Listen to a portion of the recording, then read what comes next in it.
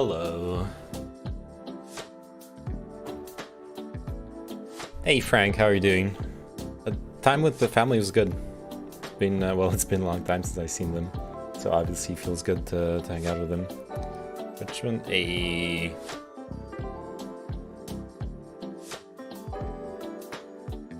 Hello. Wait, I need to. Hey, blank space blank. Hey, dark is my soul.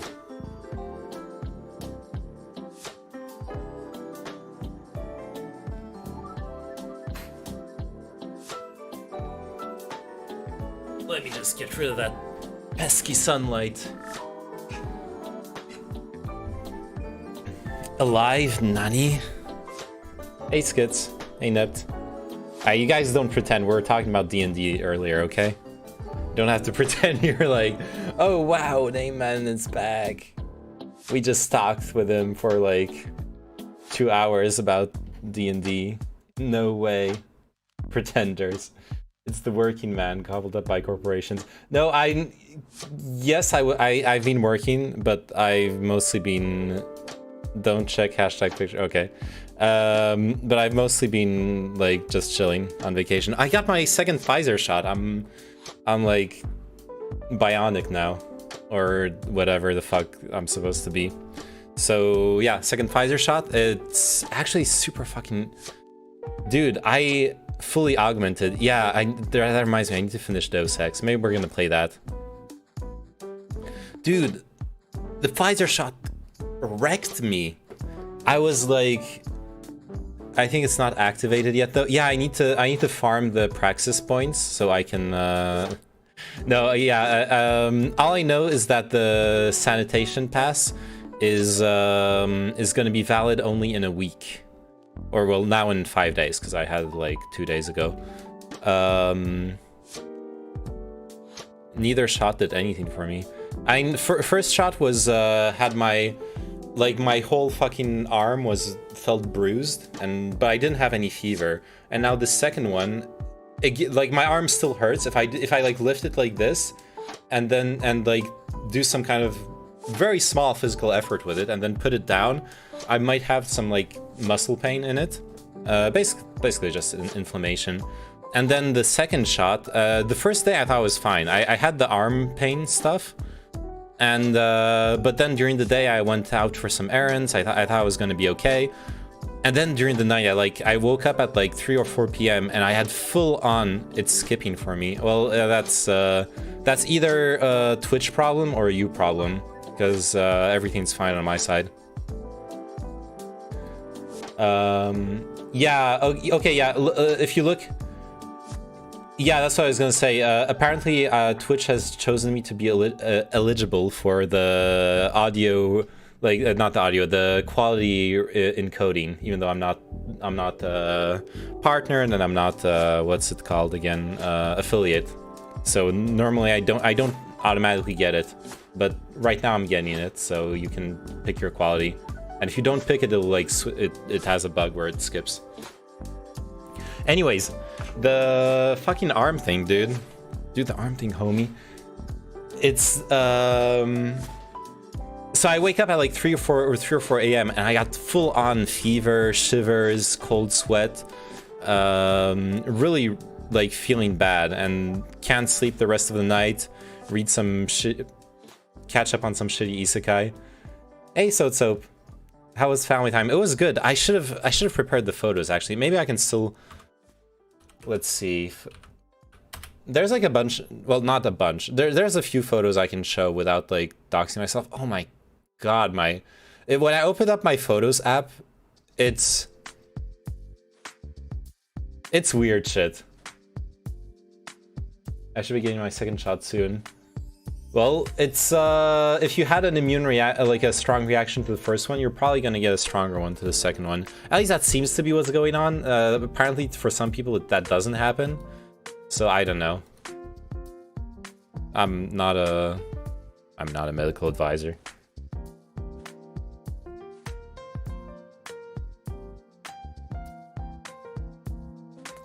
All right.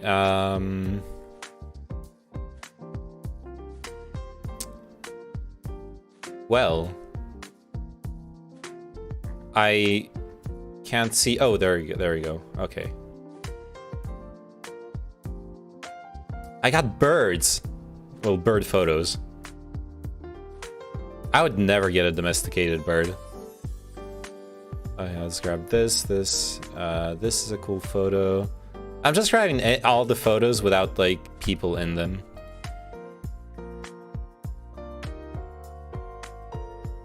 Better not to think about it because no Cibo is a thing. True. Yeah.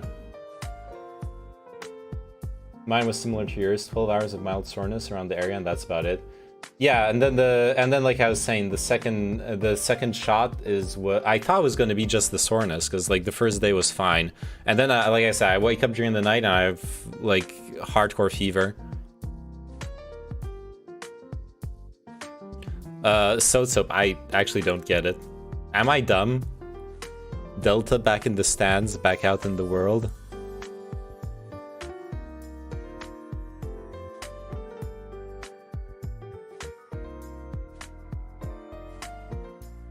Oh, Delta variant. I get it. Oh, fuck me.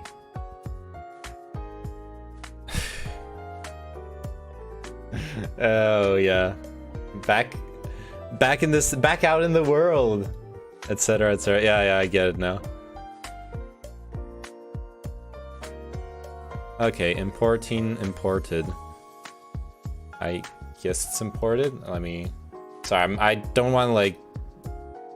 I'm not gonna dox any family members by like showing the wrong photos, but I'll still be careful.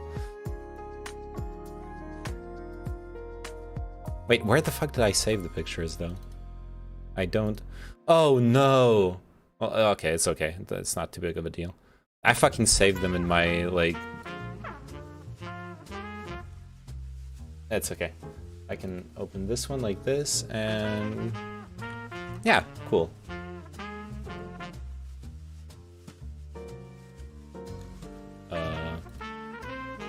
No! Okay. Is it Celeste time today? Ooh, I'm sorry, Kana. Probably not. Where is this? This is in the Provence.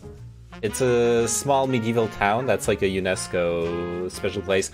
It sounds much cooler, the way I just described it, like a medieval town with a UNESCO protection charter, historical site, whatever. It is cool. Don't get me wrong, it is really cool. It's like a 12th century medieval town. Really old buildings, this cute little stream in the middle. It's nice. It's not that nice though.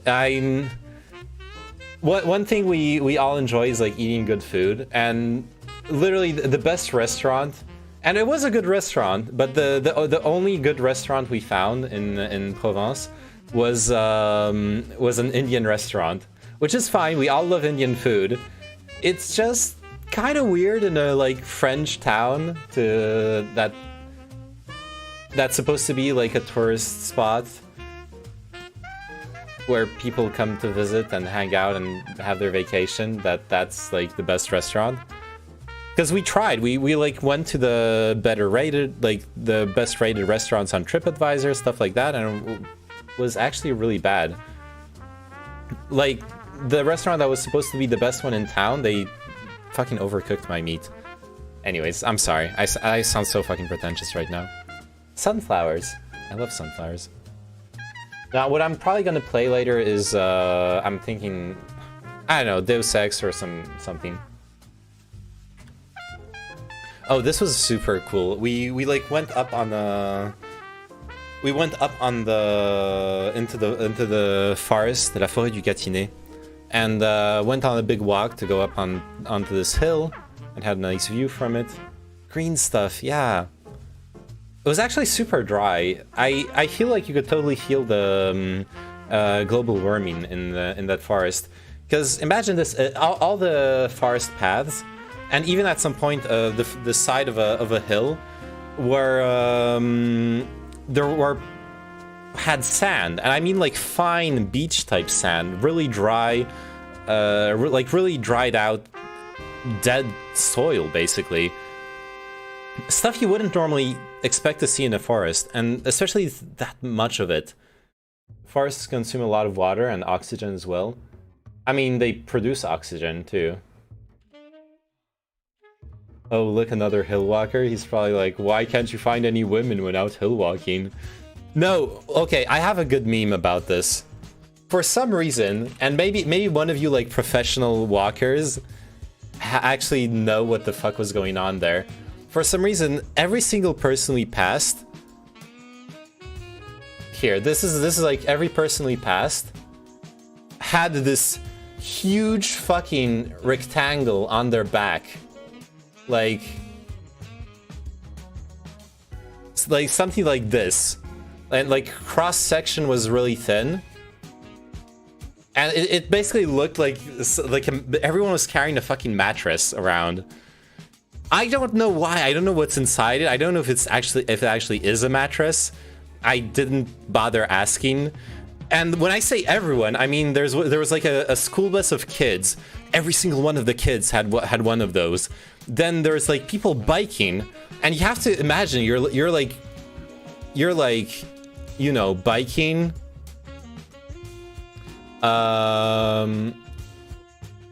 Boom, boom. You're like biking, chilling, wind's blowing in your face, and you have this big fucking thing on your back. That's not very aerodynamic. I imagine it's pretty tiresome, but they were doing it. They were enjoying their time. I just don't know what was up with that. If anyone's like familiar with the whole walking in forests meta, can explain that to me, I'd appreciate it, because I can't fathom what was going on there. That being said, I was fucking worse. I was walking around with a hipster tote bag, because we needed a bag to carry. Like we went there in full YOLO mode, so we like no backpacks, nothing. And I just borrowed my mom's tote bag with some like Polish hipster writing on it to put some bottles of water and carry some fruit around. So I was like climbing rocks with a fucking tote bag. That was the meme. All right. It was nice though. There's some more photos of Provence. Oh yeah, this is like on top of the hill in Provence. There's this tower. I couldn't get in there. I thought that having one of the vaccines would be enough for the sanitary pass, because they like gave me the paper that says sanitary pass. They don't accept you with one out of the 2 vaccines. So we like go up there, we try to go in, and they're like, nope. My mom could go in, my brother could go in, I couldn't. So I just hung out outside, went for a walk. This is like the view from the hill. This is like, when I walked around, I found this like nice little view as well. They had, like every house had those little like sculpted ladies to hold the thingies, fields. We went to a swamp, which was really cool. I don't have a picture of it though. There was a fucking nuclear power plant in the background. But yeah, I didn't take pictures of it. Do you see it? I didn't check the picture. Oh yeah, you see the fish. The swamp was super alive. It was amazing. I love like looking closely at nature like that.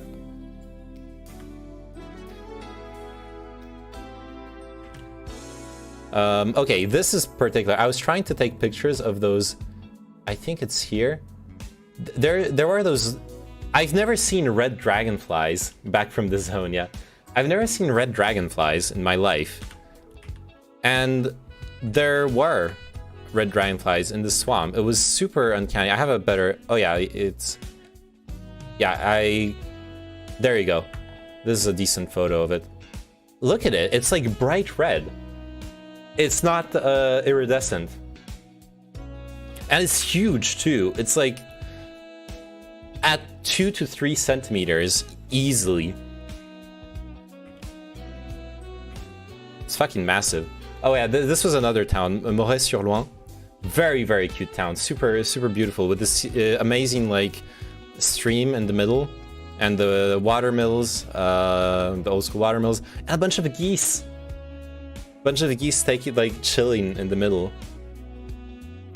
Yeah, Ducker Z. They were so cute. And we went for a walk. We ate, and we came back to the bank of the river, and the geese were like Well, okay. On the one hand, it was super cool because the geese came out of the water to chill on the bank, and some DJ was blasting some really shitty techno, so it was kind of like a duck jam moment. That being said, why do parents not teach their kids not to terrorize animals? I don't get it. I would never let my kid chase after animals that are like geese that are just chilling there. Like, what the fuck are you doing? I wouldn't tell him that, but I would be like, you know, don't scare animals just for fun. Think about how they feel. What is, don't tell LARPers about this place. Oh yeah, the previous town, Provence, actually had a bunch of LARP shit. We wanted to, there was something we wanted to do, but we didn't end up having time to do it. We could have gone to this sort of banquet where you can rent out, if it's geese and not ducks, you might get taught a valuable lesson. Yeah, sadly the geese, sadly the geese were pacifist. So they didn't fuck him up, which that kid fucking deserved it, okay? In a video game, dude. In Provence, they totally had the LARPer shit. There was like, you could go see a jousting tournament. You could go to a banquet where they for an extra €5 they'd lend you out medieval clothing, so you could totally LARP in the meal, and it was supposed to be a legit medieval like meal with traditional food, people doing like traditional medieval entertainment, so like medieval music and juggling, all sorts of like that kind of shit. What is the feeling of being there compared to being here now in front of a screen and stuff? Describe. Give me an essay in 3 pages. Honestly, it feels a bit weird, but it feels good. I was looking forward to streaming again, but it also feels a bit weird and like, oh, like that feeling I was starting to get rid of, like, oh fuck, oh shit, what am I gonna even do? What am I gonna talk about? What the fuck am I doing?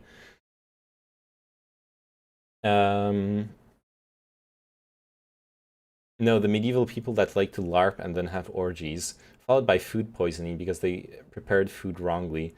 Jesus Christ.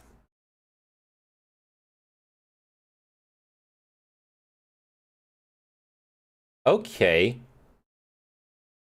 Why do I have someone in my chat called... Alright, never mind. Fuck it. Yeah, this is the other side of the on the other side of that bridge. So it's like behind here on the bank on the other side there. Very, very nice, and the water is calmer. Apparently the Gothic architecture, yeah. Yeah, someone has a fucking castle in the middle of the city.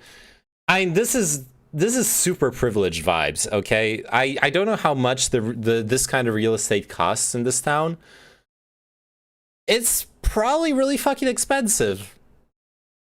I mean, because we were looking at apartments and it's cheaper than Paris by the square meter. I bet it's not much.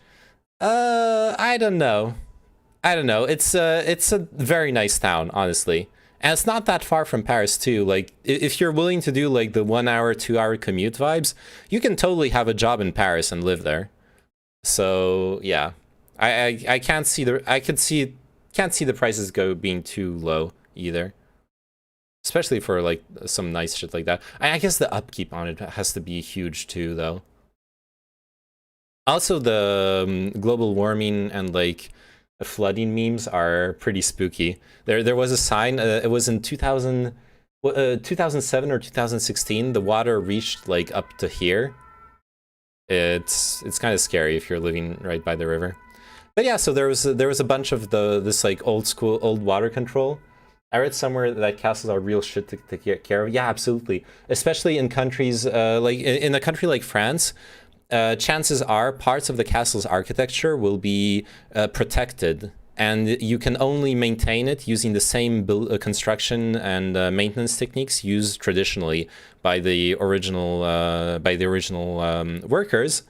So that means you have to, when you have to like repair the roof, you have to hire experts who know how to repair the roof. Yeah, that is some LARPing shit. That is some LARPing shit. You have to literally hire LARPing like roof people. And you know there's only going to be like 1, 2, maybe 3 groups of those in the entire country, and they're gonna milk you. I have a friend whose family has a vacation house. That's literally the situation they're in. They have an old school thatched roof, and if they want to repair the roof, they have to pay one of the very few groups of workers that actually do thatched roofs in the old school style, and those are the rules of their town. They can't touch the roof if it's not the exact same techniques.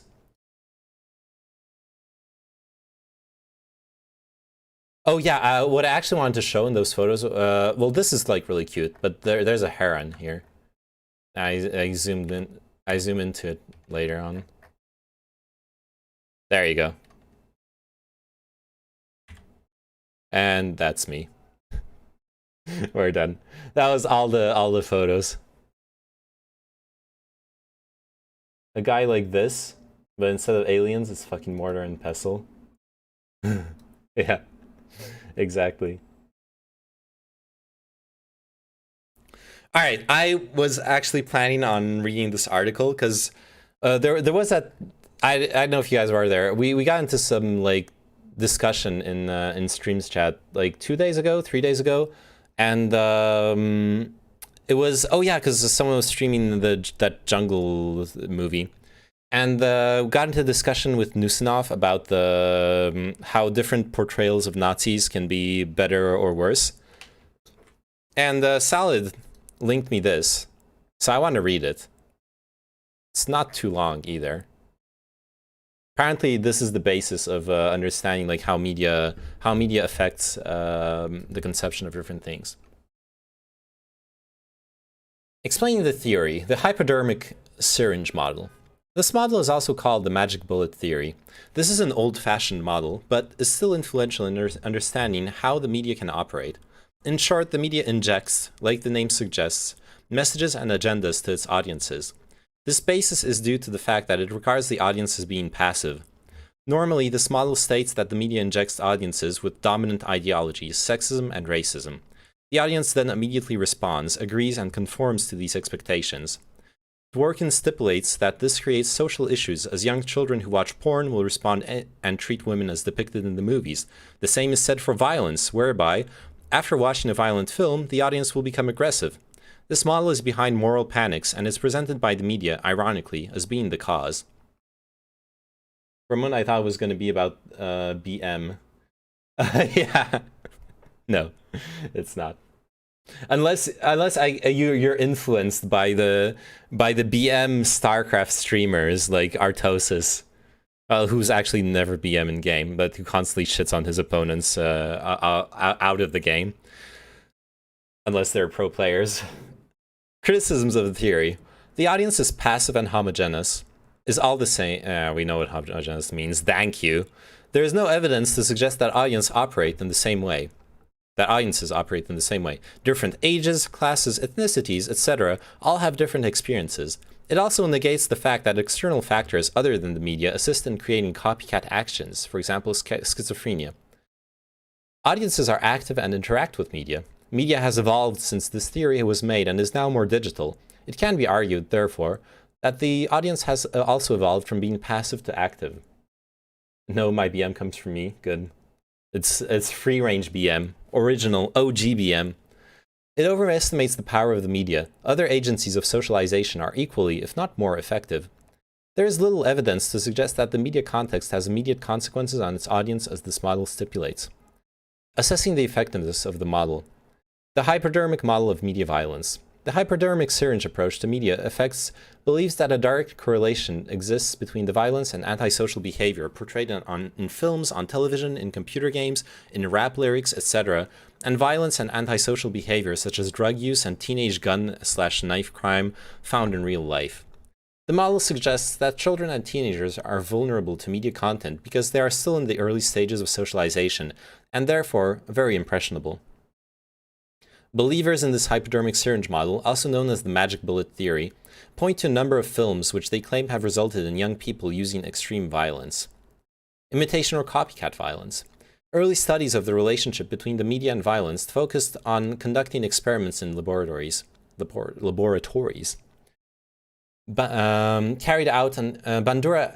et al. Carried out an experiment on young children, which involved exposing them to films and cartoons of a self-writing doll being attacked with a mallet. They concluded on the basis of this experiment that violent media content could lead to imitation or copycat violence. McCabe and Martin concluded that media violence has a disinhibition effect. It convinces children that in some social situations, the normal rules that govern conflict and difference can be suspended. For example, discussion and negotiation can be replaced with violence with no repercussions. Desensitization. Newson argued that sadistic images in films were too easily available and that films encouraged viewers to identify with violent perpetrators rather than victims. Furthermore, Newson noted that children and teenagers are subjected to thousands of killings and acts of violence as they grow up through viewing television and films. Newson suggested that such prolonged exposure to media violence may have a drip-drip effect on young people. Drip-drip. Bitches don't know about my drip. On young people over the course of their childhood and result in their becoming desensitized to violence.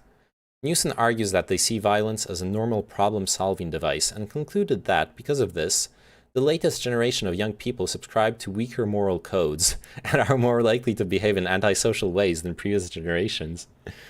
Oh shit! The younger generation's weaker moral codes.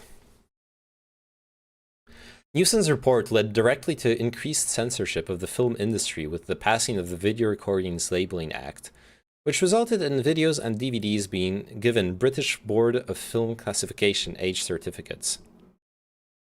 The BBFC also came under increasing pressure to censor films released to British cinemas by insisting on the filmmakers making cuts related to bad language, scenes of drug use, and violence. Television, too, was affected by this climate of censorship. All the television channels agreed on a 9 o'clock watershed. That is, not to show any programs that used bad language or contained scenes of a sexual or violent nature before this time. Television channels often resorted to issuing warnings before films and even edited out the violence themselves or beeped over bad language. A number of critiques have developed of the imitation desensitization model of media effects. Some media sociologists claim that media violence can actually prevent real-life violence. Fesbach and Sanger found that screen violence can actually provide a safe outlet for people's aggressive tendencies. This is known as catharsis. Young argues that seeing the effects of violence, and especially the pain and suffering that it causes to the victim and their families, may make us more aware of its consequences and so less inclined to commit violent acts. So sensitization rather than desensitization. Gauntlet argues that people, especially children, do not behave as naturally under laboratory conditions as they would in their everyday environment. Children's media habits are generally influenced and controlled by parents, especially when they are very young. The media effects model fails to be precise in how violence should be defined. There are different types of media violence, such as in cartoons, images of war and death on news bulletins, and sporting violence. It is unclear whether these different types of violence have the same or different effects upon their audiences, or whether different audiences react differently to different types of and levels of violence. The effects model has been criticized because it tends to be selective in this approach to media violence. That is, it only really focuses on particular types of fictional violence. It could therefore be argued that all models of this mode, because they mostly have been done under a lab experiment, lack ecological validity, meaning they cannot be applied to real life. The effects model also fails to put violence into context. It views all violence as wrong, however trivial, and fails to see that audiences interpret it according to narrative context. That actually is something that's a huge pet peeve of me. We're conditioned since our youngest age, in like all of those formative years as children, we're conditioned to believe that violence is never a valid resort. You should never express violence in any form or manner. And I believe that's actually harmful education. You should be able to confront people to defend yourself. You should be educated to do that. I don't think that's a bad thing to instill in children that they can then retain for the rest of their lives.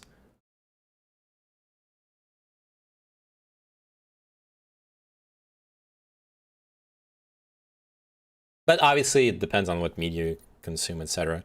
There's just that so much media actually goes down that route of like everything can be resolved by talking. And if you're like infinitely benevolent and compassionate, everything will resolve itself magically. I'm not sure that on the whole that effect is a bad thing. The instances of violence that are acceptable are so few and far between. Yeah, but violence can be so much more than just escalating to physical violence. Because what they also instill is like a very fundamental fear of confrontation. If you look at children's education in those like children's cartoons or even in preschool, and at least the education I had, I obviously I can't speak for all children, but the education I had was that even getting into an argument is a bad thing. You should be able to like calmly talk things out in any given situation, which is just wrong. Sometimes being verbally aggressive will be exactly what prevents a situation from escalating to physical aggression. And that is much more common than the need for physical aggression. And most importantly, where I think it matters is that it helps you defend your own integrity. It helps you defend your boundaries, and it helps you defend yourself and what you own from other people. To be ready to defend it. Because for me personally, like once again, this is very subjective. Like I understand I shouldn't speak in general terms, but my experience has been that I had to unlearn the fear of violence just to be able to react properly to people trying to mug me, or to react properly to people overstepping my boundaries. Those are things I had to unlearn personally. So I felt like that education was too much. I'd much rather that violence is more unacceptable than accepted. Unlike with other things that shouldn't be regressive. For people, that is, media is another thing. I honestly, I think violence is a morally neutral thing, in absolute terms. Put simply, violence can be used in, there are certain situations where it is the right way to react. There are most situations where it is the bad way to react. I'll agree on that. In most situations, it's the bad outcome. But in and of itself, it's a tool. And it's up to you to use it properly. Violence doesn't kill people, okay? People kill people. gotta throw that one out.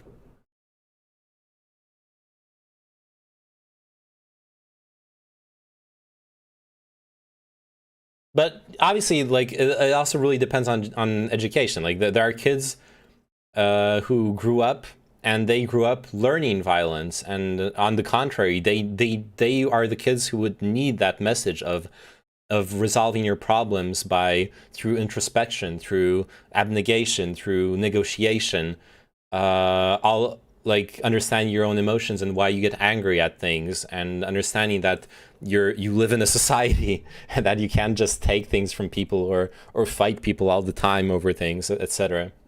With great power comes great responsibility. Absolutely, yeah. Like no meme. That's actually it. Like if you're, I guess if you're not responsible enough to wield the power of violence, then obviously it's better for you to be completely, I guess, completely hobbled in that aspect. But you are going to become a victim to someone else's violence to a certain extent. I mean, I think it's a bit of a stretch to go from violence to arguing.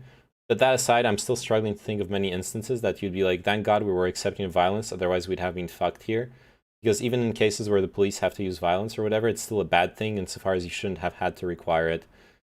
Well, when I think of it, I think specifically of, like, when I was younger, I would get mugged. It happened to me a few times. I would get mugged. And how that happened is it would always happen in a similar pattern, even though the circumstances were different. I would be a young kid walking down the street in whatever like vulnerable situation, and a group of other kids, usually a bit older or taller or a lot more of them, would like come up and like grab me,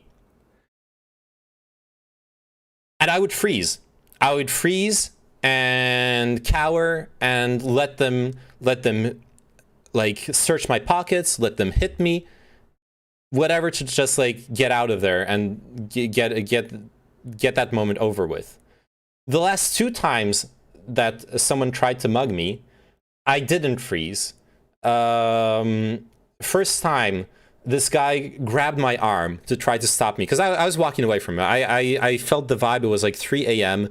I was walking back home, and I saw the guys. They had they had the like thug style of clothing, and the way they talked to me was aggressive. They were like hailing me, hey, come here, we can sell you some drugs. No, dude. In my brain, I was like, no, dude, I fucking know how this goes.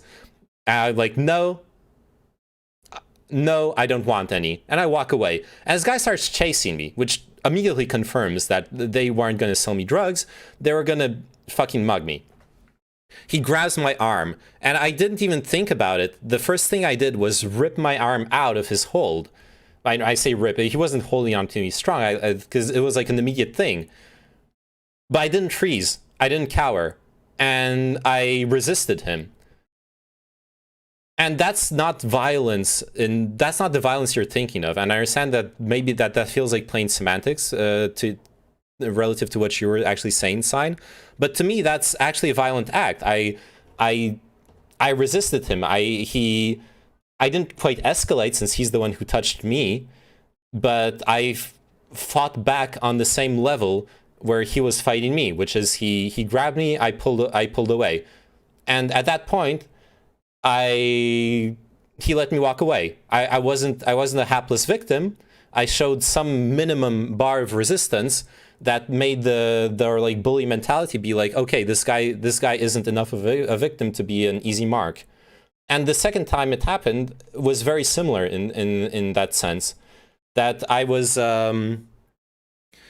sitting in the subway in a train, like the only person in the wagon, and this guy starts messing with me. I had long hair, I had my instrument, so he's like convinced that I have a lighter and papers for him to roll a joint, and I don't. At that time I wasn't smoking. I was gonna start smoking again after some time, but I didn't have anything on me anyways. And he starts getting really aggressive, like I'm gonna fucking beat you up, like motioning like this, but not actually going through with it, and punching me, like threatening me really hard. At some point, so he doesn't hit me, but he escalates it to like trying to stick his hand into my pockets to like search me, and I just grab his hand and push it away. He could have beat me up. He had like fucking 10-20 centimeters on me. He looked like a strong dude. But from that moment on, he still like kept trying to do his thing. But from the moment I showed that minimum bar of resistance of like, I'm not gonna let you just fucking walk over me. I'm not gonna escalate, but I'm not gonna like let you do this to me. He postured a bit and he walked away. It ended there. The situation ended there, and that was the right way to handle this kind of person. I don't think that's equivalent to being regressive on violence, as the approach is to free yourself and run. I think what you'd probably be discussing is something very different, like bodily autonomy or self-esteem or whatever. I'd be concerned if you say violence is accepted, then you're more likely to encourage people to actually try to defend themselves, as they are arguably getting themselves in even more danger. That is true, actually. Yeah, like I should be clear about it, right? Because obviously running away and getting out of and de-escalating the situation is always the best outcome, as long as it's possible. And even if it's not possible, losing like your phone and your wallet is infinitely better than risking your life or risking someone else's life. So obviously, yes, it's more about resistance. Because well, at least I was taught not to resist. And I don't know, like, to a certain extent, when those people are in that bully mentality, when they're not actually ready for violence, they're just looking for an easy victim. Honestly, just showing that you're gonna resist, just that innate threat, because that's what's happening there. There's that innate threat of violence. Just as it isn't worth it for you to risk your body to defend your fucking phone, it isn't worth it for them to risk their body to steal your phone. They're just as afraid of you as you're afraid of them. And it's kind of just plain, honestly, in those kinds of situations, with those kinds of aggressors, you're basically playing chicken. And it's the first one who chickens out who's gonna give up. Except you have the advantage because you have nothing to gain in escalating. They're the one who has to take the risk at every step of the way. All you have to do is show that you're resisting without escalating, and you're probably gonna win. But your pride, I have no pride. Haven't you been watching my streams? I agree that I, as myself, in some situations, would probably be more inclined to submit when due to lack of confidence or something along those lines. But that's more societal pressures, and I don't think the link to violence is what the cause is. Maybe I think you have a point. Yeah, I'm like drawing the link to violence in an unjust manner. It's just that personally, I don't know. It might be like my Buddhist upbringing to a certain extent as well, because like when you grow up in a Buddhist temple, the way you're taught about those things is you're first off, you're never supposed to like fight anyone over anything. You're also never, one of the basic teachings of the Buddha is that desire begets suffering. So suddenly you're like feeling guilty. I desire to protect my bodily autonomy. Oh shit, I'm a bad person. You know, I should just let them do whatever. Obviously, I'm taking it too far. That's not where the Buddhist teachings are supposed to take you. But there is this kind of very perverse consequence to the to those teachings.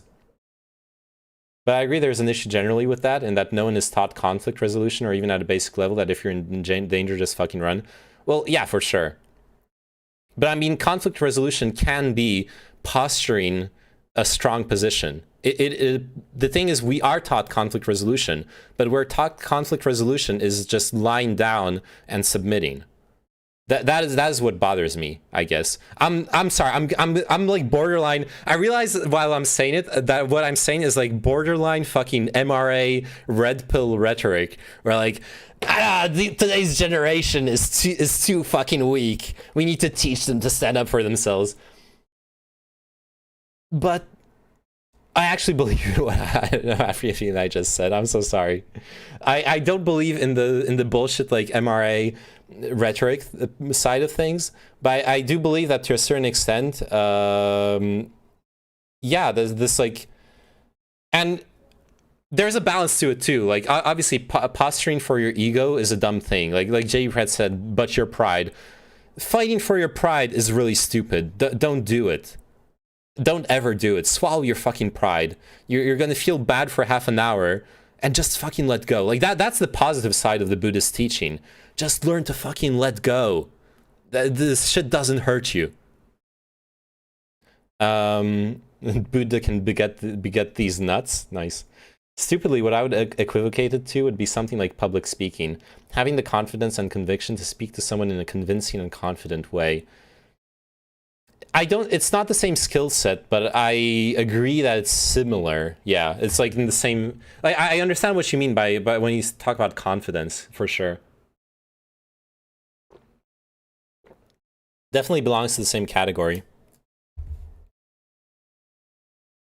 I don't know, it's just also to a certain extent, something that it's connected to this other thing that's a really big pet peeve of mine in children's cartoons and like children's fantasy and science fiction. It's magical thinking. If you look at like 90% of children's stories, 90% of shonen manga is shoujo manga too. all those stories have magical thinking, and what I mean by that is that those stories have huge problems that the protagonist has to overcome, and the protagonist overcomes them through no effort of their own, through no skill, no intelligence, no wit, no like social skills or emotional intelligence. They only resolve it because some fucking Deus Ex Machina comes riding down at the first dawn, at the dawn on the third day, shows up over the hill and is like, boom, your problem's resolved. Do it. Hey, thanks for the follow, Chris999 Capalot. How are you doing? Some people deserve to get smacked though. Like, violence seemed always to get conflated with someone getting into the hospital. Physical violence is a vast spectrum that every now and then is called for. Yeah, and violence itself, like, I understand I'm playing semantics with the colloquial use of violence, but violence itself is a spectrum as well. You have verbal violence, you have emotional violence, you have all sorts of different levels of violence. You can defend yourself or escalate through in different situations. What's Dankeschön? It's a shortening of Dankeschön, which in German means thank you. I guess I use public speaking as you're putting yourself on the line in front of an audience. And when I think of these situations, it's somewhat similar when that type of conflict happens, it's the fear of a bad outcome of coming across as stupid, particularly if it's in a public place. Yeah, and it's performative. It's a performance, rather, in that sense. It's a one-time thing. You can prepare for it, but if your performance is going to have that variance of however you prepared for it. Am I a German? Actually, no. I have no fucking clue why Streamlabs is in German. I haven't looked into my Streamlabs configuration in a while. I know I should look into it. Ich spreche ein bisschen Deutsch. I learned German in high school as my like second language. It is the term in the French system. But that's because the first language is your actual second language, and then French is just like literature class. So it's actually like my third language, but it's actually my fourth language because I learned Polish from my parents, because I come from a Polish family. And like I said, I was in the French system, so I learned French. Monkeys. A good bonking is occasionally required. Indeed. Yes. Dude. Bonkings are important.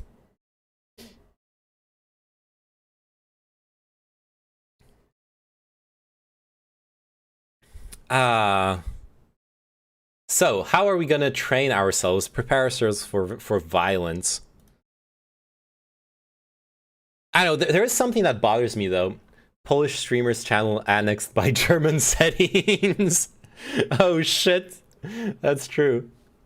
Getting back to this subject, just watch the Dr. Disrespect stream, yeah. Getting back to the subject at hand, I'm actually thinking of something. I never, there's something I never had a chance to talk about it with a therapist. I'm like very curious. Do you guys have that same experience, or like how does it happen? Basically, I realized at some point when I was a teenager, I would have like ideations of violence. So I would be, especially if something frustrating happened to me, right? If like my pride got downtrodden, if I got bullied, if something bad happened to me, then I would be like walking back home and imagining scenarios of like say I'm me getting mugged and me like pulling off fucking Neo from the Matrix moves and beating everyone up, shit like that. And I don't know if it's healthy, if it's a cathartic experience. I never have been a very violent person in that sense, regardless. So I don't think it's dangerous, but it's interesting because it's one of those things. This goes back to what I was saying too about our education around violence. It's one of those things that when it happens to you, at least for me, my first reaction was to feel guilty. To like, can I talk about it to people? Are they going to think I'm like about to become a school shooter? Like shit like that. Are my parents gonna, you know, prohibit me from playing Counter-Strike if I tell them about it? But everything I know about psychology is that intrusive thoughts are, first off, intrusive thoughts are absolutely normal.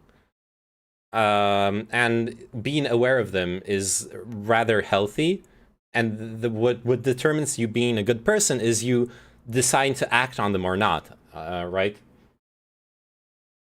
It's possible I'm blanking out memories of that, but I'm personally not aware of it. The only similar thing I've had was Call of the Void type shit, so like personal violence, I suppose. Well, yeah, Call of the Void is yet another thing. I guess it counts as an intrusive thought, but it's not quite... It's not like a fantasy. It's not like a power fantasy over someone else. It's actually a self-destruction fantasy, right?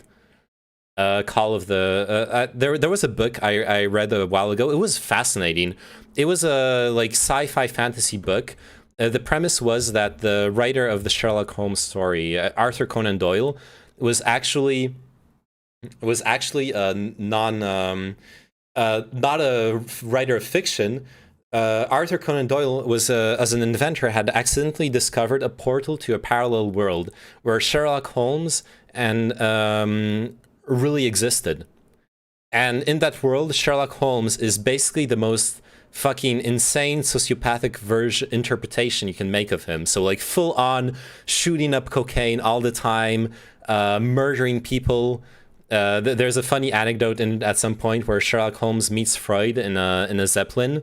And Freud tries to, yeah, totally wicked. It's totally like Joker-ified Sherlock Holmes. And Sherlock Holmes meets Freud in a Zeppelin, and Freud thinks he's a good candidate for his psychoanalysis. So Sherlock Holmes fucking dunks him through the window and murders him outright. And what was interesting to me was at some point the author mentions that Sherlock Holmes, he describes his personality as like an incarnation of our pulsion for the Thanatos. Thanatos being the Greek, I think, a term for the was it the land of the dead or the god of the dead? Let me just double check. It's a bit fuzzy in my memory. Okay, god or personified spirit of non-violent death. Okay, that's the one. And Thanatos, in the psychological sense, really represents to me, it's a great word or symbol for representing our self-destructive tendency, our fascination with our own death, right? And so for him, the two main forces within the human being that were kind of at war and personified in that Sherlock Holmes were the Thanatos and the Eros. So sex and death. It's like transposing the anger into a fantasy, in which is a good thing. It's part of what makes you not do it, I feel. Yeah, that's the catharsis, right? It's called BWTS, Born with Testicle Syndrome. Hey, I never conceive of myself as that kind of person, honestly. Because I told you guys, I've been the kind of person who was like bullied in high school. Dude, one of those times where I had to fantasize about beating people up was when I ended up being in detention with two of the like cooler kids. And we played Magic the Gathering. I had my Magic cards. The guy like overseeing the detention kind of didn't give a fuck. So I like lent my decks out to those two kids, and we're playing like 1v1v1 around the table for like an hour. It was a chill time. It was the only time I had fun with those kids. And I was like, cool, maybe I'm making new friends. And they were like, oh, can I borrow this deck so I can look at the cards? And I was like, yeah, sure. Next recess, I see them throwing my cards on the ground and stomping them and like pressing their heels into them to destroy them. God, even just thinking about them, I want to fucking slap them. I want to find them as adults and make them feel like shit. Okay, stab them. Yeah, I know, right? Fucking pieces of shit. Yeah, it's a weird curiosity. Like, I have so many instances of thinking about what it'd be like to be stabbed or ran over or whatever. I think it's like some fucked up version of I've never experienced this, so I'm exploring it via my thoughts. Yeah, Milan Kundera puts it interestingly in well, it doesn't mention that, but it has a quote that I feel like is really really relevant to the discussion. In the Insufferable Likeness of Being, Milan Kundera says that vertigo is not the fear of falling, but the fear of the part of ourselves that wants to fall. Yeah, that is an example that deserves a smack. Absolutely, those kids fucking deserve to be smacked. Do you know the name of that book? I tried to find it again, but I don't remember the name. I can try to find it right now. I'll Google some keywords, see if I can find it again. It's 2021. They can't stamp on my digital cards. True. Here's an interesting experiment. If you had MMA experience at the time, would you have beaten their asses off? Probably not, because I was really taught in a very non-violent manner. And the thing is, I would have understood that me having training and hurting other people would mean that I would probably, like, it would be very hard for me to hurt them only as much as they deserve to be hurt. Because at the end of the day, those are just fucking magic cards. Those are just pieces of cardboard. Like, what they deserve is a slap, sure, but nothing more. Those kids don't deserve to, like, be fucking, have their, like serious bodily harm done to them. Yeah, like a good bitch slap would be okay, but exactly. It's cardboard crack, it is. Alright, let me try to find that. Sherlock Holmes fictional story parallel universe. Let's see if that search. 10 times science fiction and fantasy reinvented Sherlock Holmes. Alright, let's check this article real quick, see if we can find it. The Affair of the Mysterious Letter. That's not it. A Study in Honor, that's not it. Cthulhu Casebooks, that's not it. Baker Street Irregulars, nope. It could just be a French book as well.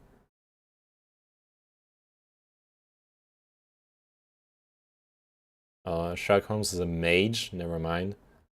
Alchemist's Daughter, no. Sherlock Holmes and Doctor was not. Sure, no. Tea Master and the Detective, no. Trouble in Bugland. Nope. The Holmes Dracula File, what the fuck? Fucking card stompers, I know, right? What? Getting stamps on Science tablet that he uses to play his digital card game? What are you gonna do, destroy 15 phones? Sherlock Holmes Mage. I know. I kind of wanted to go back to Sherlock Holmes Mage one. Let's just note it down for later because that's kind of that's my kind of crack. But this one, A Study in Brimstone. All right, let's just have it on the side for now. But that's like really not what I'm looking for. Let me search for it in French. Sherlock Holmes.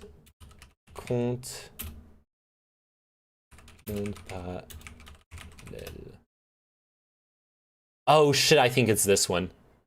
I think it's this one. L'instinct de l'écarisseur. Yes, Arthur Conan Doyle meets the real Sherlock Holmes in a parallel universe and becomes his biographer. Yes, this is the one. It's so fucking trippy. Let me see if it ever got translated though. Author Thomas Day.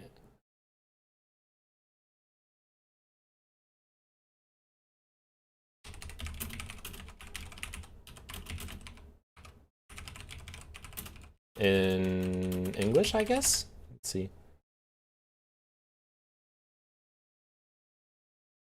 I got it on Amazon for what it's worth, but that's not gonna help you much. I don't know if it ever got translated, honestly. It might be a French-only book. Yeah, it got published by Mnemos and Gallimard.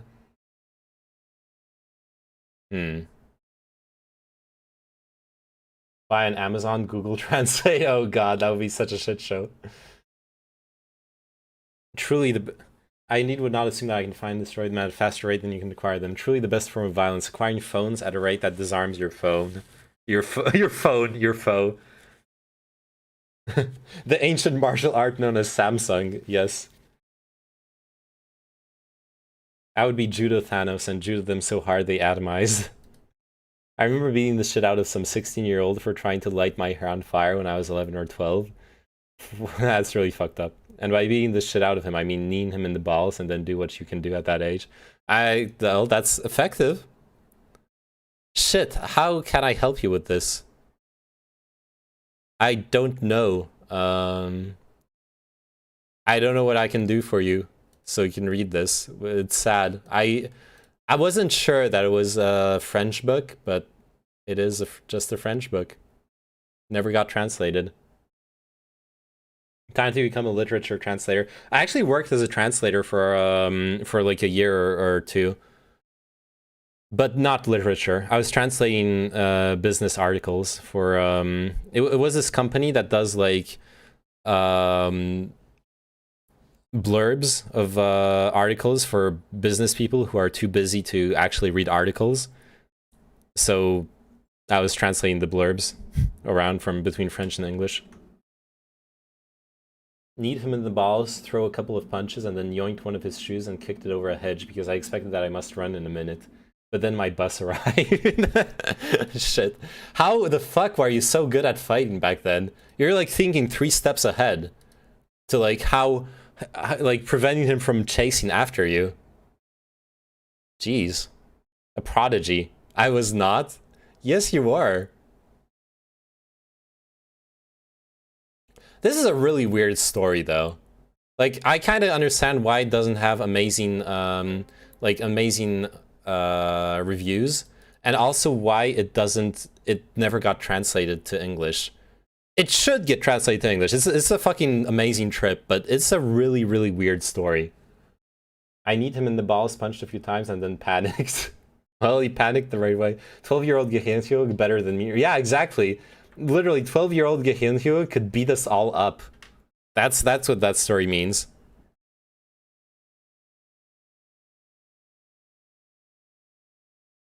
And the reviews are actually super positive. Man, I don't know what to tell you. It's like... I feel bad, because I want you to read it. I want more people to read this book. It's really fun. But I guess it's not gonna happen. Yeah, this is the edition I had. Well, someone lent it to me. I didn't have it. It's this guy who used to DM for run like not Dungeons and Dragons, but like TTRPG sessions. Huge fucking nerd.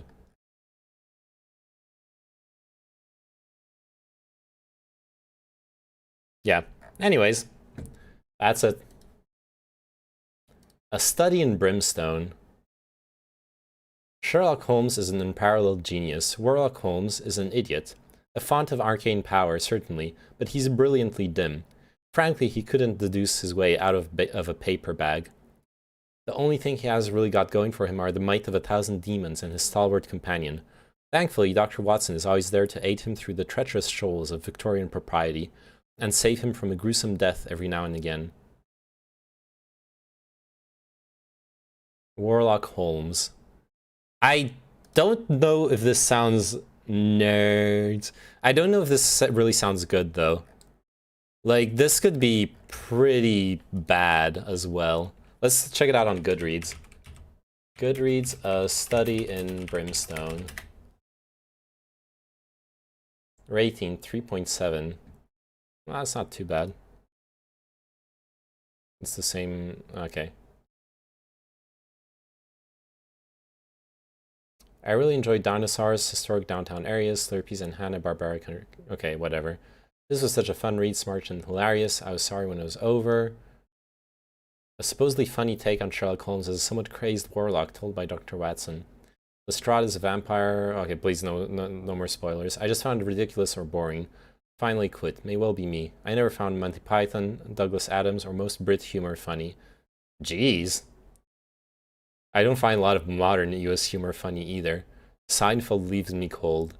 Okay, I'll like it. If this is the kind of person who hates this book, I'll enjoy it. There's no shot. This Like, I know exactly who this is from this review, and this is a great review. This review helps me so fucking much, actually. I would like it if I had an account, but I'm not gonna bother making an account right now. That's perfect.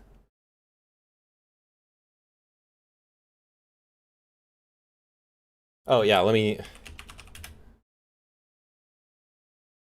Shit, I forgot to open the YouTube stream in a separate tab. Are you hearing that? I think there's a truck honking outside. Hating on Douglas Adams, so triggered. Yeah, look, I understand. I totally understand that different books are for different people. Different kinds of stories are for different people, and that's fine too. But you also can then tell what kind of person they are from what kind of stories they like or don't like. So like, if I'm a big Dirk Gently fan. Oh fuck! I need to read the books, dude. My ex made me watch the TV show, and it's really good. Well, the first season is really good. I remember the second season being kind of mediocre, but the first season is fucking amazing. I loved it. I need to read the books. I'm sure they're better. They like don't go downhill the way the TV show does. Yeah, Dirk Gentlyism is awesome. I love it. Oops. Fuck, I need to remember to move my Discord out of the way. Jeez. I fucking hate it when... Why do car drivers do this? They get stuck and they honk. Like, you can honk once, sure. If the person, like, to make the person aware. But then they like start honking every fucking 30 seconds. Why? Oh yeah, Trinit sent me this. It's a... Oh, actually, I'm gonna read another article. Because it's a pretty interesting one. Let me find it. Oh, actually, no, I'm gonna read this article. The Trinit sent it to me a while ago, and I haven't. I feel like if someone has to read it on stream, it has to be me. Dude, I was so triggered when someone was waiting outside the nearby apartment building and just kept honking for 3 minutes. That's illegal in most towns, and for good reason. Like, you shouldn't be allowed to do that. When Buddhism goes bad, how my mindfulness practice led me to meltdown. One snowy evening... Oh god, it's long. Okay, this one, we'll see if we read it entirely or just start skipping parts. One snowy evening in the mountains of North Carolina, I snuggled into bed on the second night of a Buddhist meditation retreat. I was exhausted and lay alone in my tiny cabin, longing for nourishing sleep. It didn't come. My body was strangely restless, and despite being cocooned in a mound of blankets, I was still cold. The type of meditation I had been practicing was jhana, a deep state of absorption concentration said to be essential in the Buddha's awakening. All day I had been concentrating on my breath and scanning my body for various sensations. I had 13 days ahead of me to work, with the goal of experiencing highly refined states of awareness, and perhaps something beyond. Okay, first off, I need to give some context. I have no fucking clue what he's talking about. The Buddhism I was taught is like a slightly westernized and simplified version of Zen Buddhism, but even without the westernization aspect of it, Zen Buddhism is not about like this magical meditation does this other magical meditation does that. Like my parents' teacher, famously, there's this anecdote where someone came to him asking for a meditation that would help his child like get into Harvard or some dumb shit like that, or like improve their career, like whatever, some like dumb reason. The meditation he gave them was, the mantra he gave them to repeat while meditating was Coca-Cola. That's the kind of teaching, that's the kind of Buddhism I was taught. So when this guy is talking about like practicing jhana to like focus on his breath, and it's essential in the Buddha's awakening, and scanning his body for different sensations, I'm like, this is not... I don't want to be the guy saying like this is the right way to meditate, this is the wrong way to meditate. Like if this makes people like feel better, all the more power to them, and I respect that. But to me, this sounds like fucking cult shit. Like more magical thinking and like weird culty stuff. I don't buy that shit. I'm sorry. Like for me personally, okay. Like I don't like if other people feel fulfilled from that, whatever. Well, it is religion. Yeah, absolutely, it is. The Dirk Gently books are very different and utterly brilliant. Okay, I'll have to check them out. But I'm also saying this because, like, I want to comment on this from the perspective of someone who actually has in the past practiced Buddhism and has grown up in Buddhist temples and, like, knows the context. Like, this guy's already lost me, honestly. If you meet Buddha on the road, kill him. Exactly. Yeah, that's Zen Buddhism. If you meet the Buddha on the road, kill him. That's exactly it. Not like find an absorption concentration practice that will absorb the chi energy from the environment around you so we can transcend to Super Saiyan 2. No, that's not what it's about for me. For other people it is, and that's fine too. But I'm not a fan of that. And I've never really explored that either. As I lay there musing in the brisk darkness, I suddenly sensed a tightening inside me. It was as if I was being ever so gently wounded. Then quickly, the pressure intensified, and I breathed in rapid-fire staccato and violently shook. Sounds like a panic attack, honestly. This is like the textbook description of a panic attack. I was a guitar string, being tuned beyond its highest range. The string popped. A spike of fear slashed through my guts, and that's when I split apart. The next 4 hours were a hellscape of terror, panic, and paranoia. There were almost no thoughts, only my body begging to escape my skin, convulsing like a fish fighting for life. The fear was a bottomless trench. I knew nothing, except that something, everything, was terribly wrong. For minutes, I was completely immobilized. And even when I regained control, I was incapable of finding help. I wasn't sure if I was real, or if the door to my cabin was real, or if anyone outside of it would be real. I punched myself in the head at one point just to feel something solid. I couldn't help myself because I couldn't locate myself. Where was I? Who had I become? Finally, after hours, the attack smoldered and I drifted off. It was the worst night of my life. The next morning, while making coffee, I stared at the creamer for 2 minutes, paralyzed. Hours later, I stood motionless on a windswept bluff, observing myself from somewhere above my right shoulder, stuck like a broken-down car on the shoulder of the road. I relayed my experiences that afternoon to the 2 teachers who are overseeing the retreat of about 40 meditators. They are both kind, compassionate, and welcoming, suggesting various ways that I might alter my meditation practice to alleviate my symptoms. The problem, I explained to them, was that I couldn't stop being mindful or aware of everything that was going on within my mind and body, and the awareness felt like it was choking me to death. After a day of trying alternative meditation approaches, I left the retreat. Yeah. Neyman out here talking like he has never heard of the twin miracle. I don't know what that is. Yeah, I don't think freaking out is technically a magical power, to be frank. Those shifters would disagree, I guess. Like, what happened here, obviously, he had a panic attack, and the meditation he did, because meditation is a real thing. Meditation does actually affect your mind and does make you capable of changing your thought processes. It makes you capable of changing your sensations. It makes you capable of doing a lot of things with your mind. It seems that, like, his meditation that was focused on his body's sensation seemed to reach a point where where his body was starting to be aware of sensations that your subconscious is supposed to be filtering. You're not supposed to feel yourself. Like, it's the classic meme of, like, now you're aware of yourself breathing and you have to breathe consciously. You're not supposed to be that way. You're supposed to forget about breathing, and it's supposed to be natural. You're not supposed to think about your heart beating. You're not supposed to think about your stomach muscles, like, pushing shit through your bowels. All those things happen subconsciously, and you're never really supposed to be aware of them unless there's a problem. And your subconscious is really good at that. It's really good at filtering away anything that's not a problem. So I honestly 100% believe that the practice he did there managed to break down the filter between his subconscious and his conscious for his bodily sensations. Because that honestly seems plausible to me as something that meditation can accomplish. Like outside of all the like energy whatever shit, that's actually like fully realistic to me, at least from how I understand meditation to work. But that's not really something you want to do to yourself, as I think his experience demonstrates pretty well.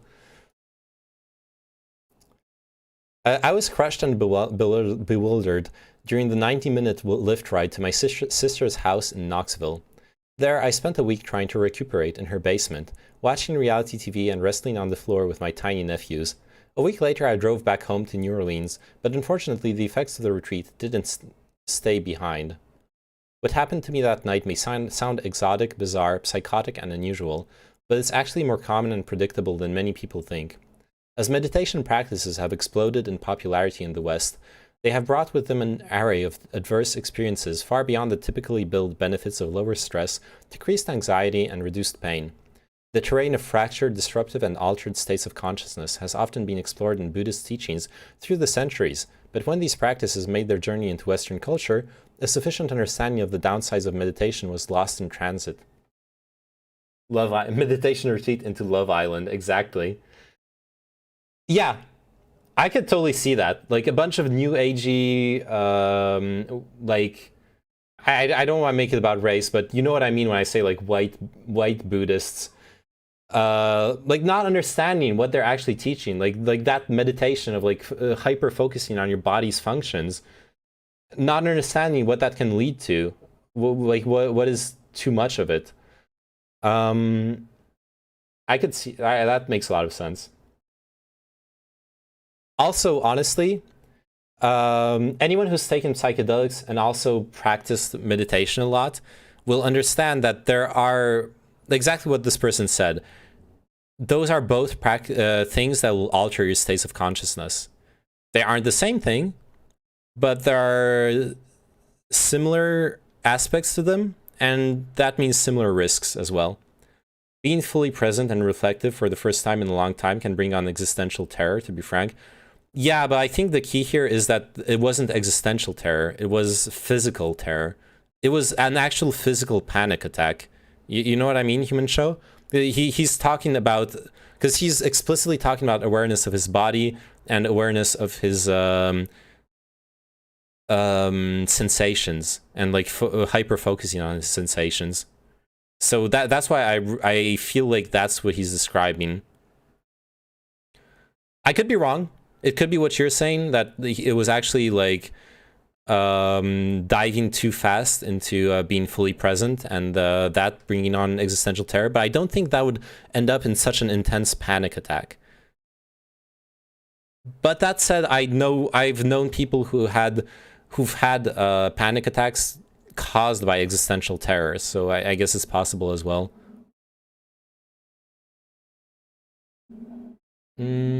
Yeah, in fact, today mindfulness meditation is primarily used as an off-label treatment for mental health issues, a strange and tortuous journey for a technique that was for centuries practiced by Asian Buddhists for achieving liberation and therefore avoiding rebirth. Textbook existential terror to me? Okay.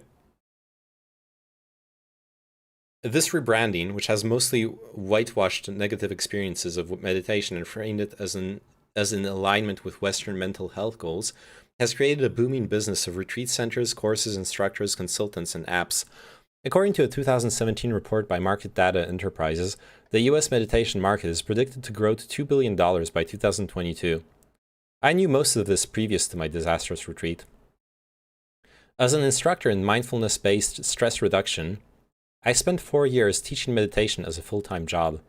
A long-time meditator, I have logged roughly 4,000 hours of practice over 10 years, including more than 100 days on roughly a dozen silent meditation retreats. I'm extremely knowledgeable of both Buddhist and secular frameworks of meditation, and have read countless books on the subject, and have taken instruction from numerous renowned Western meditation teachers. Prior to this retreat, I was an unabashed evangelist for mindfulness. I credit meditation with precipitating numerous positive changes in my life. It made me less reactive, helped me form better relationships, and assisted me in curbing my drinking.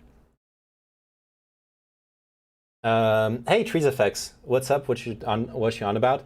We're reading an article about called "When Buddhism Goes Bad," written by someone who apparently has been meditating for thousands of hours and arrived at a really, really negative experience. Basically, how meditation as a practice that alters states of consciousness can also have negative and adverse effects on your well-being. Honestly, the Human Show, considering the fact that he had 4,000 hours of meditation, working his way up to that situation, I don't know if it's fair to say that it was being fully present and reflective for the first time in a long time. It might be that case, and even if it's not that case, it could still be existential terror. He went insane. No, but he had a really, really intense panic attack that we read about above, like super intense, that made him leave a retreat as it was ongoing, and he had to go back. And now he's like describing his experience, and apparently the symptoms of the panic attack and the existential terror or hyper awareness, whatever it was that happened with him, stayed with him afterwards as well. So we're gonna get into that. How many meditation achievements did he unlock, though? I don't know. We need to see his Xbox Live score, achievement score. It assisted in curbing my drinking. It opened me up to a deeper understanding of my mind, and perhaps, most importantly, gave me a craft and a framework through which I found meaning and purpose in my life. But 14 months ago, my meditation practice brought me to my knees. In the months after the retreat, I suffered from symptoms diagnosed by a therapist as post-traumatic stress disorder. I frequently experienced involuntary convulsions, and simple tasks like cooking a meal induced panic attacks. I was occasionally so overwhelmed by my bodily sensations that I was unable to speak, and sometimes had problems differentiating myself from my surroundings. See, Human Show, that is what I meant when I was telling you that I don't think it's an existential crisis, terror, unless you tell me that, because I never had existential terror, so I fully bow down to your experience of that if you say that this corresponds to existential terror. To me, when he says bodily sensations, because this is something I have experienced, like hypersensitivity, like feeling like your entire skin, like feeling you're simultaneously feeling your entire skin at the same time, and like being hyper aware of everything that's going on to you, to like an overwhelming state. I know what that sensation is, and when he's talking about bodily sensations, that's what I'm imagining. So I feel like that's what's going on, but that's not existential terror. It's something different.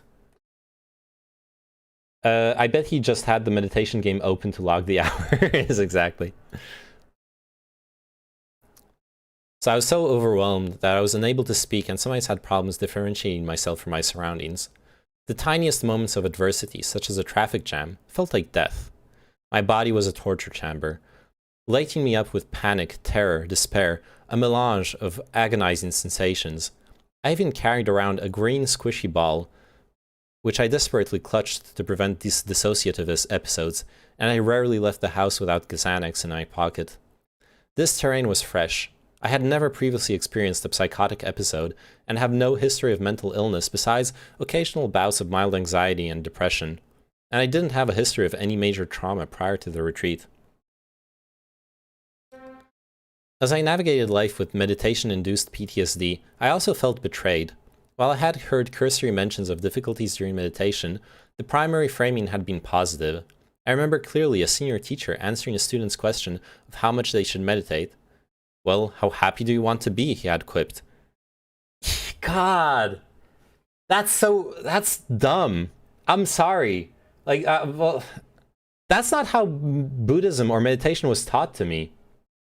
It's not a fucking achievement whoring contest of how many fucking hours of meditation you can log. I remember going back to my parents' teacher, I remember him saying, just farm happiness through meditation for it. Yeah, I remember him teaching that being in the present moment doesn't mean meditating. If being in the present moment is going to your job, it means going to your job. If being in the present moment means taking care of your family, it means taking care of your family, not fucking sitting on your ass repeating a mantra. This is not what Buddhist teaching is supposed to be. Joined perfect time. Hey Tessalate, how are you doing? We're reading an article just to catch you up, we're reading an article called When Buddhism Goes Bad, about how a guy basically meditated himself into PTSD and panic attacks, and what I think is was an episode of like extreme hypersensitivity and hyper awareness of like sensations, and Human Show thinks it's existential terror. I didn't. In the end, only this guy knows, obviously, or we're maybe going to figure it out later in the article. Motherfuckers are commodifying meditation, yeah, but also irresponsibly, because like what this guy said is correct. Meditation is a consciousness altering practice, so it has to be done responsibly. There are risks associated with it. So what's my stance on Buddhism meditation in general? It's nuanced. So for the context, I grew up in a Buddhist family in Buddhist temples. So it's had a really positive effect on me. I feel like Buddhist philosophy has taught me a lot, has helped me become the person I am today in many positive ways.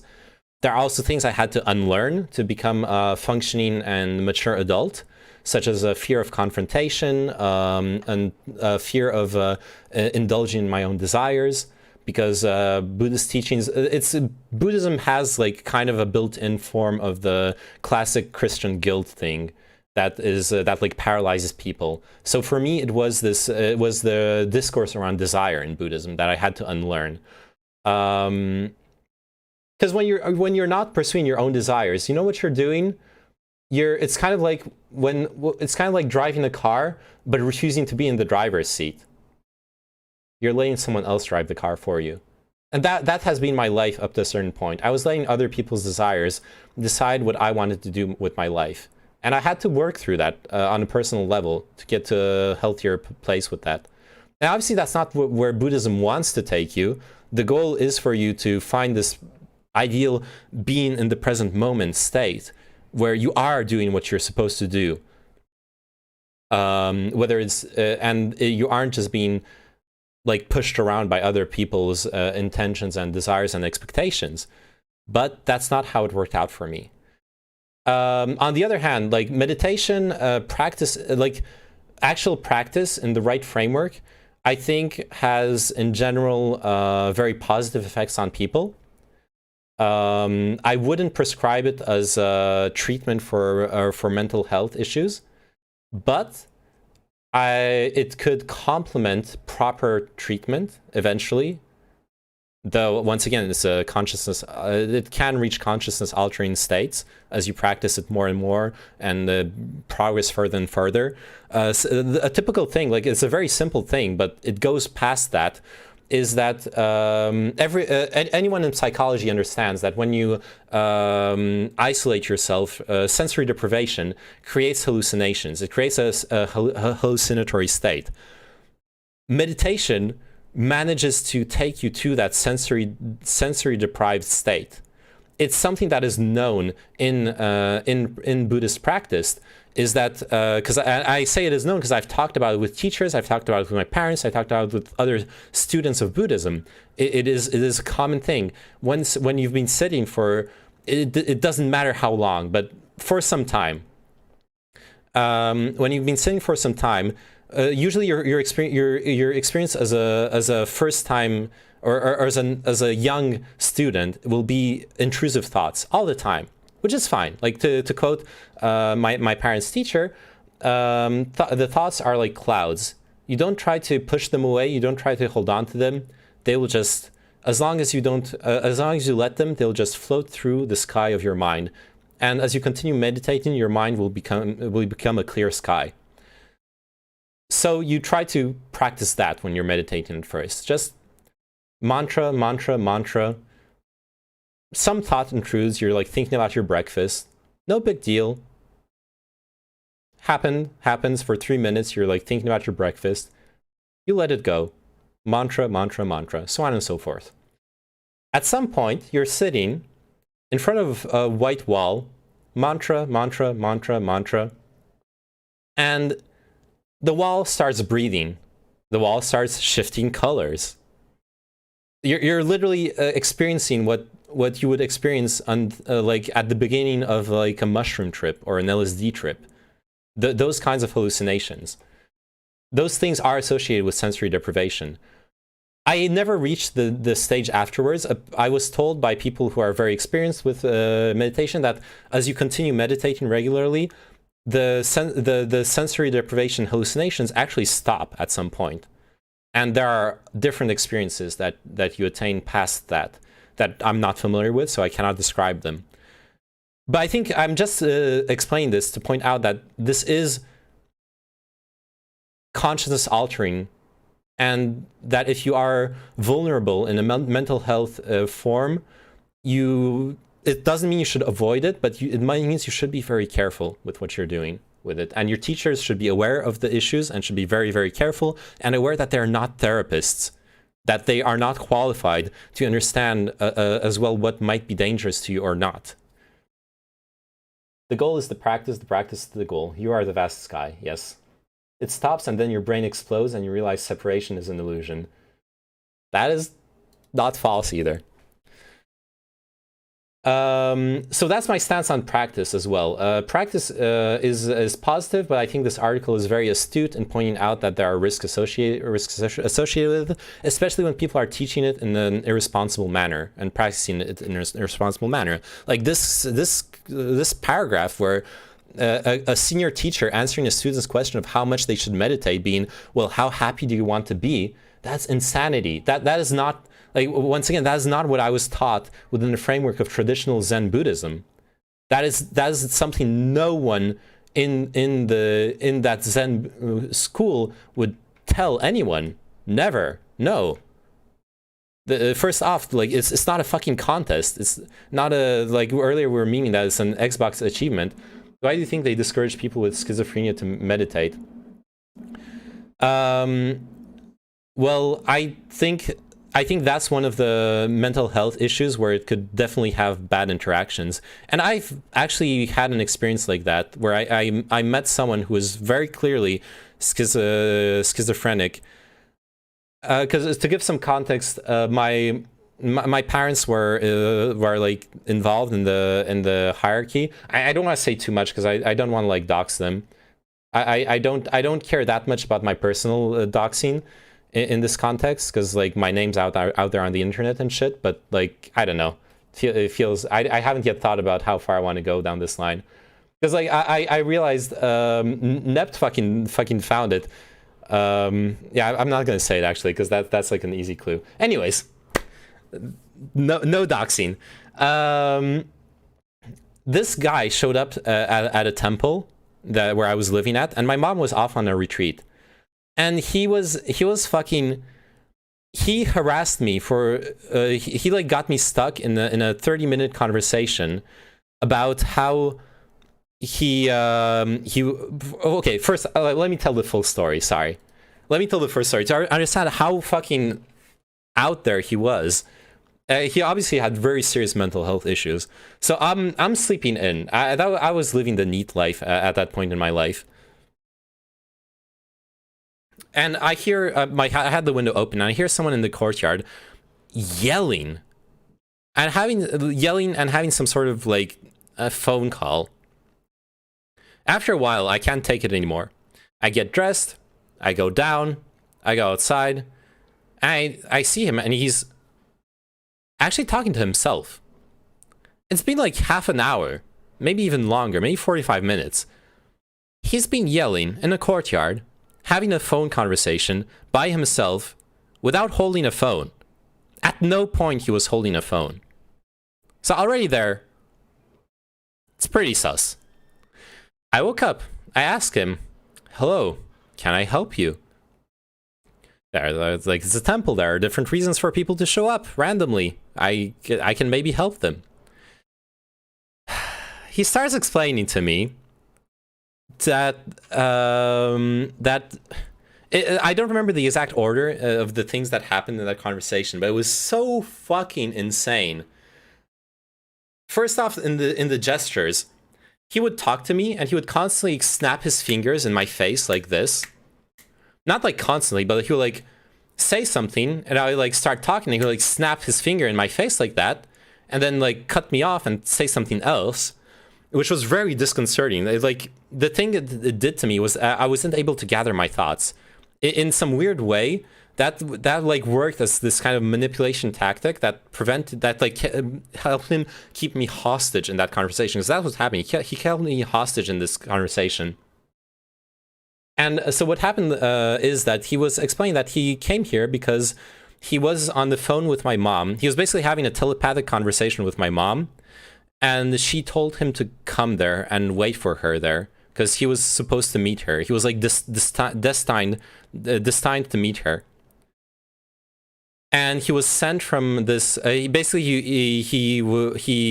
came from this Korean temple, and he claimed he was sent there. Like his my mom invited him telepathically in his dreams to come there, to come to Paris, and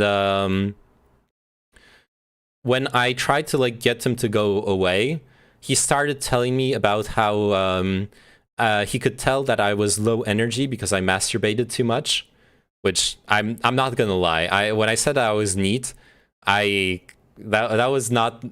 was kind of a part of my life where that was kind of my lifestyle.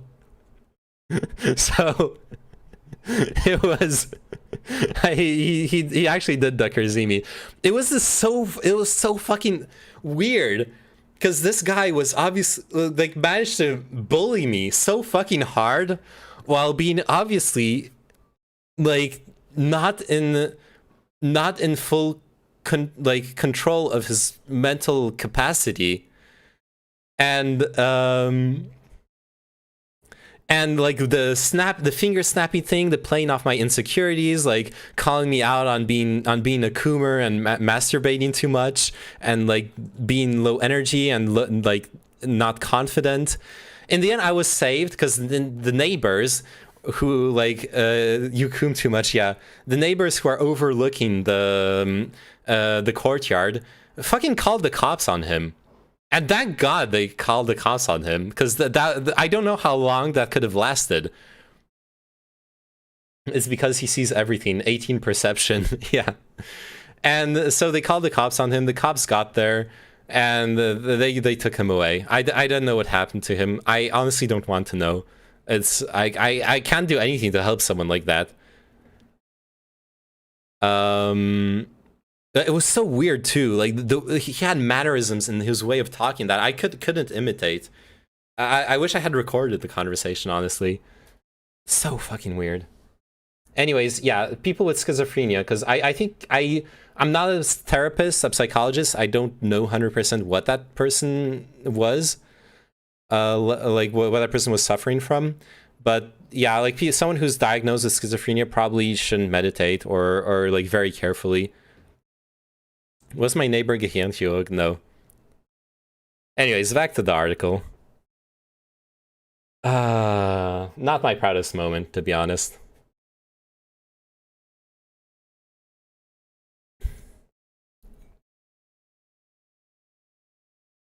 In fact, when I had reported convulsions and some shaking on earlier retreats, teachers never voiced concern. Most of the literature I had come across on the subject of negative experiences framed them as stages or signs that one is progressing toward awakened states. That is true. That happens in traditional Buddhism as well. That's not just a problem with whatever like culty shit he got roped into. Just admit it was Yuga hanging. Oh, by the way, I missed the message earlier. I'm sorry. Advaita Vedanta school of thought helped me break through. I'm not familiar with that. Can you like to tell me more about it, Tessellite? Like after, I'm gonna like try continue with the article, but I'm totally down to hear more about it. So I'm really not familiar with it. I know there's like a million forms of Buddhism too. Like what I can really only talk about is Zen Buddhism at the end of the day, and even there, like I'm not the most competent person to talk about it, but I can read about it, I guess. Advaita Vedanta. Is a school of Hindu philosophy and spiritual experience. Okay, we can check it out. Anyways, in my mind, there was never a reason to stop pursuing meditation. Over a decade, I didn't meet a single teacher who described any situation where meditation could be damaging or should be ceased. So I soldiered on. You know what this also reminds me of? Tulpas. Are you guys familiar with tulpas? Tulpas are a hallucination that you create willingly that will have its own consciousness and its own personality and will accompany you in your everyday life. They are a creation of Tibetan monks, if I recall correctly. And the only reason I know about them is because back when I hung around on 4chan, I remember the My Little Pony fan people started posting threads about how to create a tulpa of your favorite pony. And I remember reading that and thinking, like, if you guys actually like do follow those Tibetan monk teachings, you're gonna do that. You're gonna succeed. But I'm like 99% sure you don't want to succeed. Like whatever you're doing, you don't understand. TULPA is how you spell it. You don't understand like how fucking dangerous it is what you're doing, and like what are the actual consequences of what you're doing. Like an imaginary friend, yeah, pretty much. I don't even know why the old school Tibetan monks did that in the first place. Maybe they had good reasons for it, maybe not. I don't fucking know. But most importantly, I'm pretty sure they don't like any random 4chan MLP fan doesn't understand the consequences of what they're doing when they're going down that road. Which thankfully, I doubt most of them have the necessary discipline to accomplish it either. But there definitely are those who do. Lol, I just find funny how self-improvement has become somewhat of a pop culture. Absolutely, yeah. NoFap, dopamine detox, meditation, just goes to show how unhappy people are in this modern age. They're looking for a missing piece in their psyche, and most of the time in the wrong place. Yeah, I agree with you. I also, though, want to moderate it, was saying that there's always like a piece of truth in those things, right? Dopamine is, and to a certain extent, does function like a drug, right? If you if you cut yourself off from like basic dopamine triggers, like, you know, fucking social media and shit like that, you'll probably come back to that stuff with a better mindset. If you do a bit of meditation, not like going as far as like this shit we're reading about, it'll probably have, like, there are studies about it. It will have good effects on your well-being for the most part. NoFap, if you're like what I was describing, the place I wasn't at before, like fucking neat Coomer, masturbating 2-3 times a day with porn, all that shit, probably stopping for a while will help you.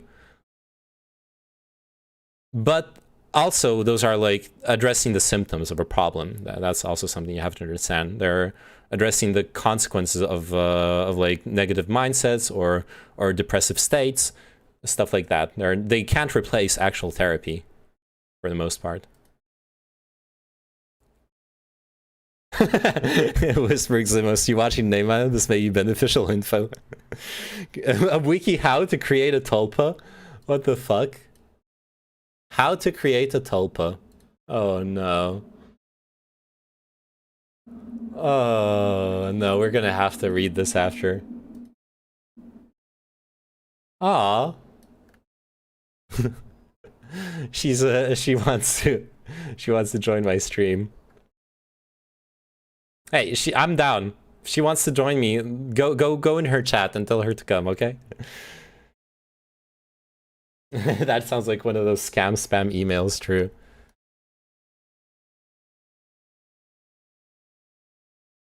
Over a decade, I didn't meet a single teacher who described any situation where meditation could be damaging or should be ceased. So oh, yeah, by the way, I need to pause the stream. Oh, no, I'm not pause the stream. I need to pause the camera for a second. I'm like, I don't know what with the vaccine that does this, but I'm fucking famished. Like, I need to eat a huge fucking meal. So, I'm gonna order some food because I'm not gonna cook right now. So I'll just order some food real quick. The camera will be off for like the 10 to 20 minutes that it gets for the food to be delivered. But I'm still here. I'm still talking. I'll keep on reading. I'll keep on reading chat, so we can still chill and do our thing. But I just really need to eat. I was hoping to like make some food, but I'm like dying here. Okay, what do I order? Do I order like some Thai food? Um, I had Korean a couple days ago. I have Thai food like almost every day because of where I live, but I don't mind that actually. Mm. Ooh, I could get tendies. I kind of want to get tendies, honestly, or like a chicken tendy burger. Do we get a chicken tendy burger? I think we get a chicken tendy burger. Yeah, boy. Let's do this with some coleslaw, and I'll get some extra kimchi.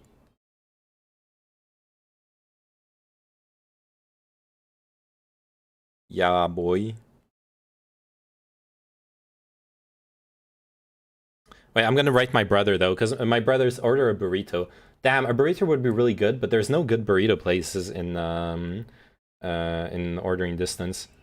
Okay, I need to write my brother though first. Oh yeah, he wrote me. Okay, he wrote me an hour ago asking. Oh yeah, I'm gonna mute the mic just a second. And wait, no, I can't call him. It doesn't work. Yeah, ordering. Hearing that makes me hungry. Damn, sorry. I'm ordering food right now because my brother's still hanging out here. You might see him if he's out for a walk or whatever. You might see him around when he comes back. Okay, I'm ordering food right now. Have you already eaten? Mark of the question. Advaita is no dualism. Desiring no desire is a desire. You saying I let others get what they want since I don't want anything is already implying desire, when in truth reality is already happening. Whether that's fucking based. Holy shit, tessellate. I love that. That is such a healthier approach to the because that's the next level, right? That's exactly it. That's like taking the meta level to the basic interpretation of the desire thing. And that's something I had to get to by myself because the desired teaching I had didn't go there. I had to figure that out by myself, which took time and some pain. I really just need to start watching your streams with food that's already ready, so I stop getting hungry while watching. Yeah, that's true. I'm sorry. Look, dude, I would love to order a burrito. I wonder if you can get good al pastor tacos in your hood. What are al pastor tacos? I definitely can't get good tacos here, though, honestly. No, it's tacos al pastor. It's a taco made with spit grilled pork. Oh, I can get decent tacos. There's a place. Dude, I need to fucking buy a phone and do the IRL streams. I could take you to there. I've shown it the other day on stream. Near Place d'Italie, there's this taco place. I think it was down this street. La Catrina. There it was. Yeah, that's the one. La Catrina. And those are the best tacos I found in Paris. But they're still really... They still have problems. They get really soggy, is the issue. There's way too much sauce. Look, the world ends with me. If a tree falls in the woods and I didn't witness it, it didn't happen. True. No, I'm down. Going to be back in a minute. All right, I'll just wait for you then.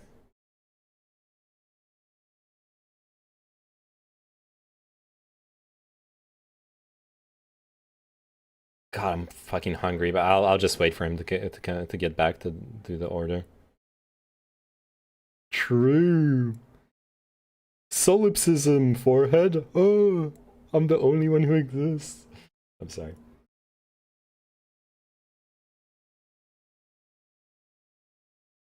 You ignored my message, Sag. Oh, sorry. Dr. K talked about that. Wait, what message? Oh, Peppa Want. I didn't. Okay, yeah, no, yeah. Okay, sorry. I acknowledge your Peppa Want. Is a tulpa healthy for a person?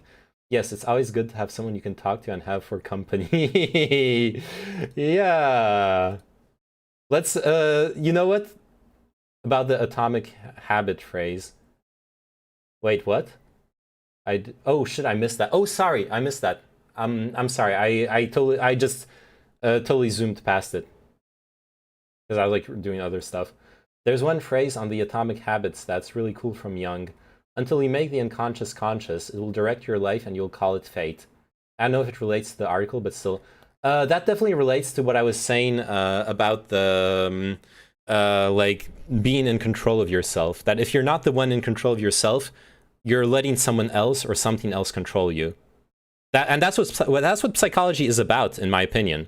It's about understanding your own determinisms and overcoming them. Is menudo or tripe a dish that you could find in your area? Tripe is tripe is like a classic French dish. I imagine it's not the same as Mexican tripe, and menudo, I don't know what that is. Heyo. I'm streaming, by the way. But I can mute the mic if we. All right. Neyman is my tulpa. Yes. What is menudo? Pork menudo recipe. Anlasang Pinoy. Oh, it's Pinoy.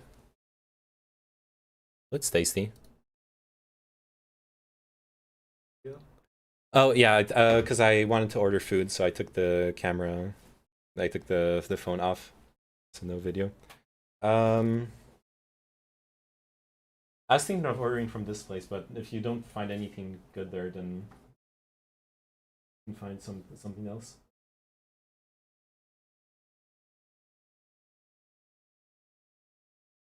Yeah, that's like the Korean style fried chicken. Yeah. I wonder if that Buddhist guy was experiencing an awareness of his life ending 1 second at a time. Maybe. Is there boneless? All of it is boneless. Like all of it's basically like tendies. Nice. Yeah. Yeah, the sauces are good. Do I have to order sauce? You get like one sauce or two with the tendies. But if you like get fries as well, then I'd recommend getting a second sauce.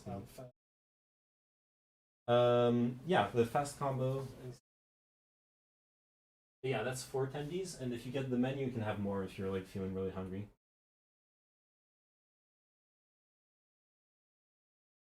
The like meal deal. Yeah, meal deal for one. It will. There you can get the chicken burgers, or that's the bucket will have 6, 8 tendies. Yeah, the buckets are all tendies, and yangnyeom is like a Korean barbecue sauce doused on them.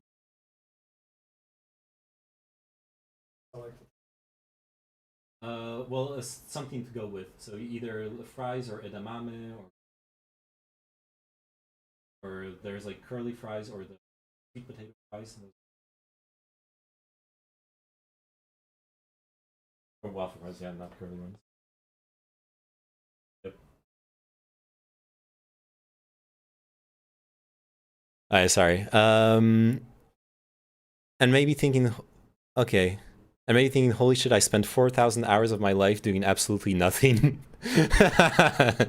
Because we're reading the article about this this like guy who after like 10 years of meditation had like a huge super bad experience, like a super strong panic attack, feeling like hyper aware of his body sensations, to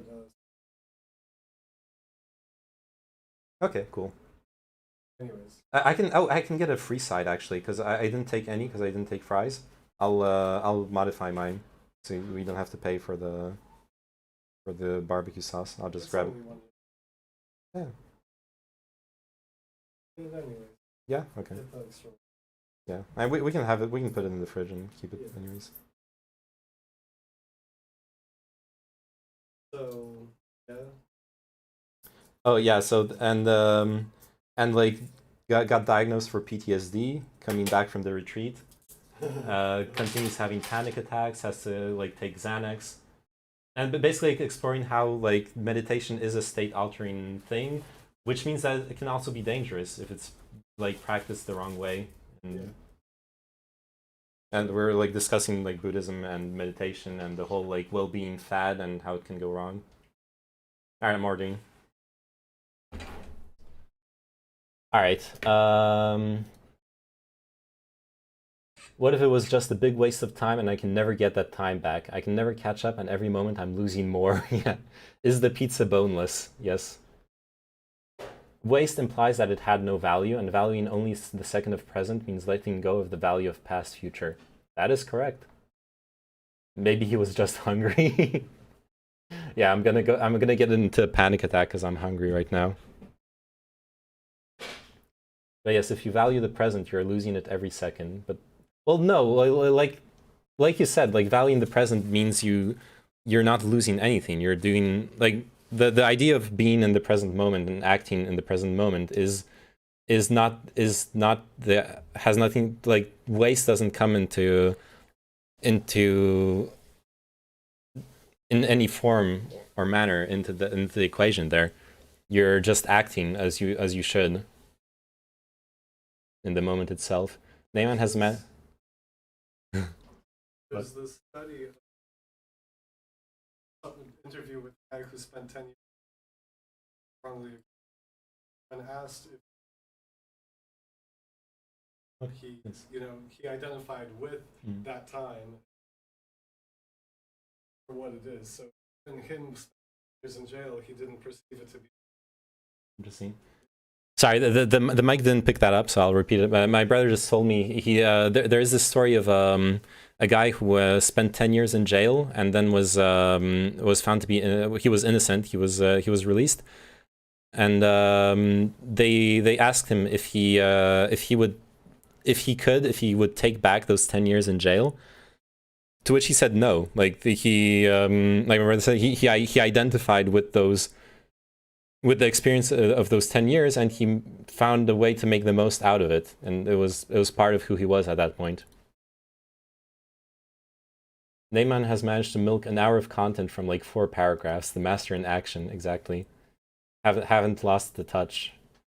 Perhaps meditation itself can become an addiction like anything else. Well, yeah, the thing is, addiction is nothing more than the like capability our brain and body has to become accustomed to patterns on a very fundamental level. Obviously, there's like the dopamine cycles and all that shit, but you can get addicted to stuff that doesn't directly release dopamine, and by just creating a habit. And I've seen people in the Buddhist temples who are like, for example, because people always talk about meditation, but there's other Buddhist practices like bowing.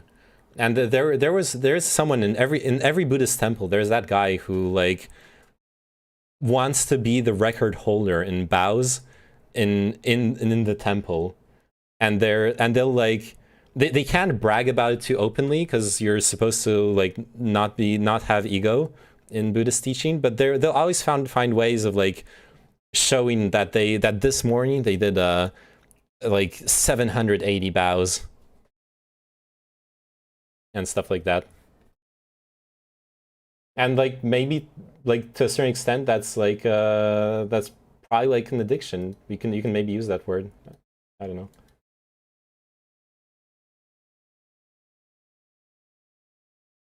In accordance to nature, like the Stoics say, yes.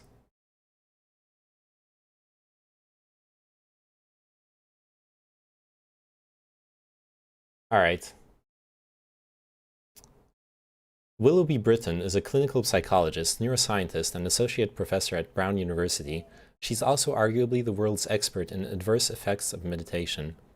I met her by happenstance 9 months before my disastrous retreat. She was leading a conference called Do No Harm in Los Angeles about adverse effects of meditation. I was there because it was the cheapest way for me to complete my teaching certification in mindfulness-based stress reduction and had only minimal interest in the topic at the time.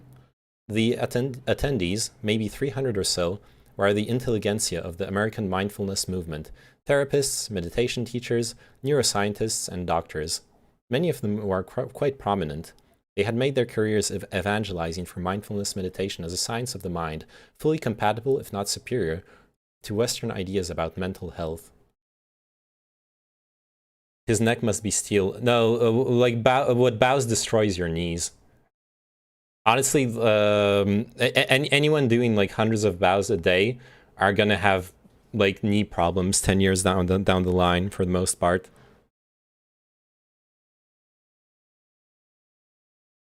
The meat of Britton's talks was the results of a 2017 paper she co-published with her husband, Jared Lindahl, called The Varieties of Contemplative Experience.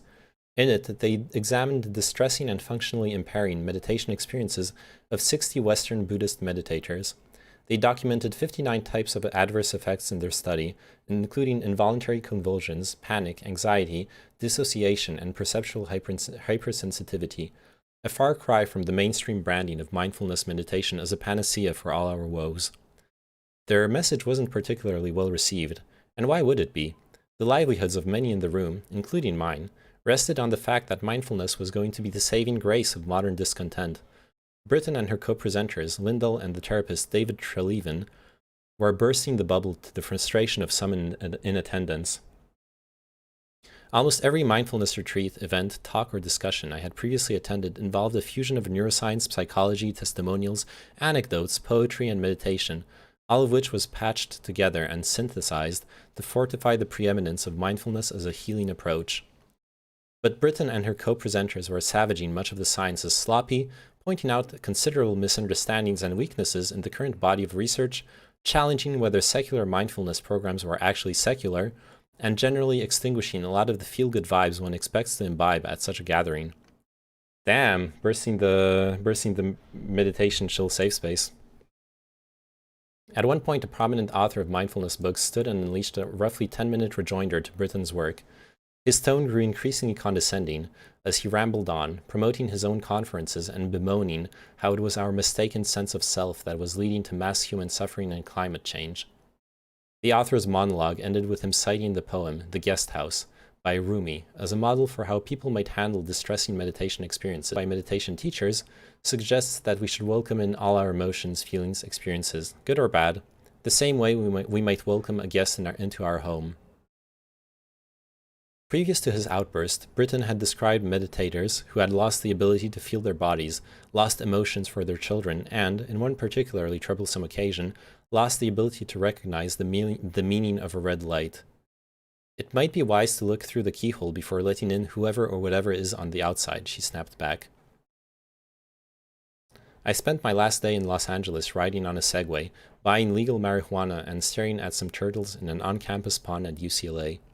I was unsettled yet intrigued by Britton's message. Some of the adverse experiences she had described were similar to challenges I had faced. But at this point, I was a decade into my intensive mindfulness meditation practice. I was too deep to get out. Why did I start meditating? The short answer is that in 2009 I started a fist fight in a French Quarter bar over some jambalaya, a steamy kiss, and a stray comment I didn't take fondly. The evening ended hours later after I broke a window with my fist, misplaced my shirt, and guzzled about 16 bottles of Miller High Life. My girlfriend was not happy. I wasn't happy. Something had to change. That speck in time represented a constant battle I had waged over the prior decade with anger and other negative emotions. I drank too much. I occasionally smashed printers that jammed. I had volatile relationships with women. My mind wandered uncontrollably. I was drifting into my mid-20s doing things that had felt defensible at 19, but didn't feel okay any longer. I wanted a calmer, tranquil mind, so I found a Zen center and started dropping in for weekly meditation practice. The effect was profound and immediate. Everything slowed down in the aftermath. There was peace, space, and bliss. It was like a drug, and I immediately wanted more. In 2011, I sat my first meditation retreat in the Vipassana tradition of Sunim Goenka, I think the SN is Sunim, I'm not sure. I spent 10 days in silence, focusing on my breath and body for 10 to 12 hours a day. It was grueling, but toward the end of the retreat, I had a life-changing experience. While meditating alone in my room, I went into full-body convulsions and observed with perfect equanimity a cannonball of grief, despair, and horrific pain emerge from my gut, up into my chest, and then out of my mouth. At the zenith, a cascade of images emerged from the darkness of my closed eyes, and I unleashed a blood-curdling scream while bursting into tears. It was as if I had purged a lifetime of negative emotions. In the aftermath, I floated for months in a state free of discontent. I also began experiencing memories that felt foreign, like they weren't mine, could observe myself sleeping, and was able to quell even the slightest bit of agitation by simply focusing my attention on it. I felt like I had a superpower. My drinking ebbed, my anger was tempered, and I was able to concentrate at a much higher level at my job. A few months later, I exited a toxic relationship and quickly made a new set of new friends. I was flourishing in numerous directions and had meditation to thank for it. A year later, I returned for another retreat, and over the next decade, I attended meditation retreats across the country, read voluminous books on Buddhism, and even moved from New Orleans to the San Francisco Bay Area to deepen my meditation practice. Why? I guess there's more centers in San Francisco? I wouldn't think... I don't know. That's a weird one. I often joke that the only thing that stopped me from becoming a monk was having to sew my own robes, but it's mostly the truth. Damn, I don't remember... I don't think in the school of Buddhism, the temples I was living in, I don't think the monks had to sew their own robes in there. That's my first time hearing about that. As the years went by, I became a full believer in much of Buddhist doctrine, especially the idea that all suffering is the product of craving or desire. It seemed self-evident to me that if I could cultivate a non-reactive state, I could live free of discontent. I was also impressed by the arguments made by many meditation teachers that meditation was a completely secular endeavor, which could be done without any connection to religion. It was essentially, they argued, exercise for the mind.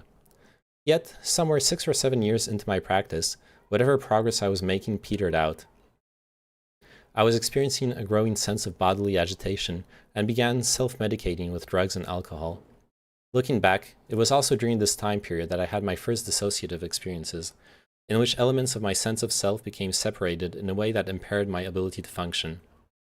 It seemed like the more I meditated, the worse I felt. I was desperate to find a framework to understand what was happening and hunted through meditation books for references to extended periods of distress. On my shelf, I found a book that I had owned for a while but never read. It was called Mastering the Core Teachings of the Buddha. The core picture was the silhouette of a sitting meditator with hot pink squiggly lines shooting out in all directions. Channeling energy. The author, an Alabama emergency room physician, proclaimed himself to be fully awakened. He referred to himself as the Arahat Daniel M. Ingram. It would be impossible to fully synthesize Ingram's 620-page tome, so I'll stick with what was most salient for me. At the core of Ingram's book was a Buddhist model that described meditation progress in 16 stages, each with a consistent set of characteristics. 2 of the stages jumped out at me. One was the arising and passing state, sometimes called ANP. According to Ingram, the state includes powerful physical shaking and releases, explosions of consciousness like a fireworks display or a tornado, visions, and especially vortices of powerful fine electrical vibrations blasting up or down the spinal column and or between the ears. That description was eerily similar to what I experienced on my first retreat. Ingram went on to say that after the ANP, meditators have crossed the threshold or point of no return. They are now destined to plunge into what he describes as the dark night, a series of stages such as dissolution, misery, disgust, and fear. According to Ingram, one must continue to meditate through these awful experiences until reaching a deeper state of awakening. He makes it clear that the consequences of stopping are severe. If they give up in the stages of the dark night or any time after the ANP, the qualities of the dark night will almost certainly continue to haunt them in their daily life, sapping their energy and motivation, and perhaps even causing feelings of unease, depression, paranoia, and even suicidal thoughts. Thus, the wise meditator is very, very highly encouraged to try to maintain practice despite potential difficulties to avoid getting stuck in these stages. Jeez. I've been floating in that state for about 2 years. Oh no. As bizarre as it may seem, it's impossible to describe how relieving this diagnosis was to me. Ingram's book validated my experiences in a way that no meditation teacher or therapist had done. With this diagnosis in tow, the upshot of my current condition was clear to me. I was halfway to awakening. I had to make it there or I would continue to suffer. I no longer had a choice. The second time I encountered... Okay, I need to stop here. Like, when I was talking earlier about how, at least the teaching, the Buddhist teaching I experienced, this description of meditation is really... like, the thought crossed my mind reading this. This is like supremacist meditation, because there's something also that was discussed by like my parents or my parents' teacher. It's that someone who's never practiced Buddhism, someone who's never meditated, someone who's never gone on a retreat, can be someone who lives in the present moment. All they need to do is do what they have to be doing in every moment, or even in most moments. Only, like, it doesn't have to be absolute, and that is what the Zen teachers would call practice as well. That is practicing. You don't have to sit on your ass for 4,000 hours to be awakened. Yeah, there are people who do that by doing what they need to do in real life, and this idea that there's only one way to go to climb that mountain is, I guess, part of like what creates this like toxic meditation environment. The second time I encountered Willoughby Britton was 3 weeks after my disastrous meditation retreat. I was desperate for help. My body was in constant physical agony. I was struggling to make eye contact with my wife. Driving a car was becoming challenging. My left shoulder felt electrified and was uncontrollably convulsing. I was scared and didn't know what to do. Britton runs an organization called Cheetah House, through which she counsels meditators in distress. She's also had adverse experiences herself. We met over Skype. I was despondent as I described my symptoms to her, and she meticulously took notes. Then, Britton told me something that infuriated me. It made me want to knock someone's teeth out. She said that many of the leading figures in the world of mindfulness meditation have had experiences like mine, but they just don't talk about them. It's an open secret of sorts. What kind of fucking person could go through something like this and not warn other people? I yelled. When I did this, I gestured frenetically with my right hand, like I was karate chopping the air in front of me. It was the first time in years I had dropped my Buddhist pretense and allowed myself to be truly angry. I told Britton everything that happened at the retreat and also in the months before. I explained that, motivated by Ingram's book and similar texts, I had been meditating 2 hours a day, if not longer. I described how, on numerous occasions, all my thoughts disintegrated and I bathed for extended periods of time in states of deep, non-conceptual bliss. I thought awakening was right around the corner and now feel broken and betrayed, I said. Britton explained to me that it's likely that my meditation practice, specifically the constant attention directed towards the sensations of the body, may have increased this activation and size of a part of the brain called the insula cortex. I was saying this earlier, like, spending hours and hours just meditating to hone your mind into focusing on bodily sensations seems like a really bad idea. There's a reason our subconscious filters things out for us, and like why it would be overwhelming to feel all those sensations all the time. Activation of the insular cortex is related to systemic arousal, she said. If you keep amping up your body awareness, there is a point where it becomes too much and the body tries to limit excessive arousal by shutting down the limbic system. That's why you have an oscillation between intense fear and dissociation. She suggested I try a trauma therapy called somatic experiencing, and invited me to her support group for meditators who have experienced acute distress. Their stories were validating yet heartbreaking. A steady stream of individuals using meditation in a search for relief from suffering and instead finding greater anguish. While some were veterans of numerous meditation retreats, others simply dabbled with the meditation application. One woman, a clinical mental health worker, ended up in a psychiatric facility after her doctor recommended she participate in a 10-day meditation retreat. Numerous participants developed problems after using Sam Harris's popular waking up app. Sam Harris has a meditation app? What the fuck?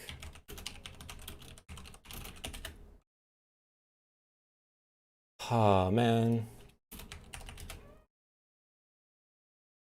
That shit seems so exploitative to me too. The whole like making a phone app and then I'm 99% sure it's monetized. If it's not monetized, then sorry. Then what I'm saying doesn't apply to it. Then it's less bad than what I'm about to rant about. Funnily enough, the second Dirk Gently book is called The Long Dark Tea Time of the Soul. All things are connected. Yes, they are. Interlinked. Cell is interlinked. Okay, I'm just looking up the Sam Harris application real quick to see if it's got monetization. Yeah, interlinked. In-app purchases. I knew it. Level up. Yeah, gotta pay to level up your meditation. Oh man. And we had that, right? You showed me the website of the temple we used to be in, and they made their phone app, and it had like in-app purchases too, right? I don't know about in-app purchases, but probably have to like something. So probably one purchase. I don't know how to have Quanum that isn't like don't meditate to something. Yeah. A lot of this.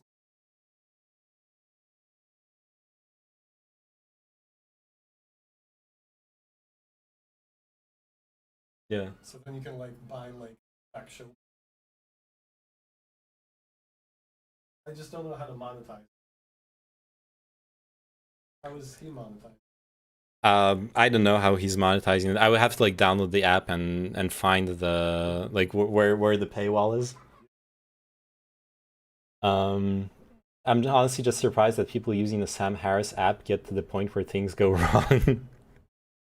I'm surprised Sam Harris had a fucking meditation app in the first place, really. Like all I know about him is the weird like like weird kind of janky philosophy and like weird scientist culty stuff.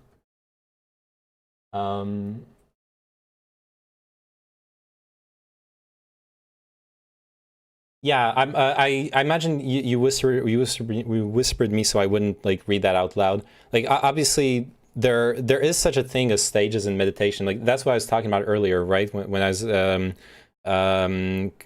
confirming the whole consciousness altering thing. Like you have stages where you do go through negative experiences, but I think what this guy is saying is important too. It's that like if you take this tool that is meditation and give it to people who first off are making money off of it, so there's going to be like a conflict of interest there, which he's pointing out, and secondly who aren't necessarily as qualified to discuss and understand those negative experiences tied to meditation as, let's say, like a Buddhist teacher who's been doing it for 20 fucking years.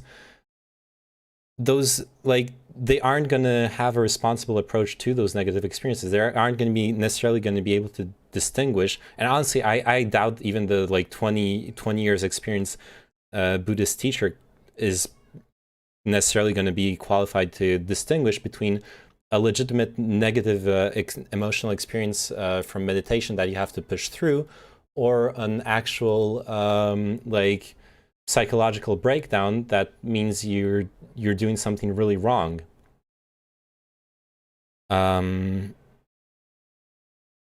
But yeah, there is such a thing as breaking through those like difficult experiences in meditation, and all those difficult experiences aren't necessarily like what this article is describing, people like suffering from deep trauma because of it, for sure. One might wonder if these wounded meditators had pre-existing conditions that triggered these experiences. Most of us don't. A finding similar to Britton and Lindahl's study, which reported that 57% of practitioners suffering adverse effects didn't have a trauma history, and 42% had no psychiatric issues at all prior to meditation practice. Which is an interesting statistic as well, because something I'd noticed is that usually the people seeking out well-being through meditation or Buddhism are people who are suffering through something in their lives. You don't usually see people who are happy and are living balanced lives and have found purpose in their life walking into a temple and being like, hey, I wanna like figure this stuff out. So there's already going to be a huge selection bias towards people who probably do have a trauma history or psychiatric issues in the first place. So it's interesting that there's like a large percentage of people who don't have those, who fall into the category of people who end up, well, having a traumatic experience. Oh shit, I'm gonna have to go get the food. Delivery guy's calling. I'll be right back. Here, have the...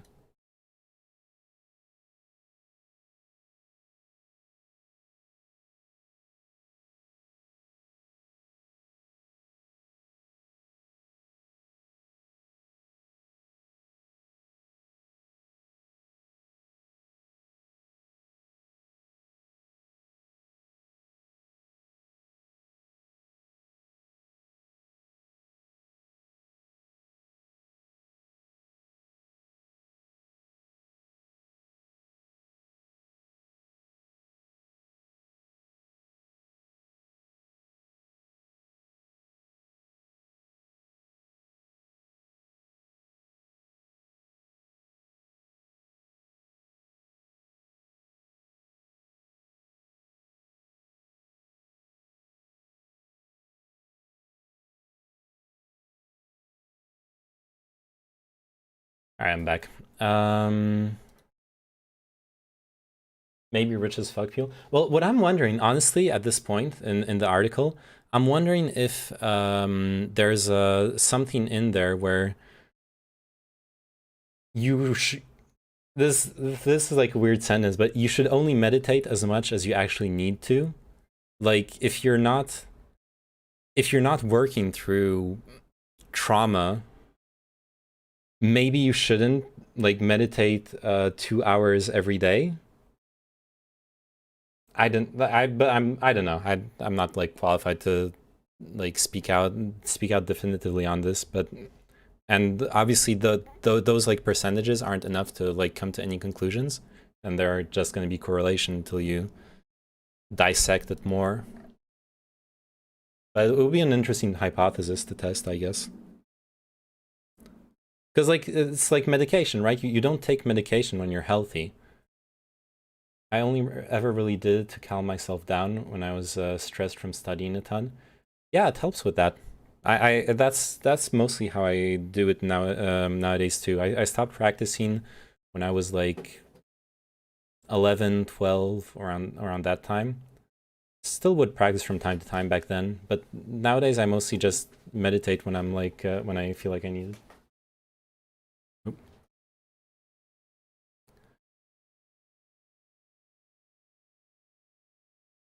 What we do share is a feeling that's common among those who have had traumatic experiences: neglect, shame, and a sense of being unheard by those in power. Case in point, the words and work of the neuroscientist Richard Davidson. Davidson's and journalist Daniel Goleman's 2017 book, The Science of Meditation, spent almost 300 pages documenting the positive effects of meditation. When it came to negative effects, the authors dedicated 2 pages. In a 2019 Vice article, Davidson suggested that those who have had meditation-related difficulties simply aren't meditating correctly. I think that many of the people who are having difficulty and who are reporting that their problems are exacerbated by meditation are not meditating correctly, to put it simply and coarsely, he said. Some might even say that they're not meditating. that they think they're meditating, but they're not really meditating. No Truth Cosman. Okay, the guy's calling me again.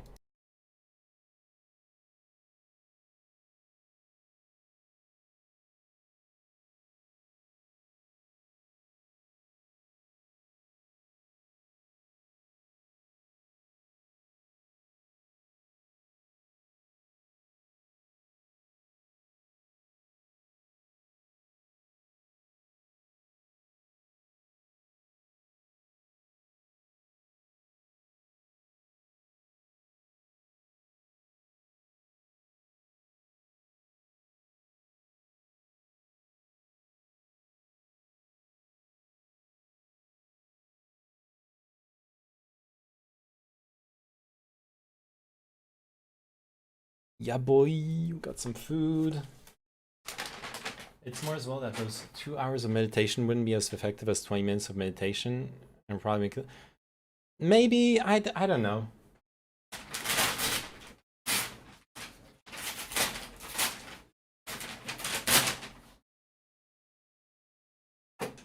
Because honestly, like going on a retreat and meditating a lot, it's something that does have a specific effect that's different. At least I've never been on like a hardcore retreat, but it's from talking to people who have been on it, it's something that does have a different effect from just like sitting 20 minutes. Oh. From just like sitting 20 minutes every day. Yeah, for sure. I've sat a week silence Yeah. and it trips you out. 10 hours a day. 10 hours a day, yeah.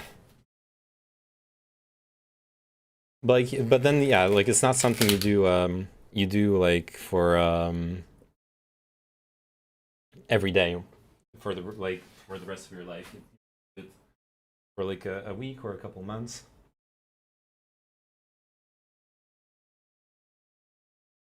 Well, I have nothing to like dip into it. Maybe I'll steal some fries from you or something if you don't even eat them.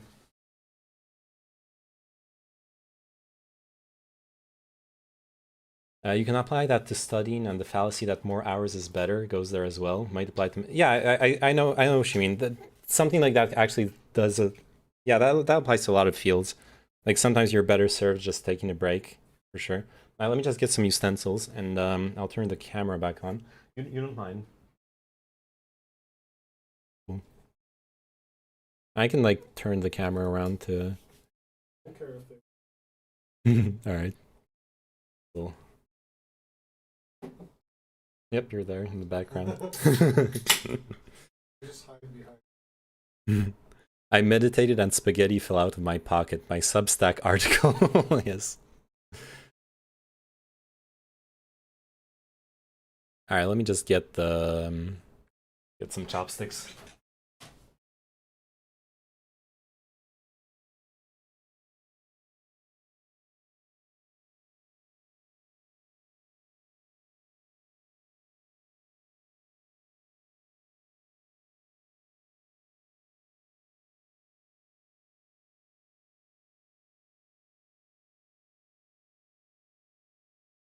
All right.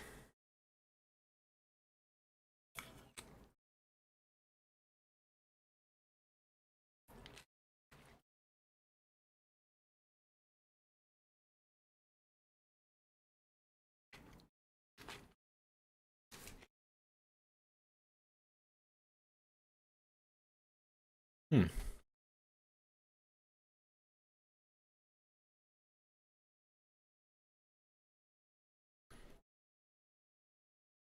His notion, contradicted by historical and contemporary accounts, is a fusion of victim blaming and fundamental attribution error. Unable to entertain the possibility of deficiencies in the mechanism, he blames the mediator. The meditator, sorry. Blames the meditator. In fact, in Britain's study, 60% of the participants reporting distressing experiences were meditation teachers, rebutting Davidson's argument that experienced meditators don't end up in difficult territory. Interesting. Does my brother ever watch my stream? Yeah, he does.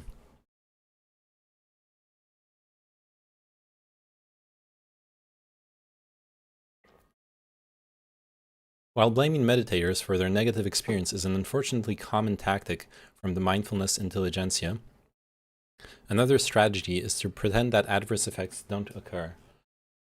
Spirit Rock Meditation Center, widely viewed as the Mecca of American Buddhism, hosts scores of silent meditation retreats each year. On its website, there are reminders not to bring scented soap due to allergies, articles touting the benefits of meditation, and even a recipe for the gluten-free almond cupcakes served in the center's acclaimed kitchen. Yet there is not a single word about a fact every prospective meditator deserves to know: meditation can harm you. Vipassana International, the meditation organization that Britain says triggers the most adverse effects, flat out denies meditation ever goes bad. Interesting. Interesting that they have statistics that distinguish between different schools as well. With 13 retreat centers in the United States and 207 across the globe, Vipassana International likely serves more meditators than any other organization in the world. On its website, it specifically answers the question of whether or not Vipassana meditation can make you mentally unbalanced. The answer given: no. Vipassana teaches you to be aware and equanimous. That is, balanced despite all the ups and downs of life. That answer likely feels cruel to the family of Megan Vogt. Vogt, a 25-year-old Pennsylvania woman with no history of mental illness besides anxiety, committed suicide in 2017 in the aftermath of a 10-day Vipassana retreat. According to media reports, she left the retreat in a psychosis, barely recognizable to her family. On the way home from the retreat center, she tried to commit suicide by jumping out of her car and eventually spent time in the psychiatric ward. 10 weeks later, she jumped off a bridge to her death. Before her death, Vogt sent 2 emails to the retreat center about her challenges, at one point writing that she thought her distress was a sign that I need to give up my life for a more pure one. The responses she received weren't more than a line or 2, saying her message had been forwarded to a teacher who never reached out. Oof.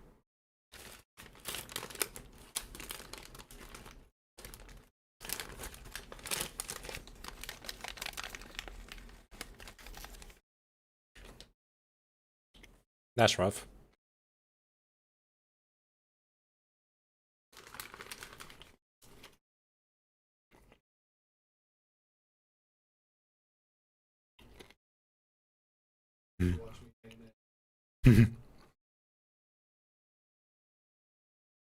What happened to me last year in that chilly cabin in North Carolina? That's a question I've been wrestling with since I left the retreat. As my knowledge of meditation-related distress has increased, it has not made things simpler to understand. In sifting through a patchwork of spiritual, psychological, and biological frameworks, I have had to mix and match and to trust less in the words of experts and more in my intuition. It's been, like much in life, an inside job. One thing is clear: I have significantly healed over the last 15 months due to a combination of medication, therapy, and support groups. However, vestiges of my symptoms do still remain.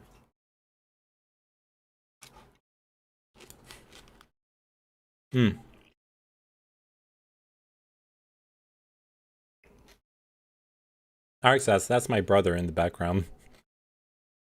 Not my boyfriend.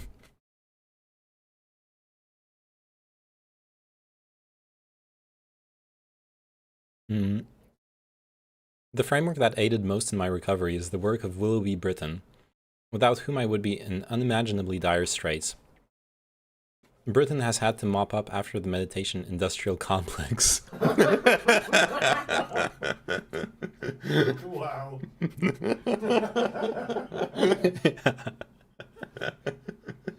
They just dropped that right there. Yeah.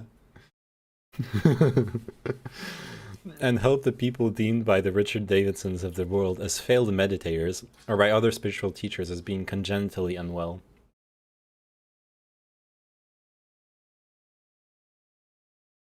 She has created an impressive body of work that shows how certain mechanisms of meditation can trigger a traumatic stress response. This approach rejects spiritual interpretations of these experiences for those grounded in neuroscience and physiology. Most heartening is that it's not simply theoretical, but involves practical steps to heal. Why am I trying to look like Freddie Mercury now? Well, what I actually tried to go for, I wanted to get like a curly hair mullet, like the kind of obnoxious hipster type curly mullet. But I didn't. My instructions weren't clear with the at the barber shop, and this is what I got. And now I guess I don't know. I decided to go with the mustache for a while. At some point, I'll like shave it all off or let it grow back. I don't know. But I guess this does kind of make it Freddie Mercury. Don't blame yourself. I no, because like I know, but it's not about blaming myself. It's just I know better when going to get my hair cut than if I want something specific. I should go with a photo. That's like the only way to make sure that you're actually you're gonna get what you want, right? In my opinion, it looks better than what you had. It looks good. I don't feel bad about how I look. I do like my my like wacky curly hair thing going on top though. Should have chosen violence, yes. I should have escalated.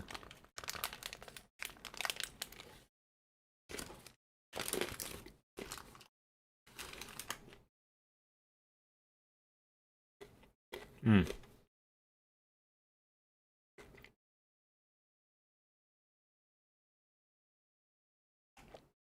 This is a problem with the reading stream thing.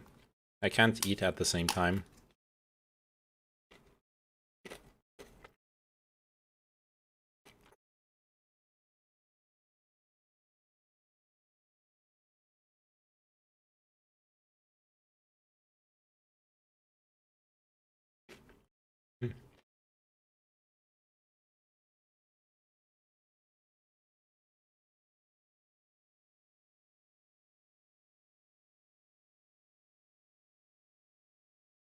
Hmm. Speaking of which,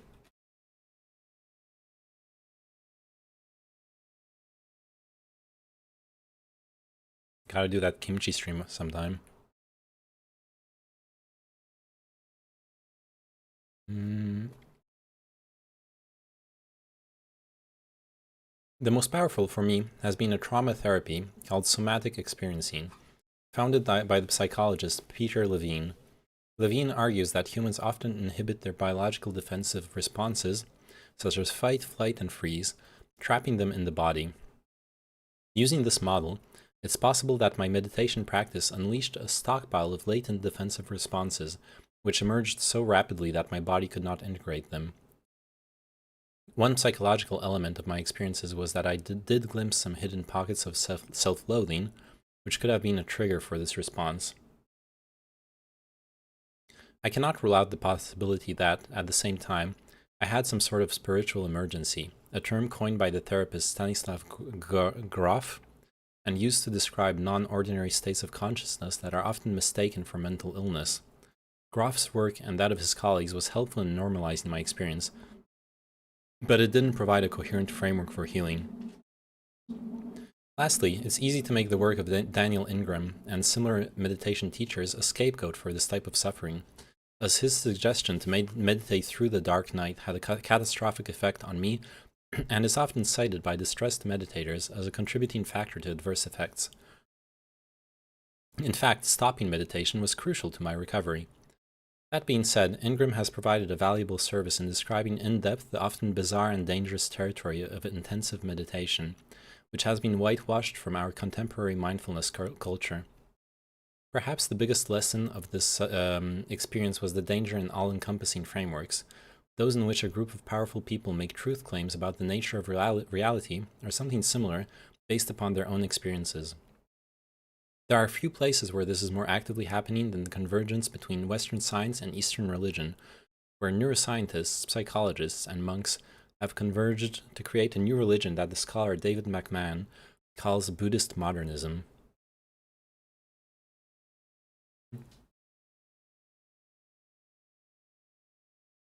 No. Might be because might not really be. Oh yeah, I mean, I've talked about the fact that like a lot of this like mindfulness, super like focusing on meditation type practice. For example, That's not what we experienced in like Zen temples. There was a lot of other stuff going on, and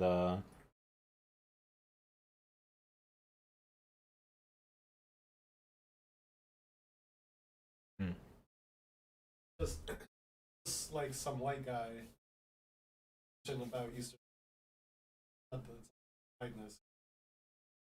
Yeah, So it's a obviously. very Western.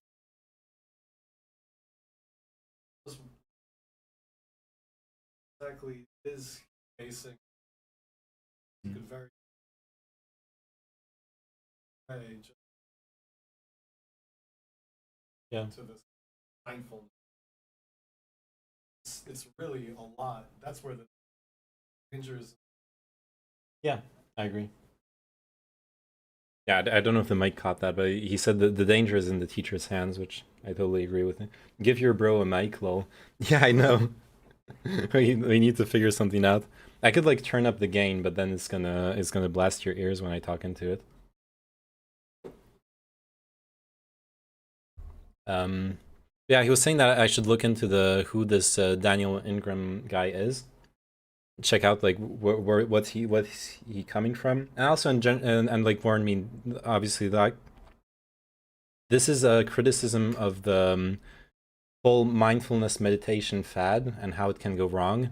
This isn't explicitly this isn't really a criticism of Buddhism in and of itself. What this Daniel Ingram guy is doing, what those like mindfulness, um, this whole mindfulness thing, that's not really what you're taught in Buddhism. Daniel Ingram, welcome to my personal page. Oh. I make the following claims to attainments. I am an arahat, having attained that in April 2003. I have mastery of the Samatha jhanas, including various extended and compound jhanas and Nirodha Samapatti. I have some experience with some other traditional attainments. I can access the state that this place calls no dog. Yeah. Yeah. Yeah. Yeah. There's so many people like that. There's a lot of people like it's just like cults sprouting up around the certain like when I read that I feel like culty vibes from that guy. Yeah, it's obviously Tibetan. Hmm? Yeah, you recognize the terms as like Tibetan. Yeah.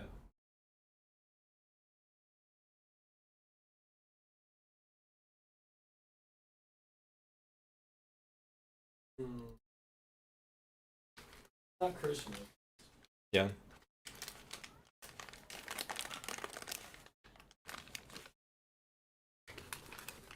When are we getting the name Manin cult? I want to click. Well, I know.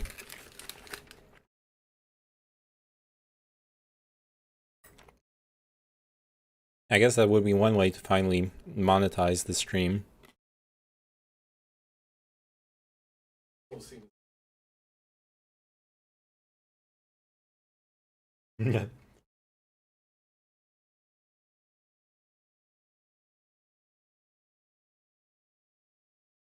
Hmm. He's very far disconnected from people in Mhm. Japan Yeah. or Tibet. Well, that's what I was thinking. Like, Very grand. like the teachers we've known and respect, they would never like teach meditation and Buddhism like this. Some do. Some do. Well, it's what we grew up around is completely Hmm.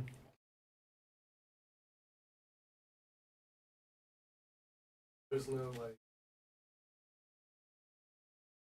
Yeah. like, grew up white people. Oh yeah, for sure. I was thinking of Zen Master Sung San mostly. Yeah.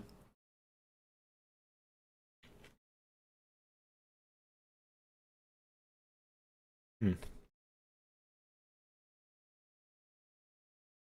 These days, I rarely. Let's finish this article.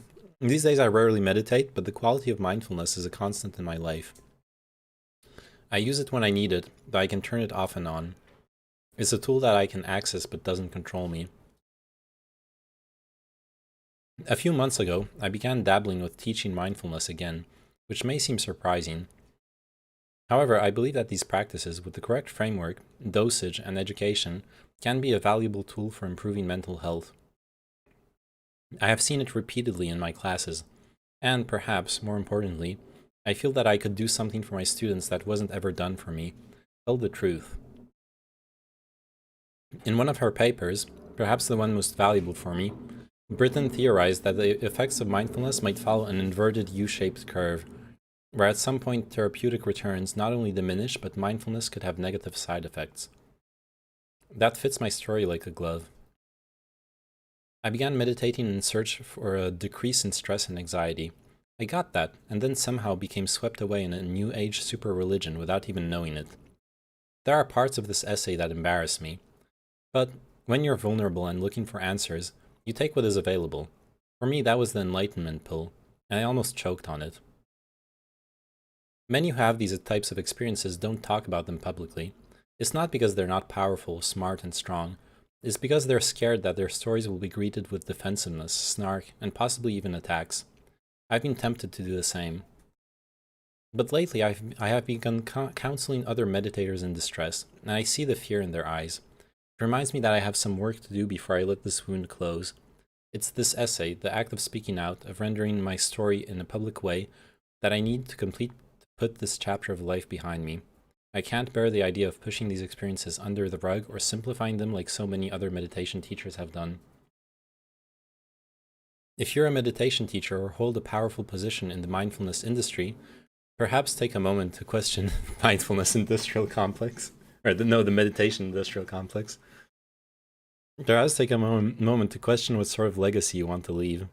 Transparency, honesty, and humility are often the core values of religion, but are typically abandoned the moment a sacred idea is critiqued. Toxic. Who? This Ingram guy. Oh yeah, the Ingram guy. It's like he's like sat a 21-day retreat and attained, and he's like, oh, I attained this. It's not even real. There's no lineage. There's nothing. Meditated as we have in our back to the US and was like, look at me, I'm enlightened, yeah. Oh my god, this is terrible though. It's written by himself, and he writes about himself in the third person. And he considers himself to be one badass Dharma cowboy. Like, this is terrible. Like, you should never follow somebody like this because they have no experience. They're gonna obviously do astray. Yeah. And then there's like this, I double dare to be their next bio. No, that's so just like ego driven, kind of like. Yeah. I feel bad for anybody that believes knows anything. Yeah. Topic. Yeah, that's terrible. I don't know how much you guys heard of that, but I'm just reading about him. Yeah, apparently this Daniel Ingram guy is fucking terrible. Like the thing we read earlier about him, like the jhanas or whatever he claims to have attained. He basically like sat for 21 days and claims he's like an enlightened teacher now. What does your brother think of Murmurs of the Heart? What? It's a joke because I was telling you about the philosopher Zizek, and there's this like YouTube show where they invite people and like artists, intellectuals to look through a bunch of DVDs and pick out the movies they like the most and comment a bit out on them. And there's this like there's this cut from the Zizek's episode that I love because it's like out of context, it's hilarious.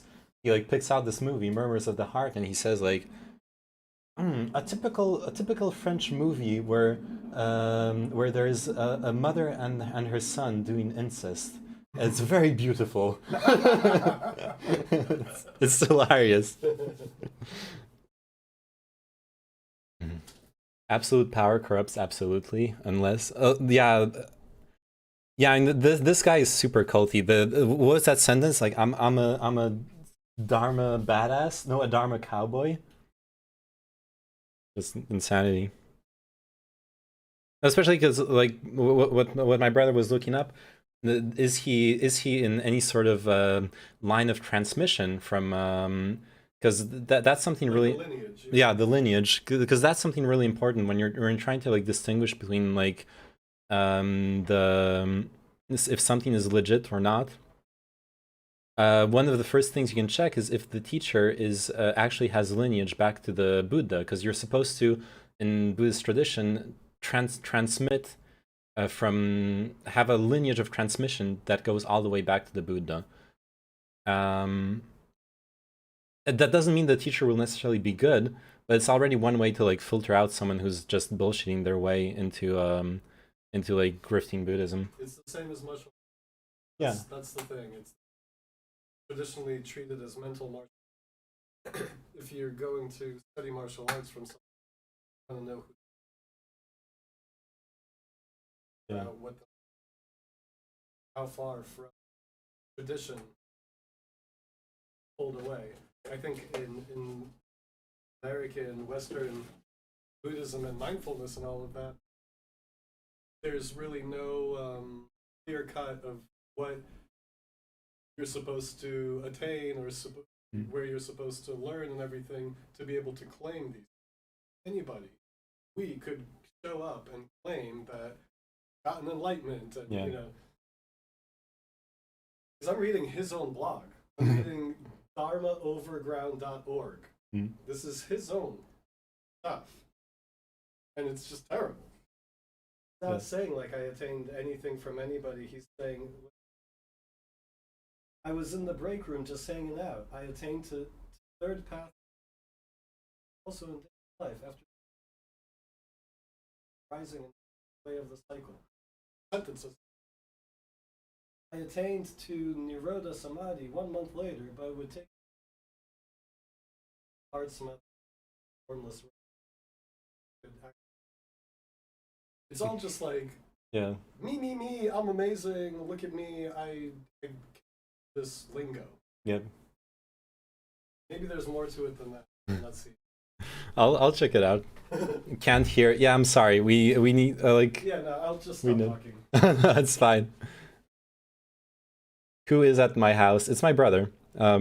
He's staying over for a bit. Well, the problem is this is the kind of stuff that triggers me out. Yeah. I get triggered. I get triggered too. But hey, it's content.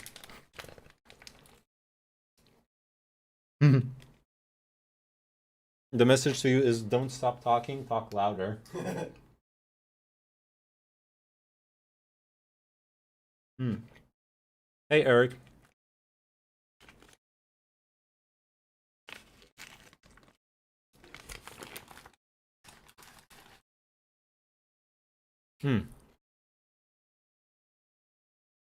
I attained Bodhi in my lunch break yesterday. Yep.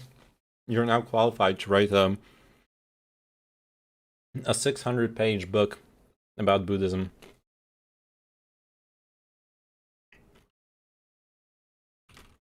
Alright, let's see what my brother's talking about. Daniel Ingram. Yeah, let me.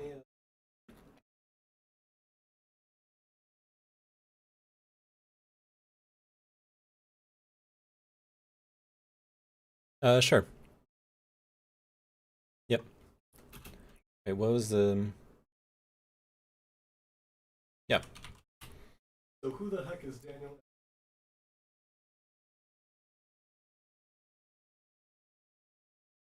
Okay, let me open up Gmail.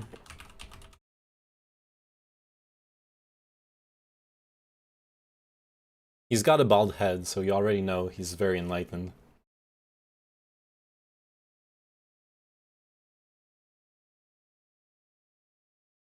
He is.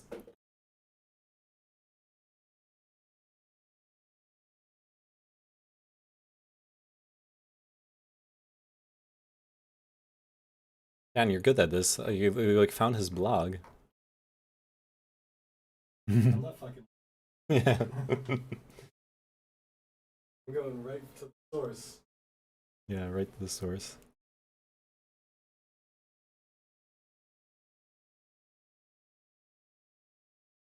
I never I told you about that I've grown tired of this body. I told you about the fascist monk blog. I think we talked about it. I have tried to find it again, but it's like hard to find. I don't know like what rabbit hole I went down to just to end up there. MCBTB. So who the heck is Daniel Ingram? Okay, so that's what you're telling me. He's like talking about himself in the third person. Or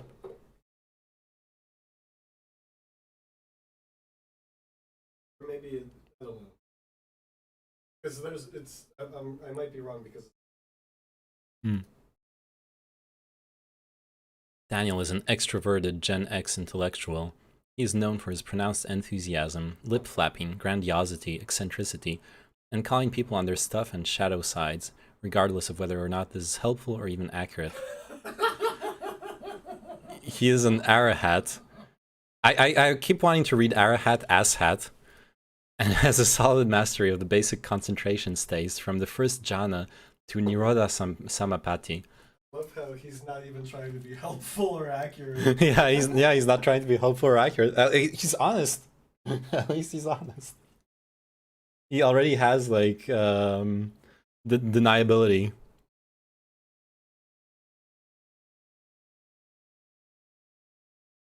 I double dare any other teacher to be that honest when writing their next bio. Not that they're likely to be given enough space to disclose anything resembling this much honest and practical information. A few more things. I crossed the arising and passing away when I was about 15. Oh god, this is like Redditor tier. Yeah, almost like trolling. Yeah, exactly. He is trolling. And did it again about 4 more times by my recollection over the next 10 years without formal practice, technique, or guidance. I attained to stream entry at the end. What? I attained to stream entry at the end of the first week of my. What is stream entry? Some like cult. Yeah. At the end of the first blah blah blah blah blah, I also crossed the arising and passing away of second path on that retreat. I attained second path in daily life while working at the National AIDS Hotline with the CDC in July 1996. I was in the break room just hanging out.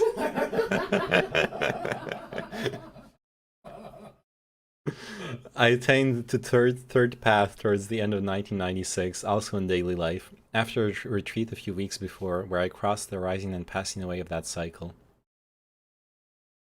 I like, and anyone for whom it's that important to like show off how fucking enlightened they are is not enlightened. Like that's just a really easy tell. If you don't need to flex on if you're actually following the path of enlightenment. But it's also like for an extra in an Adam Sandler movie, and what you decide to tell people that Adam Sandler and you are best friends. Yeah, pretty much. You know, where Yeah. you were just on set for it. Yeah. Okay. Jeez, no wonder the book he wrote like drove this guy mad.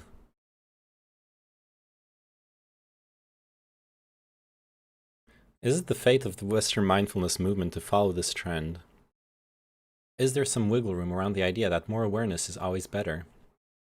Is there potential for a pause in our desperate attempt to prove that we've found a magic bullet for all our ills? Can we be honest about the negative effects of this practice so people know what they're getting? Isn't that an ethical responsibility of being a meditation teacher, no different than how a doctor advises patients of possible side effects? For me, meditation will always stay close to my heart. There's something so curious and bizarre about being human that I find it irresistible to occasionally poke around the edges. I've shed a lot of baggage over the last 15 months.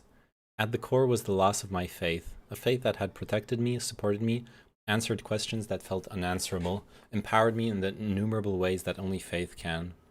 My faith did not crumble gradually, but collapsed like a Jenga game, leaving me to pick through the ruins and to wonder, with tremulous apprehension, if anything was salvageable.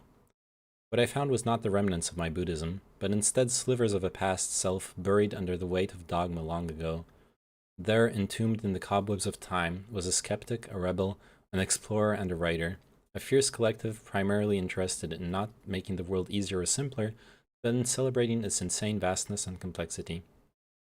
It was something once surrendered as an offering. It is part of myself that I have now reclaimed. Interesting.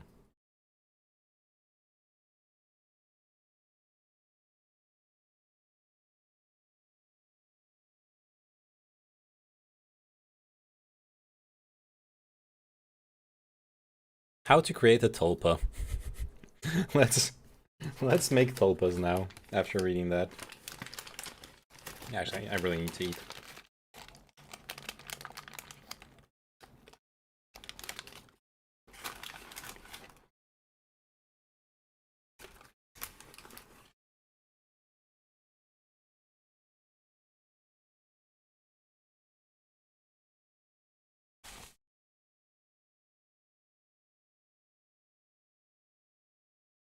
Think long and hard before you create a tulpa.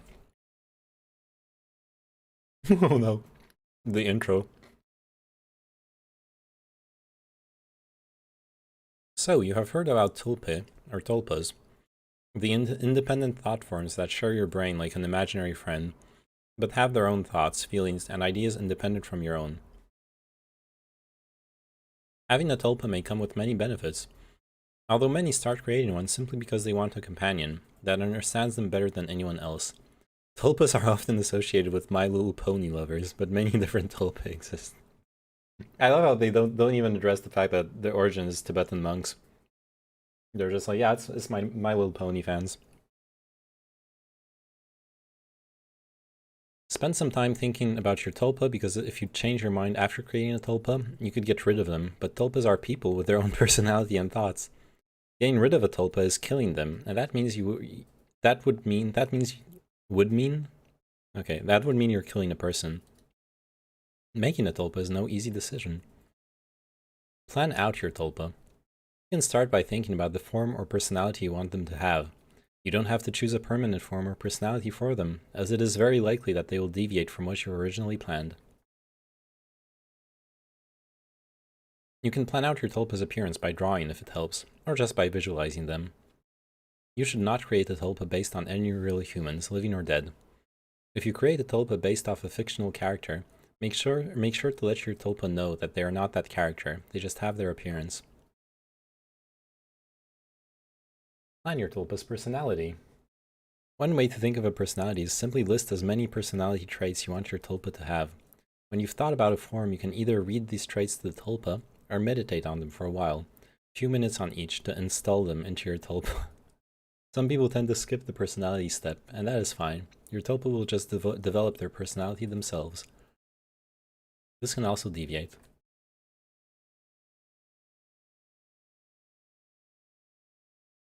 Part 2, visualization. Visualize your tulpa. Try to touch your tulpa. Try to feel their hair if they have any. The details on their body. Create a scent if you wish. Visualize movements.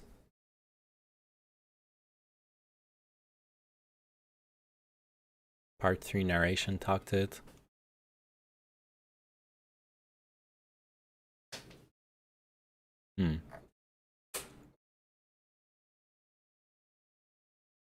What do you think of 6 million Americans being evicted soon? It sucks. They should just buy a house. Yeah.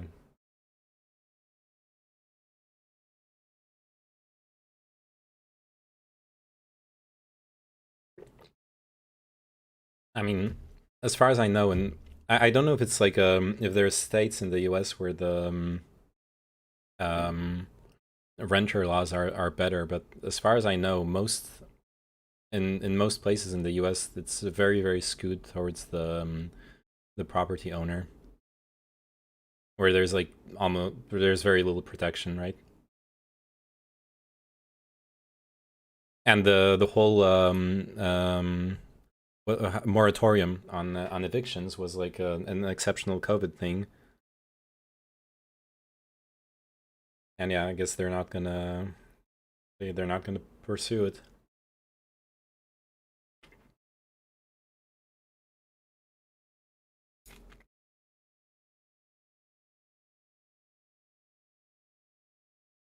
My pronunciation of words is so precious. Thank you.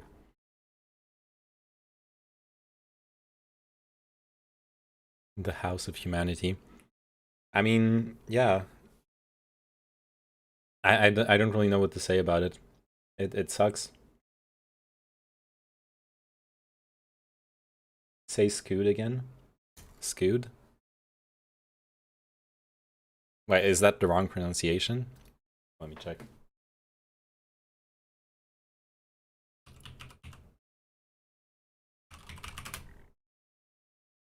Skewed. Oh, skewed. Skewed. Not skewed. Skewed. Skewed. Kind of like cute, but skewed.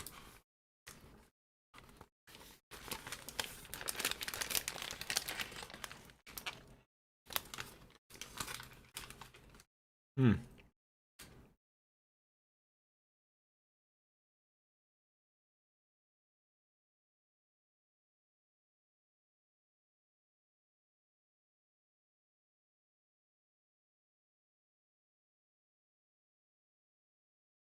Hmm. So this is a forum.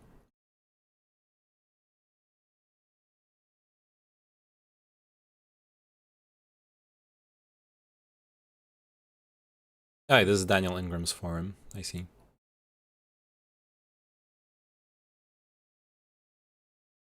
Ah, whatever. I think we've seen enough to not like have to waste time on that guy. You know what this dish reminds me of? I'm sure it's like a completely different flavor palette, but seeing the carrots like this and everything, it reminds me of couscous.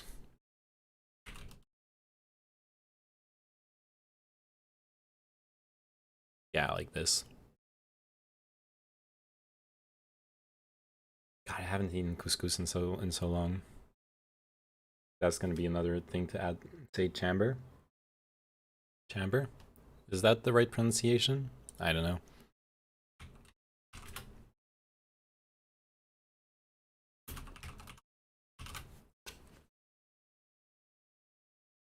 Chamber. Chamber. Chamber. Chamber. Chamber.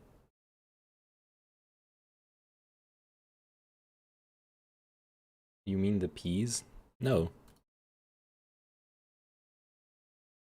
What? I wasn't talking about peas. And there's chickpeas in this, but... Oh. Oh yeah, there's peas in this one. Yeah, that's okay.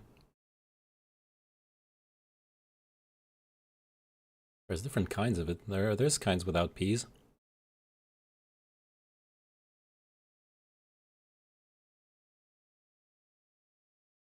Okay, I need to eat, okay? Gonna do some React whatever. Just so I can finish eating, and then we'll move on. Any suggestions on something to watch?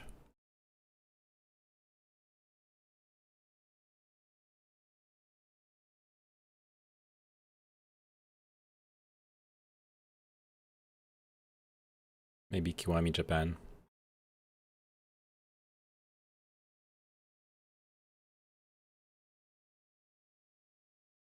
Oh, or I could check through my message history with Turnet. Look if there's anything interesting.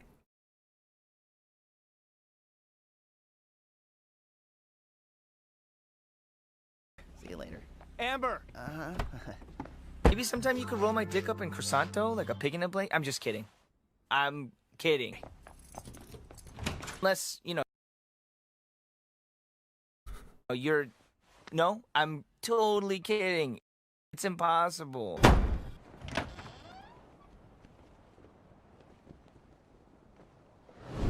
Oh my god. Even if I wanted to, you know?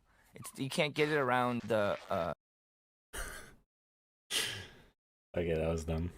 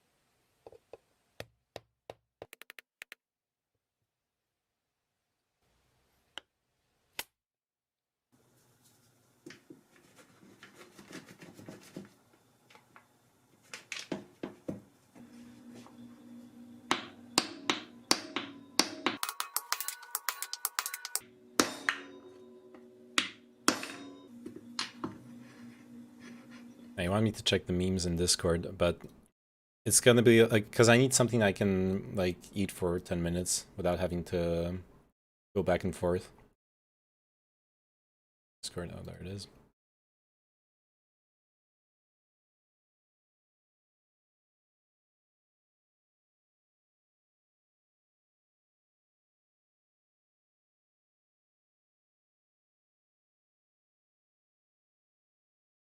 Yeah.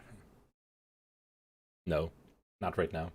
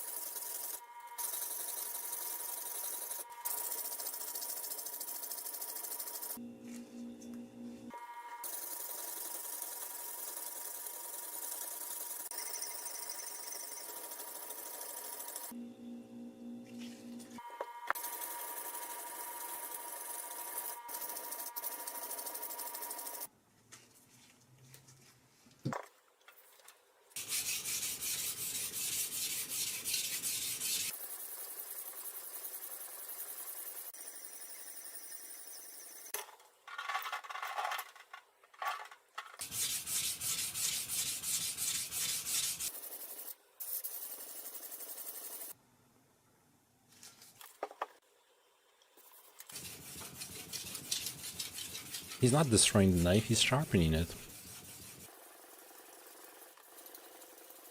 He's making it better. Those are some big diamonds, yeah.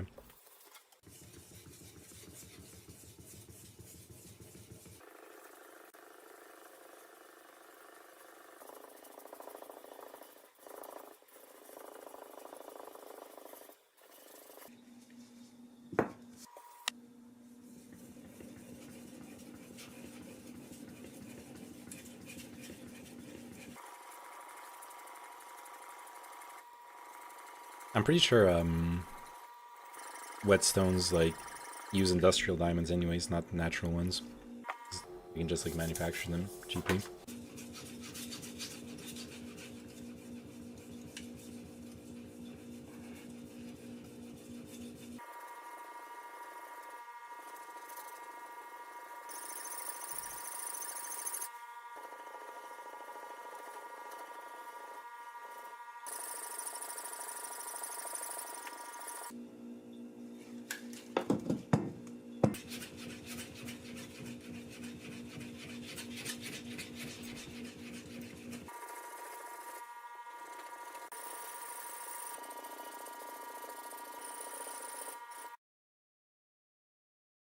I didn't want to write paragraphs because lazy, but also because I try to be humble and don't hold absolute truth. What I see from that article was that some people, teachers, gurus, and students, get stuck in the middle phase of waters are waters, waters are not waters, waters are waters.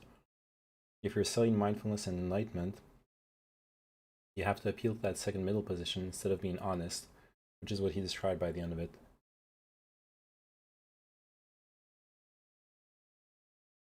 I didn't said so much to unpack, but may.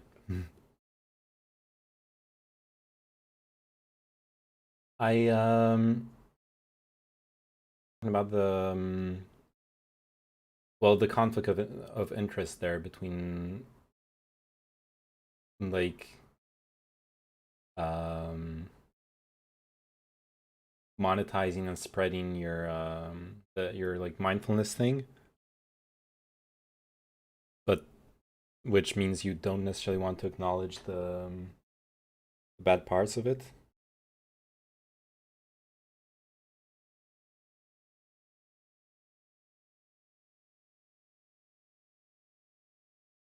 I definitely do also feel like it's just like a tool, and they're and you get a bunch of people running around with scissors if they don't know how to use them. Like if the people who do this like mindfulness meditation stuff, I'm still stuck on that Daniel Ingram guy in my brain. Like if they're all like Daniel Ingram, then I'm not surprised that they're like causing so much harm to people.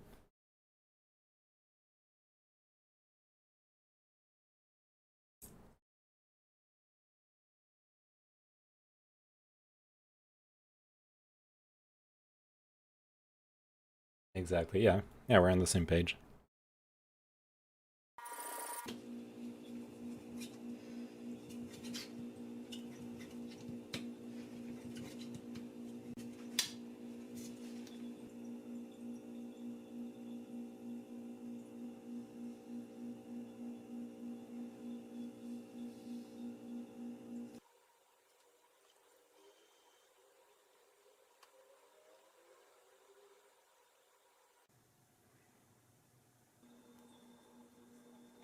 Oh.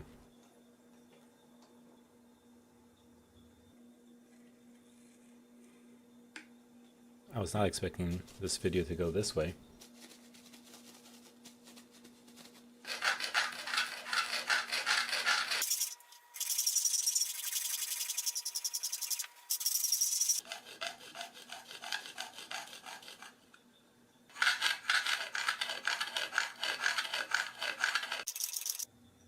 Just rubbed me the wrong way. It's all cults. Yeah.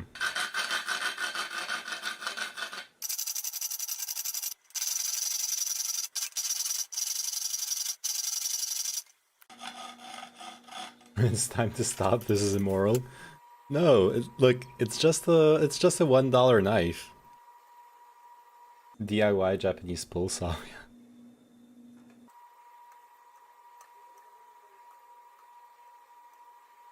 There is no ethics in the realm of DIY knives, okay?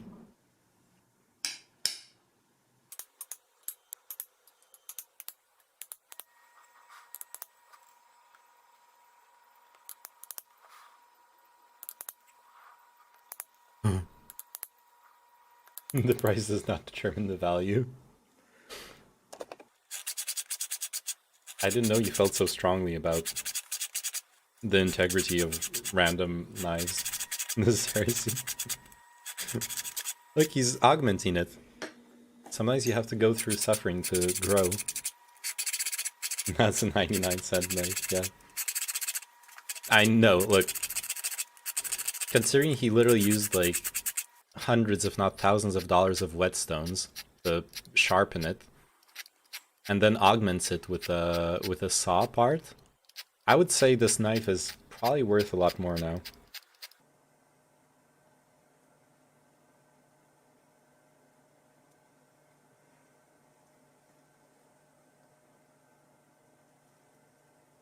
It can cut things. It never dreamt of cutting. Like paper.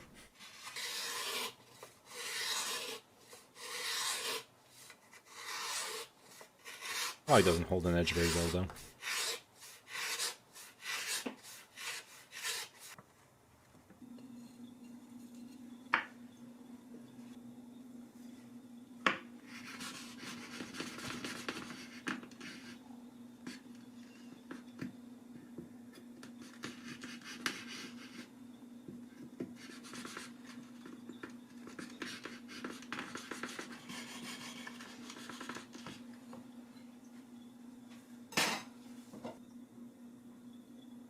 You can get a piece of shit metal sharp. Sharpness is not all that important to the quality of knife, but how well it will hold. Yeah, that's why I said it's not gonna hold its edge. He's gonna cut some shit with it and it will be dull.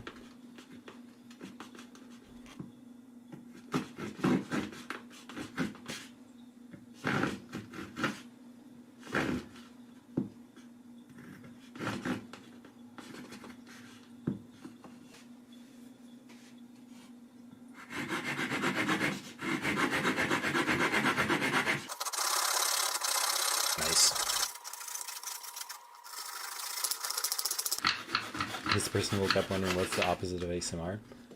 And honestly, the way I've stumbled on this guy's videos is a lot of them kind of are unintentional ASMR. This one not so much, but the other ones are really like enjoyable.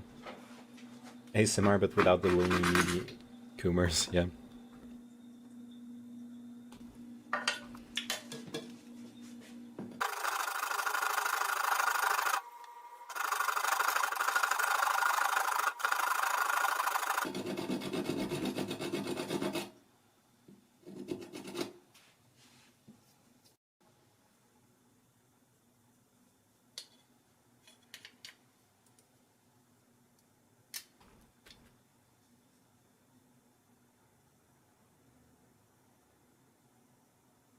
But now we have the whole package, the ASMR from the video and Neyman to lick in our ears. Oh god.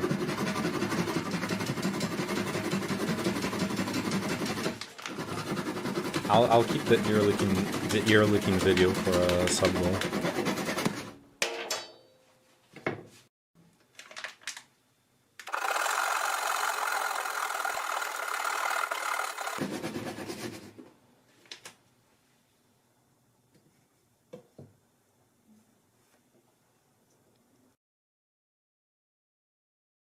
Look, he did it. He made a saw out of a shitty knife. Okay, you know what? Autoplay. I respect you. I will respect your decision.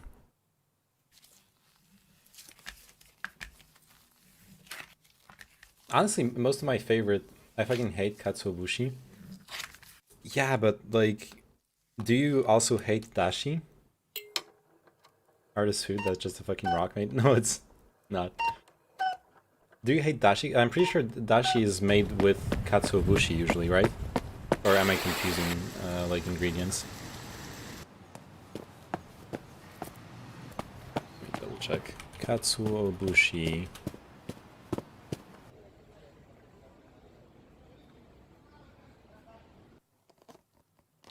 Oh yeah, bonito flight. Yeah, that's the one. Nakadashi? Well, I don't know what kind of dashi, but I know it's part of certain dashi. And like dashi is delicious. I probably wouldn't eat katsuobushi by itself. I mean, I would try it out. I would try, and maybe I would like it, but probably wouldn't.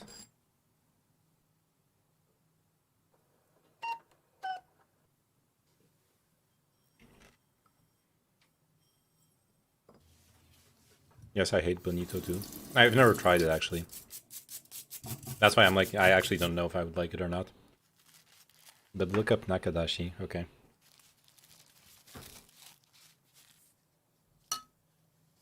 Right, because you've actually like lived in Japan. Oh. I don't know if it's a safe search, but googling Nakadashi, yeah, I have no results. It's okay. I like my Google search is extreme safe. I have safe search on, which means that I get 0 results from Nakadashi. I don't know what I was supposed to see, but I saw nothing. I'll have to look it up on my phone, I guess. Oh, Nakadashi means cream pie. Okay. Okay. Good one. Damn. Speaking of cream pies, where's Moopy Cake?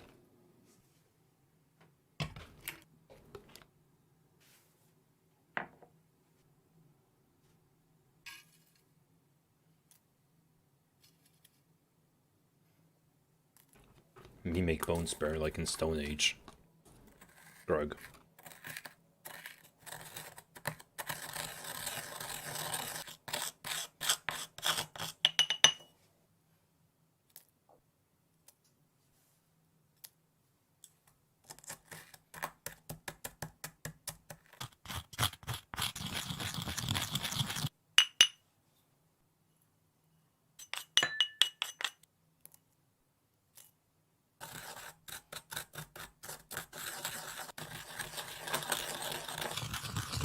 When I die, do this with my ashes.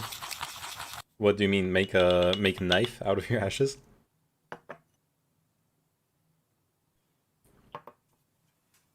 I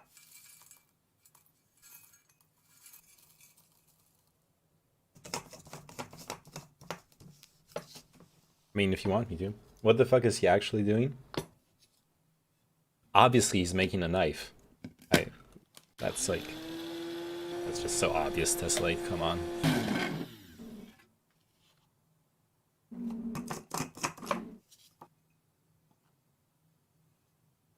Yeah, that's what this YouTube channel is about. This guy makes knives out of the weirdest shit.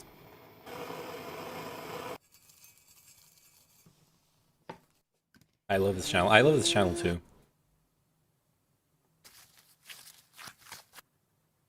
Oh, but also with clay. I forgot about that part. Bones can be pretty sharp, yeah. I like the pause when the bone powder gushed out of the clay.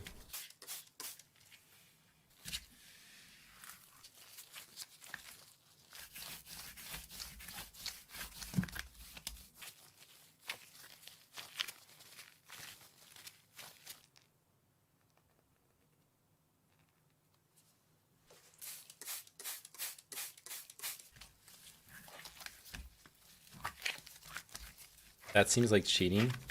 Well, usually when he does stuff like this, he shows that there were... I don't know, I don't remember in this video if he does it, but he usually shows that mixing in the bone powder makes the clay much more viable and harder.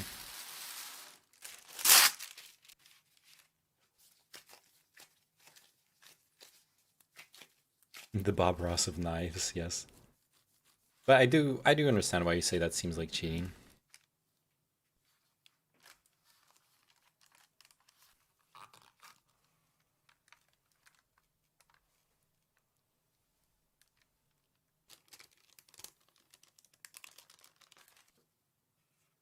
An Ash's dong. Yes.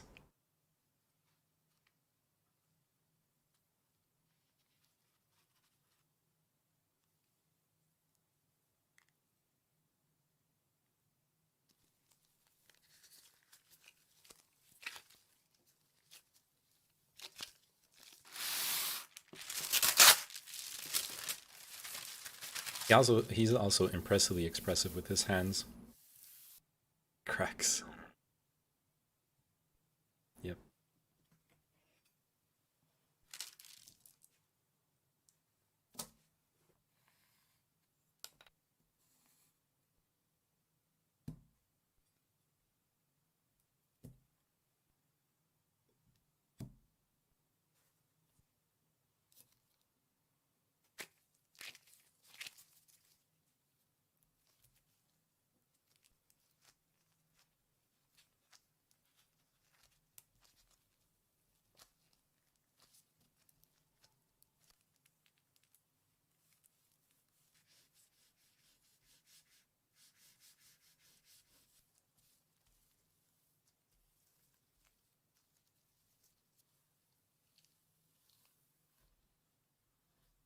I don't know if you really can get rid of the air bubbles inside the clay.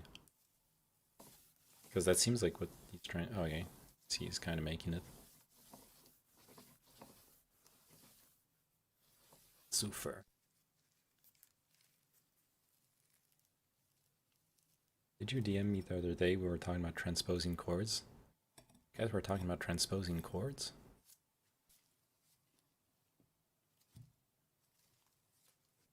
What are you transposing?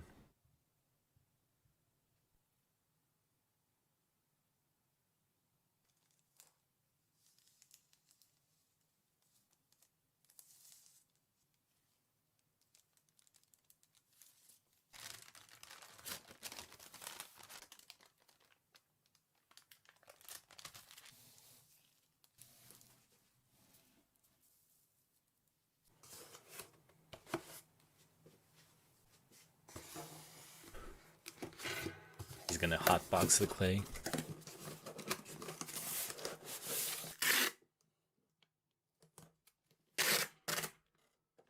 That, I mean, literally, he's gonna make the inside of the box hot. I already know his methods. Oh no, never mind. I was just trying it. I was wrong. He was learning the song, so he looked up the chords, but it was all open first position chords instead of the actual ones needed. I see. Is this dude trying to make a knife? Yes. He is going to make a knife. I have seen him do weird things, but I have yet to see him fail to make a knife.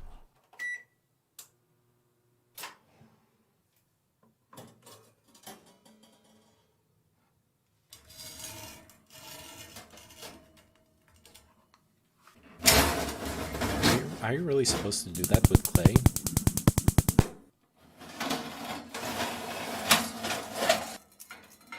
Like heating it up at different temperatures like that?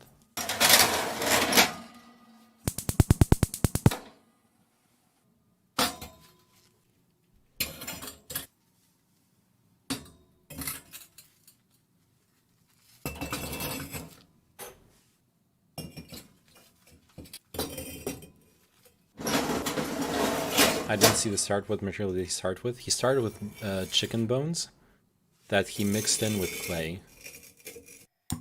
Yeah, KFC and clay. Base learning stream when I figure out what's wrong with my electric setup.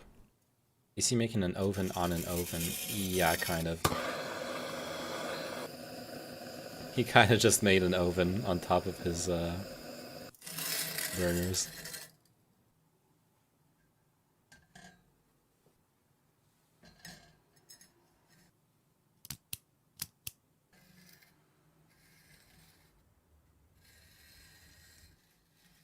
But yeah, I need to figure out some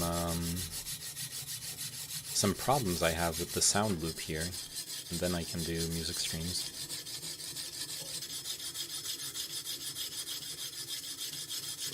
Say oven again. Yeah, I know it's oven, not oven. It's a kiln. True, it is a kiln. This is art, much better than the postmodern stuff. It is. I agree. Take it to the problem isn't with the bass. The problem is with nor with the bass is electronics. The problem is that when I plug it in to my amp or to my sound card, I get this super loud electric buzzing sound.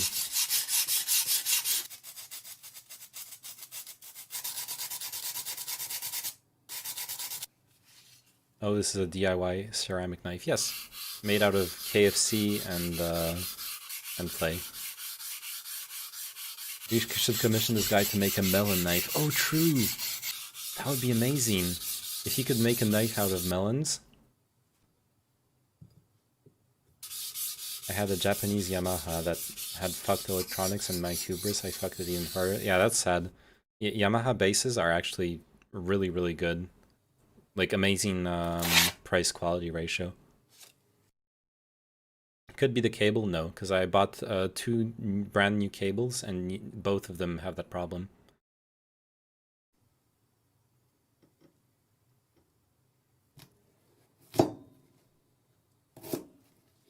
Oh god. Look at the marks it's leaving on the knife.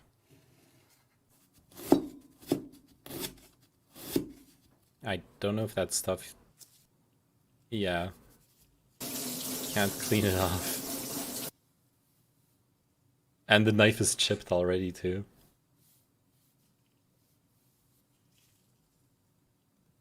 That's horrible. France won mixed judo. Nice. France is like really good in judo. Shitty, yeah, that one was terrible.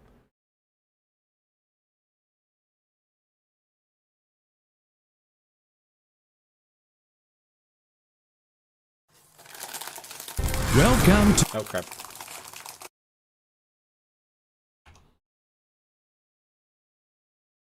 Yanjing King Double Ceramic Knives Manufacturer Company Limited, which is a specialist manufacturer and exporter of ceramic knives. We have advanced production equipment and superior technical personnel who has more than 10 years ceramic shit. knife making experience.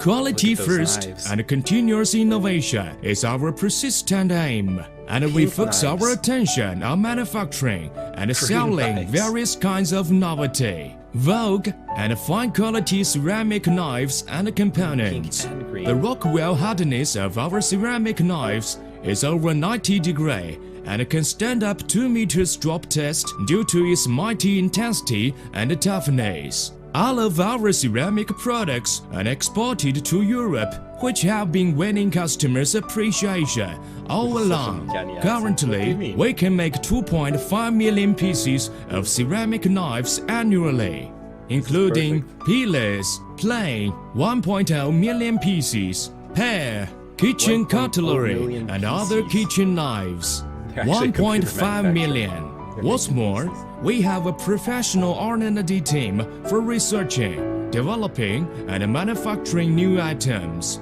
We spare no efforts in researching and developing more and more I need to new get a items sponsorship from to those better guys. satisfy our customers like ceramic home knives, and you can't abroad. resharpen them. Yeah. We are one of the biggest and most cost-effective knives ceramic are, cutlery manufacturer chip. in Guangdong province. Oh yeah, sorry, I didn't We notice. will The try video our was super best loud, to true. meet all the customers' It was even demand. loud to me. This is a 7 inches black mirror cover ceramic knife. Black mirror. mirror. cover can reflect the high grade of the knife. The knife is very Yeah, ceramic knives will chip really fast, and like the quality degrades really fast. At least in my experience. But I've only messed with like IKEA ceramic knives, so definitely not the high end of the yeah. Dare you to buy a full kit from them? Well, look. It's one of those things where honestly, if the stream was at least giving me like a little bit of money, I would totally do it just to be able to like show them off and check them out. But I don't know. I guess we can look at the prices. I'm not a fan of ceramic knives though. I don't really want them, even if they're like actually super high quality. sharp. Its hardness is higher. In the course of making knife, the skill and experience of the knife making master is also very Knife making important. master. Now, let's test the this sharpness the of the master? knife together. It's very simple. Maybe that's why they hide First, his face. take a piece of A4 paper, folding it into 3 angles. They wouldn't want people and to then figure put out it who their standing master on is. the block. Usually, we can see many people use this method to test the knife's sharpness. It can, but in fact, if you use this method to test the knife, it's just Shit. like tearing the paper by hand, but not the knife. Any knives can do that. Then, how can we test it a good knife or not? That was so Now, smooth though. we put the paper standing on the block. Use the knife to cut it, softly and slowly. Okay, look, Holy shit. we can cut the paper so fast and so easy. Softly and slowly. Okay, look, we can cut the paper so fast That's and actually amazing. I'd rather gift you the maid outfit. Nice. I had when they get dull at some point, and if you try to sharpen them, oh yeah, it's impossible to sharpen them. If once they get dull or they start chipping, you just have to throw them away. so easy. Amazing. What a Amazing. good knife. Next, let's do another test. Here are 500 pieces of A4 papers. Open the package and put those paper on the block. In order not to way. waste, let's cut the paper angle only. We only need one cut. Just one cut is enough. No more, no less. Now, we can see that cut 500 pieces of paper is so easy. That is a good knife. Let's watch one more That is a good time. knife. Turn on the other Watch side it one more and time. use the knife to cut. Look at the papers. The surface looks so sliding. If you use a good knife to cut tomatoes, it doesn't need jagging and pushing the knife. Yeah, they're dangerous. From this point of view, we only need a softly jag, not much strength. Then we will see the tomato Yeah. pieces are rather good looking. Oh, now, hey, Moopy Cake. we can see that use were King actually Double talking about, ceramic knife to cut the cream tomatoes pies is so earlier. simple, I was so wondering if you were easy, going to show and up. so convenient. How are you doing? Sometimes we may need to cut some fruits to make salad. Take cutting apple as an example. When we use the ceramic knife to cut, it's very easy. It doesn't need much strength, and we can enjoy the sound, which is just like a good music when cutting the apple. Besides, if we use a ceramic knife and a steel knife to cut the apple, at the same time, the surface of the apple, which is used to the steel knife to cut, will turn black with a strange smell, while the other one, which Wait. we used, the ceramic knife, Cutting an apple with a steel knife will not make it turn black with a strange smell. What are they talking about?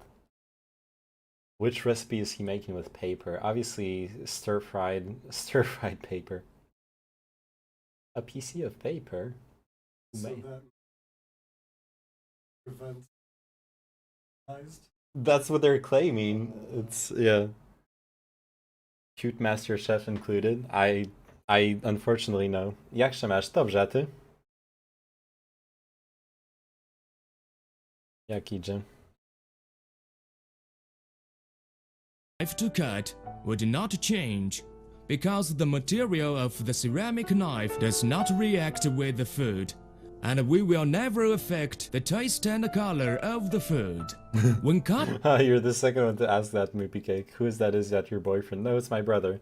He's staying over for a while. cutting fruits and vegetables, we just need to use the ceramic knife gently. Cause the knife is very sharp, we just should the need cafe one email cut. isn't Rainbow But anymore? also Here, let me remember, fix that for when you. cutting vegetables, we must pay attention to protect our hands from injuring. Look, ceramic knife is so light, so convenient. One knife in hand, one life in heart. What a perfect life. Eee. One knife in hand, one life in heart. One knife ye hand, one life ye heart. I don't know what he's saying, but it's so beautiful. One knife in hand, one life in heart. What a perfect life. If a knife is real sharp, when we use it to cut orange, the orange juice is not easy to wring out.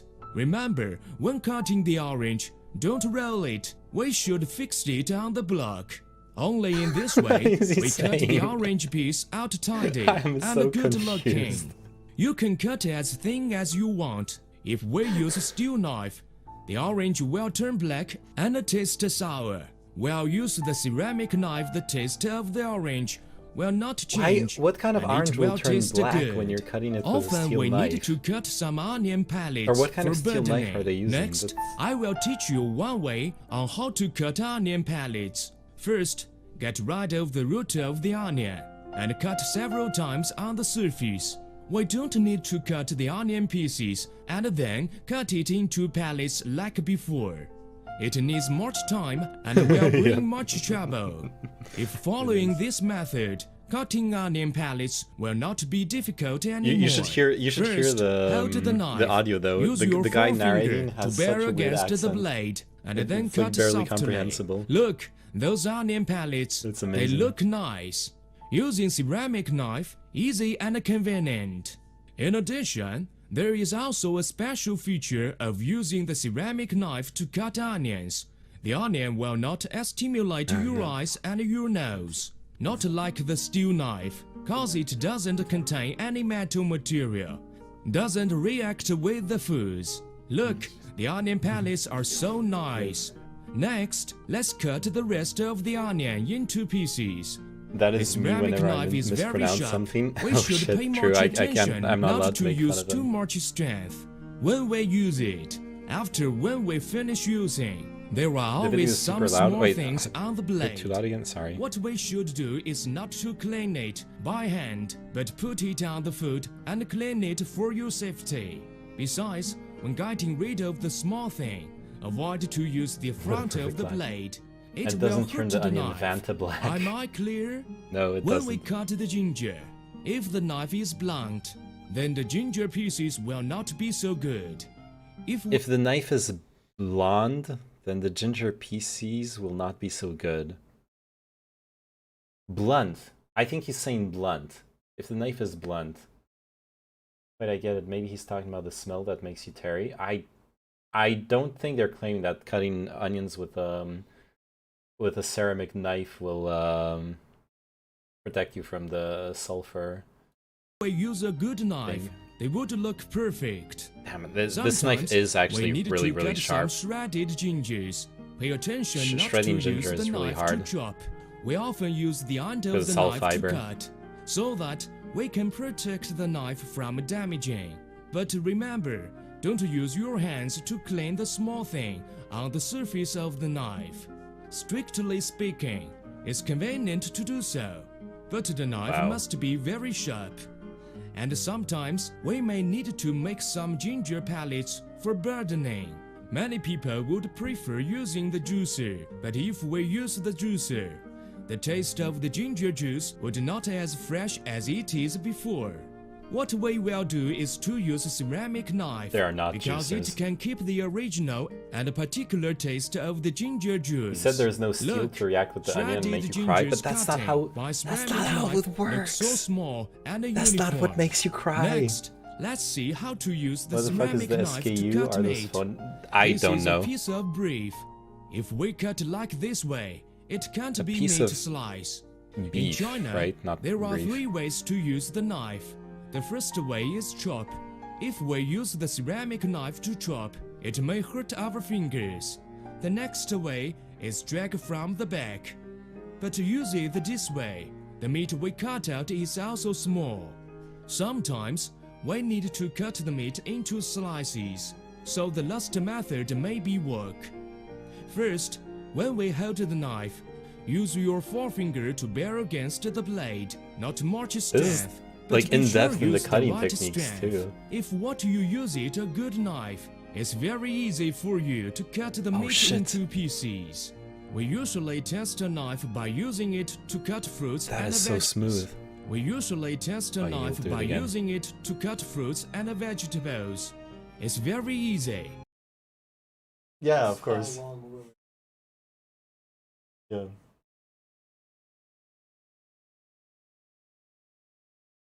I'm sold. Yeah, I need to get a sponsorship from them for showing the video. Give them my my promo code. Any knives can do if they are not blunt. Next, we will do a test on what exactly a good knife is. Here is a tower, a large one, a real one. And we will Lar- use this Here's a towel, a large one, a real one. Wow, I couldn't do all this with my metallic knives. Yeah. ceramic knife to cut it to test whether the knife is sharp or not. It's very easy for us to cut into pieces. Generally speaking, cutting tau is more difficult than cutting meat and vegetables. But tau is not the most difficult thing to cut. Oh, What is shit. the most difficult thing? The What is the wood. most- No doubt. Here is a real wood. Now we use Here the is a ceramic real knife wood. to cut. We will see that it's so simple and easy. The steel knife and the knives with bad quality will never do that. This is King Double knife, a good knife, a magic knife. This is a Magic ceramic knife, it's pillar. enchanted. We often use a steel pillar at home, but this kind of pillar is different. When we use I only have blonde knives, no good ginger pieces. the steel peeler to peel the vegetables and the fruits, the savor of the food would turn back and He's taste ruining the knife. fresh. Yeah, I'm. Now, After cutting wood with it, it's 100% fucked up. Yeah, relevant meme. Identifying wood with accurate results with simple tools. Yep, it's wood. we will use What about a ceramic axe? Ooh, the ceramic one to test whether the effect ceramic. is Sorry. like the steel peeler or not. Look, the skin which we peel out are so thin. What? Ceramic. Yeah, ceramic. I know. Aha. Omaha, yeah. Omaha. Omaha. Omaha. Fuck. I forget it right after. Magic knife, I bet it's only +1. They wouldn't let anyone order the more powerful stuff. True. That's actually absolutely true, actually. They would never let you order the +2, +3. That stuff's reserved for the military. And they look beautiful, fast and convenient. Beautiful. And it won't break the surface of the blood, did not turn back. It shows that What did he just say? and they look beautiful, fast and convenient. And it won't break the surface of the blood, did not It turn won't back. break the surface of the blood?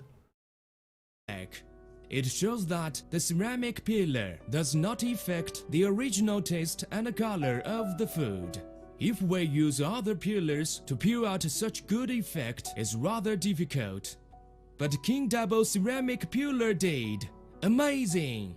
Choosing fair, the ceramic peeler for daily use.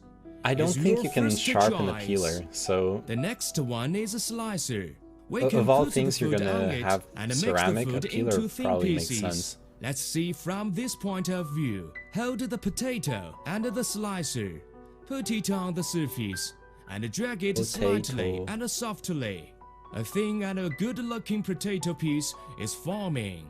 Fast and convenient. good looking Now, potato pieces let's forming. test how thin the potato piece is. Let's take one piece and put it I on feel the like that's an surface idiom of the mistranslated, packaging of the A4 paper. Look, we can see the words and the logo easily and clearly. Not to believe. Let's take another one to test. Look, each piece is the same thing. Many Same people thing. would take it for granted that ceramic knives is made of ceramic. It must Many people would take for granted that ceramic knives are made from ceramic. That is a true statement. be very fragile and weak. It way wrong. The ceramic knives, which is made by Yangjiang King Double Company, is totally different with the others. Then what is the difference? Now let's do a test. Sometimes we put the knife like this. It's easy to hit it by accident. Then it will fall down the ground. But now we can see that though the ceramic knife were dropping down for this high level, it looks still perfect. Now let's That's try actually another really way. impressive. Let the blade drop down first. What would happen? Look, the ceramic knife is still excellent without damage. What amazing knife! Dear friends, What amazing King knife. Double ceramic knives Just can made like bring King- enjoyment Kingdom of Belly life to anime, you yeah. and your whole family. Damn. I think he just said I'm at a fuck train at Now manufacturing and sell oh no. This is the I sharpened my metallic peeler with a nail file. It works quite well. Okay, I see. The whole family. This is the real art of the deal right here. Yeah. now manufacturing and This video is amazing.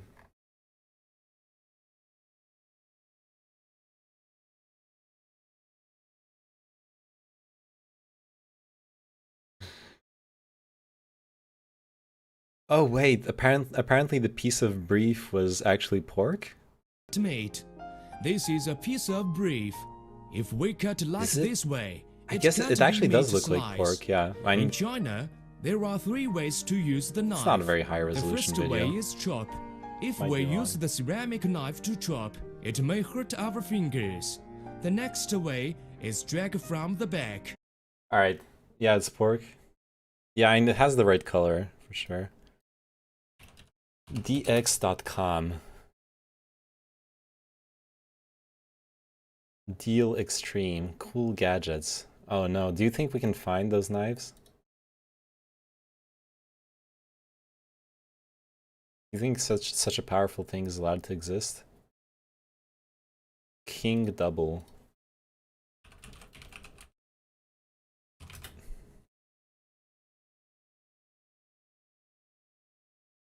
Nope. Brief equals pork, yes.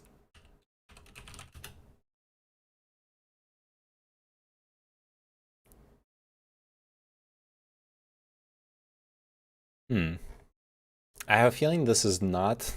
This is either the website changed or yeah, this is not what we're supposed to find. That's cool though.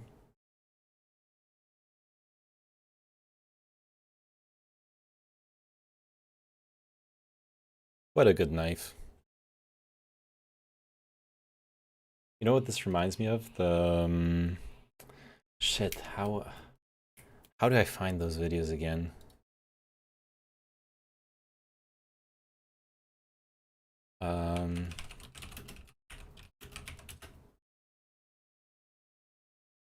Okay, this is the first one.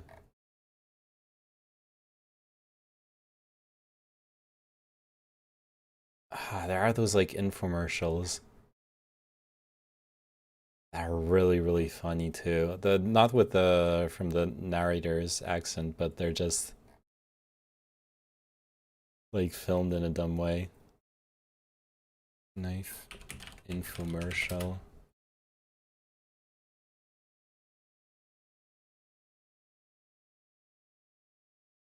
I'm not gonna find it again. Hi, chat.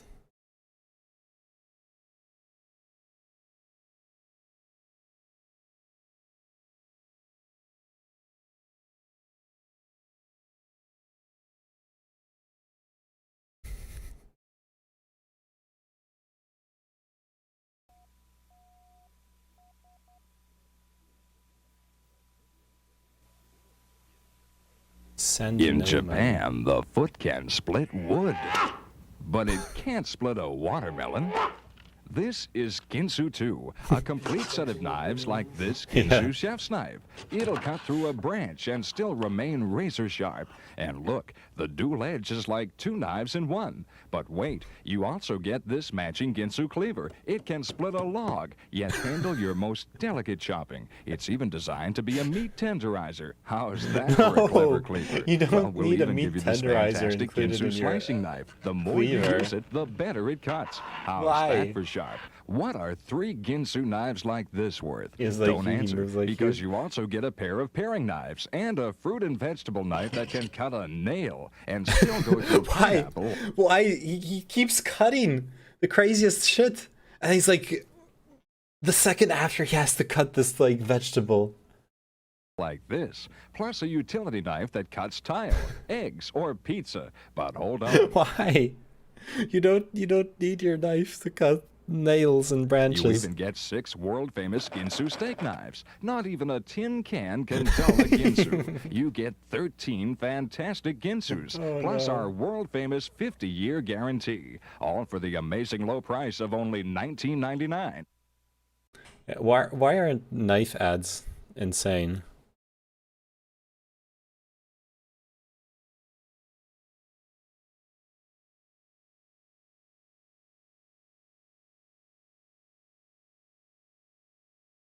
Speak for yourself, you could have used one to open those beans. Oh, speaking of which, I bought a can opener.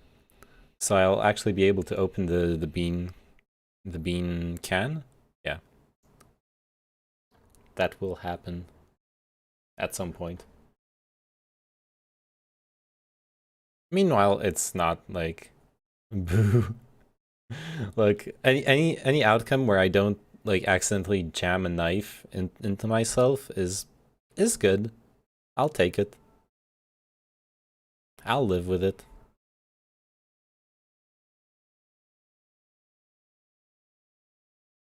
Can openers are for the week.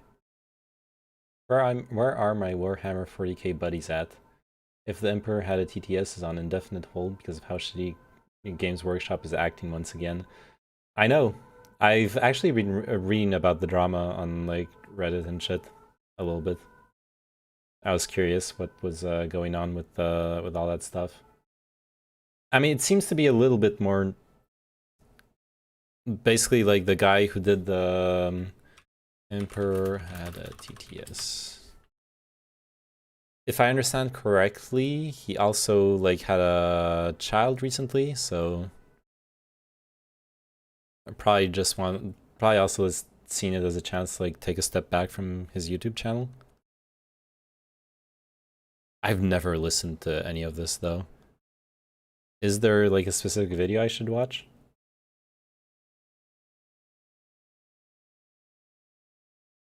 Let's pick a random one. So let me get this straight. It has been 10,000 years since my angsty asshole of a son Horos made me a paraplegic and put on this throne. That is correct, my lord. How the fuck did you all survive for 10,000 years without me around? Well, my lord, the Imperium has safely preserved your teachings and followed it for all these years, always submitting to your superior will. That's a relief. For a second I thought you guys would have turned into some giant megalomaniacal group of religious people running around killing each other in the name of some fictional deity, or something like that. Oh no, of course not, my lord. We would never stoop. Yeah, the irony is in the Warhammer universe, the Emperor was actually like really big on atheism, but they turned him into religion. But I don't know. Yeah, Games Workshop is really shitty with their They actually tried to copyright pauldrons. Don't know if you guys ever heard about that. Games Workshop pauldrons. Lawsuit.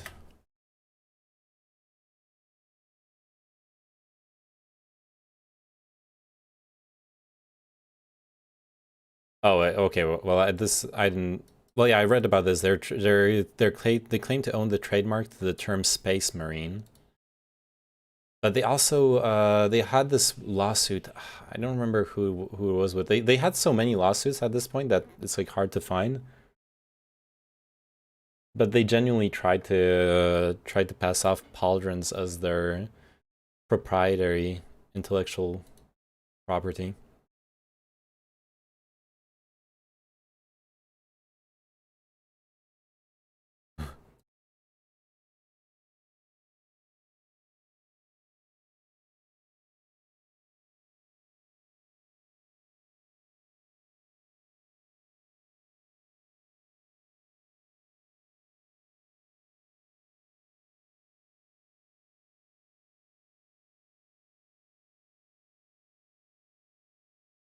Now they say you can't use Space Marine in science fiction. Yeah.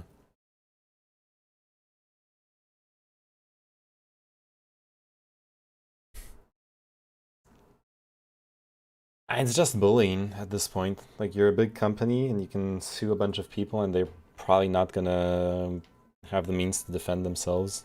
Until they do, and then you lose. I just don't know why, like, who the fuck in the decision making of companies thinks that will give them any kind of money. It's the weird part to me. Do they actually think like science fiction writers are going to be like, oh, we're going to pay you royalties just to be able to use the term Space Marine?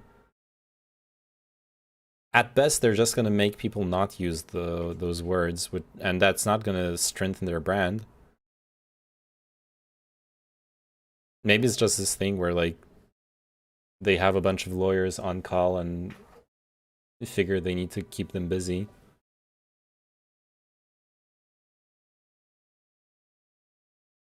I don't know. Okay. I'll just play some tanks. Haven't played in quite a while. Actually, you know what? I don't want to play tanks. It's not that I actually hate that game, but I don't want to play tanks right now. What I'm gonna do... play a bit of Deus Ex. That's what I'm gonna do.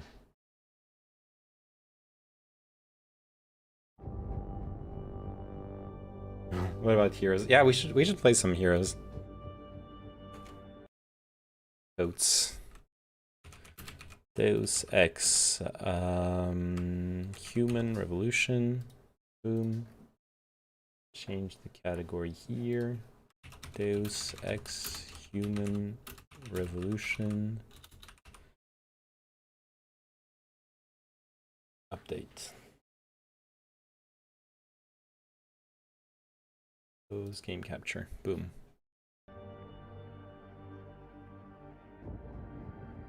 I actually haven't played video games in like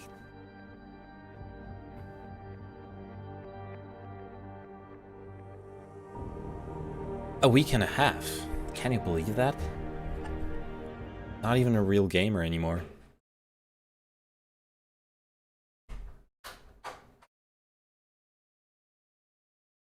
Oh shit, I just spotted something. Tessellate, I don't know if you're still here.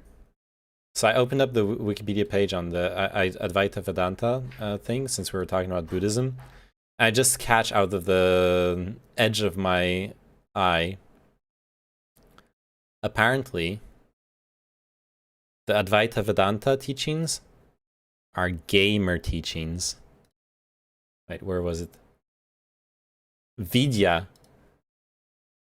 They seek liberation through recognizing the illusoriness of the phenomenal world and acquiring Vidya. They're gamers, Tessellate. They want to acquire Vidya. Okay, I'm sorry. I'm gonna stop shitposting.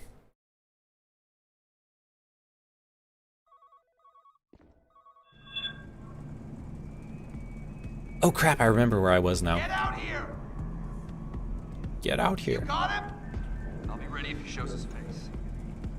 Get out here. Get over there and confirm it. Shit, that's a lot of guards. I need to get back into the Shrigma grind set here. Not sure where I have to go. I think I don't have to leave here. Like I did everything I was supposed to do. I do not have a confirmation Quit yet. hiding, boy. Oh, yeah, that guy actually like Moving to almost next spotted search me. point. On it, sir.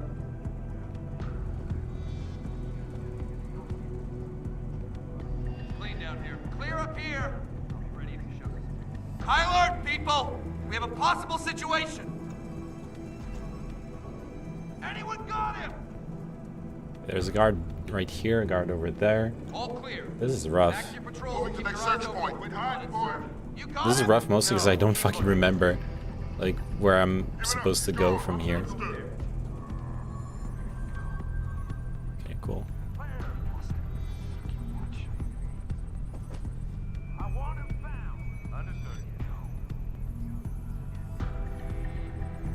Oh shit. Give it up. He's gone. Stay alert. He shows himself again. I want. Clean down here. Clean. I feel like I need to take out this guy. Now. Keep hiding, boy. Eyes open, man. Everyone Clear. I want him if he shows himself. Okay. I Target's need gone. to take him out. Could be over there, man. On it, sir. Stay alert. He Stay shows alert. himself again. I want him. I'll be ready if he shows himself. Keep looking. On it, sir. Quit hiding, boy. Yeah, that's a lot of dudes down there. Hostile has fled the area. Stay on alert. Stay alert. He shows himself again. I want him. Reporting to you live. Attempted to oust a group of Free States insurgents from the south. The pro-China rebels were demanding that the South Australian Federation release control of vital oil reserves and recognize the so-called legal northern government in exile used improvised explosive devices to keep the regiment at bay. He doesn't see me. What's he doing? Okay. Let's take them out like one by one, at least a few of them. So we can hide them in the conference room.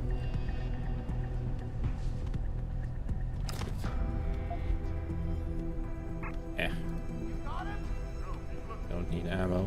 Okay, what I do need is like vents. Get out of here. What an idiot. Yeah, I know, right?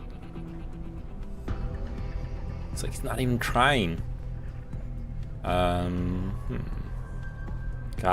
like getting back into this game after not playing it for, well, getting back into this mission after not playing it for I don't remember how long. How's it on your side? Looking good. It's making this a bit complicated. Okay, I'm here. Thank you. Yes.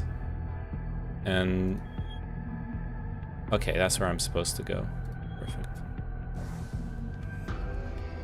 So going down the stairs should be fine. You, not the poor guard. Okay. Well, fuck you too. Okay, we're on the lobby here. Ooh. Okay. Shit.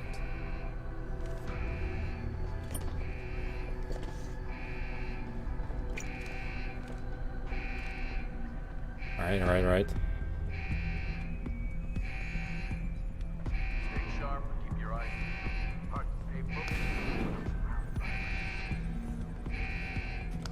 focused. Nice. Richard, have you found Easy. Eliza Kazan yet? Possibly. Didn't Back even in room remember 404, what the fuck I was detected doing. a holo processing cloud more sophisticated than anything I've ever seen. It was sent from an area of the complex that wasn't showing up on the 3D layout. You found a secret lair. A sub-basement level that's... Oh, sorry for the camera's placement. Not very good for the... I'll put it down here. So normally you get the text to the somebody dialogue. spent an awful lot of right. time trying to conceal. It's connected to the tower by a funicular. Look for a staircase in the back of the TV newsroom and you'll reach it. Well, it can't spell funicular without fun.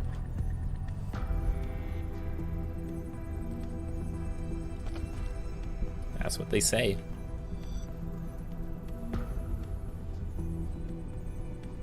Ficus.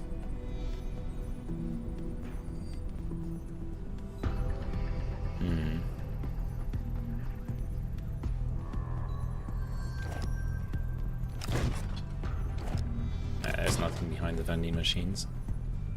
I was hoping there might be like a vent or something to use. I need to crouch everywhere because otherwise it makes sound. It's kind of annoying. Okay. I should quick save. I should hack this. Hack. Capture. Capture.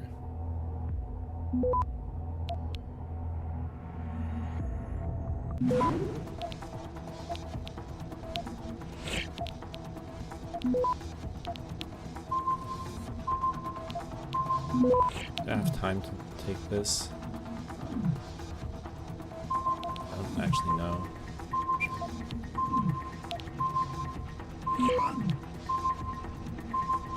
Okay, I'm fine. Access granted. Easy. I don't know what I just opened though. Oh, is this it? This is the media room, right? 3 credits. Pocket secretary. Shit.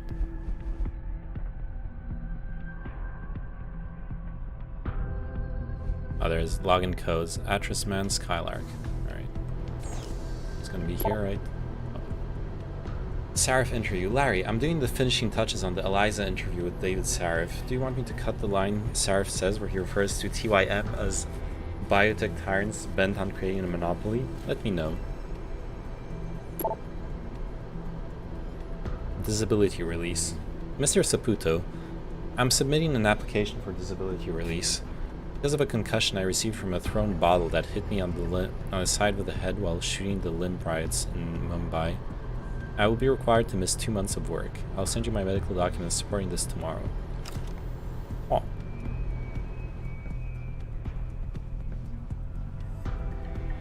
Oh. Proper handling of employees' healthcare. Wow.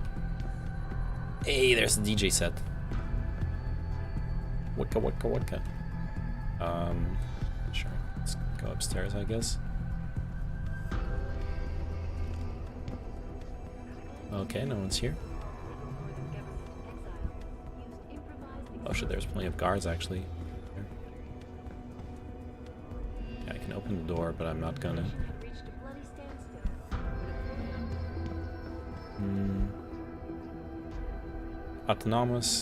Autonomous energy reclamation systems. Cool.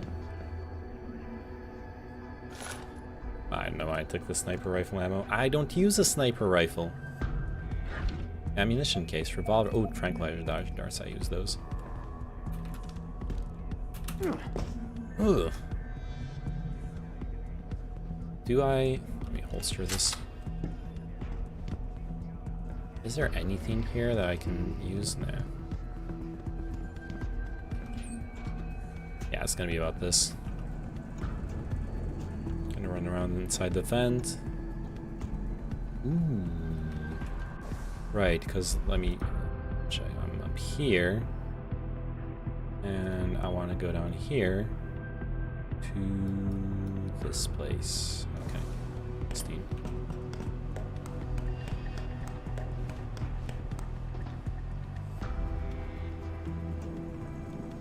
It does feel a bit of a cheat code when you open the map and like you've never been to any of those areas and it's already mapped out. But it does save a lot of time.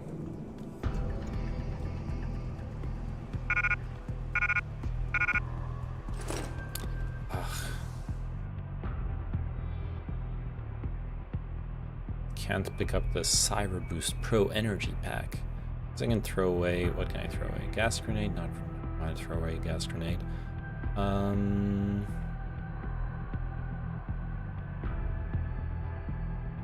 I need to throw something away. Now let's just throw an ammo capacity upgrade here. I really have no use for those. Wait, there's nothing else here? Oh, because this is an elevator shaft. Oh no. There actually is no use in being here. Well, we do also scout out this passage, which if I understand correctly, we will have to go through here. What is there? There's a mine down there. There's the turret. We will either EMP the turret with a grenade or just, like, find the computer to hack it, I guess. That's also likely to happen. Back to the media room. I'm gonna have to cross that room full of guards patrolling, which is right here. Oh, there's one already. Let me get the lay of the land first. Hello? Yeah, there's several guards upstairs, so we don't necessarily want to alert them right away. And by alert them, I mean the... So I can hit one with a tranquilizer dart, but then his buddy will probably come wake him up.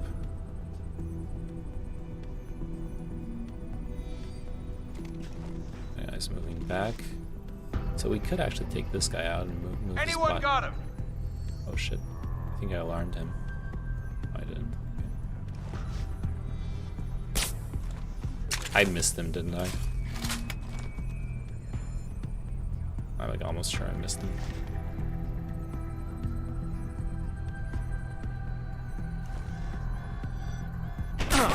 Oh fuck.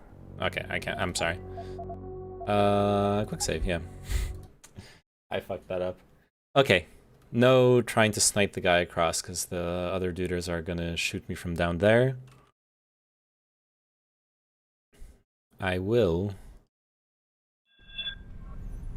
Yeah, where am I? I'm right here. Alright. This is like my time to shine. Is someone hiding over there? Oh shit. Spotter from down there, I think.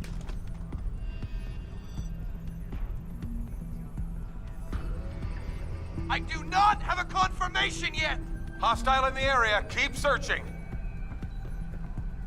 Clear. Very clear. I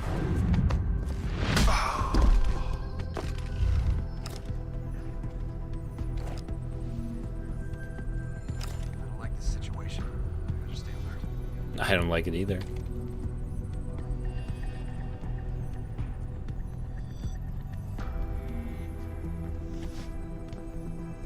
Yeah, I don't think that that other guy is gonna spot the body, so this should be safe for now. Right? Yeah. I just can't snipe anyone from over here. Let me double check the map. I'm up here, and I want to go down there. Oops.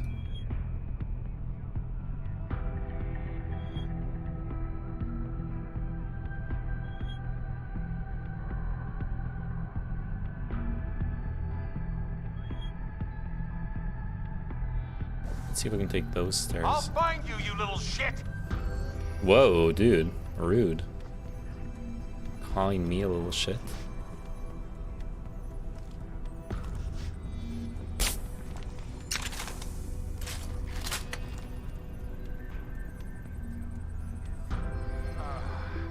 Nice. Is this just a normal sniper? Yeah, it's just a normal sniper.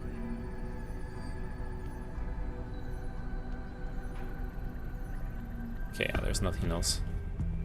So we could continue down here, which there's another set of stairs.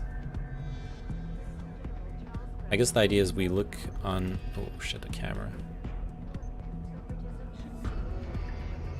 Yeah, I don't know if I can pass here, as long as the camera's active. Because the alternative is... Oops. We can make our way down the stairs. Keep looking. On it, sir. Okay, we can make our way down the stairs. So there's 3 guards here. No, keep looking. Oh, we can just sneak through here. Hello? Shit. If anyone is hiding here, you better come out. Camera spotted me for like a second. I fucked up. I hope I still get the XP bonus for not getting spotted, but not sure at this point. I don't want to restart just because of that, though.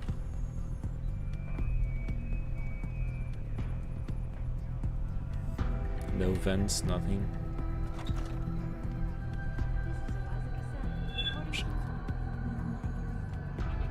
Kind of want to get that ammo over there. I think I can. Hello? If anyone is hiding here, you better come out. No, is this where I came in from? This is... Oh my god, this is where I came in from. Oh no. That's just sad.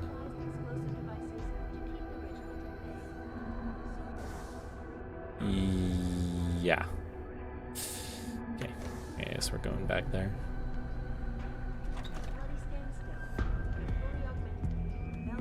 And here's where the fucking camera spotted me. Well, I have no... Oh, and there's a turret in the middle, too. This is rough. Searching next grid. If anyone is hiding here, you better come out. Sounds like I don't chasing know. after ghosts again.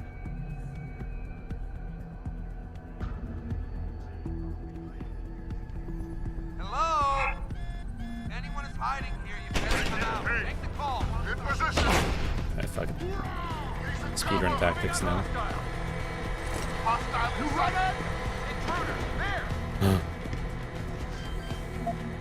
Uh-oh. That's not good. Uh-oh. That's absolutely not good. Responding. Why are they shooting, by the way? I'm just curious.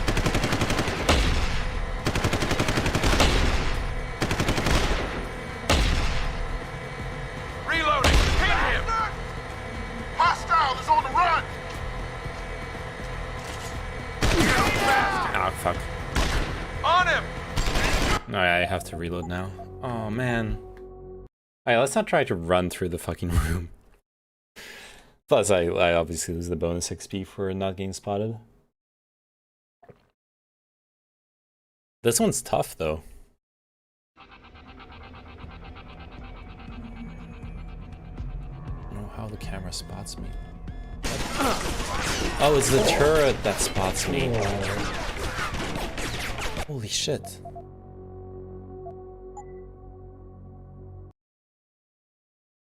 Yeah, I didn't expect that. I could...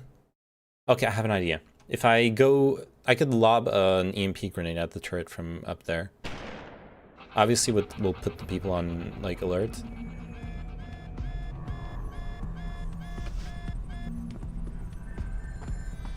But I think it's the safest way of handling it.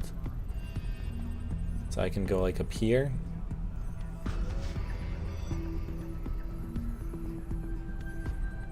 Yeah, I have EMP grenade selected. I don't remember the keybind to throw it though. Controls.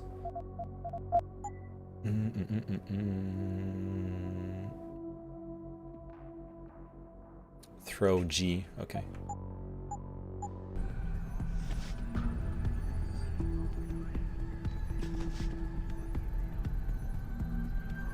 There's definitely something strange going on here. No, keep looking. Let's move. That was bad. Disturbance. I have a few. I'll just quick save here, and if I waste another one. Thing is, bounced off the fucking lights up there.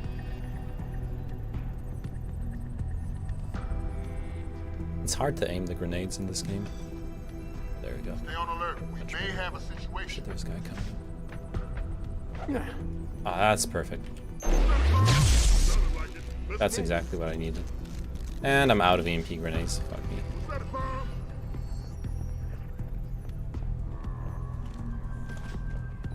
Hostile on the ground. Sounds like trouble.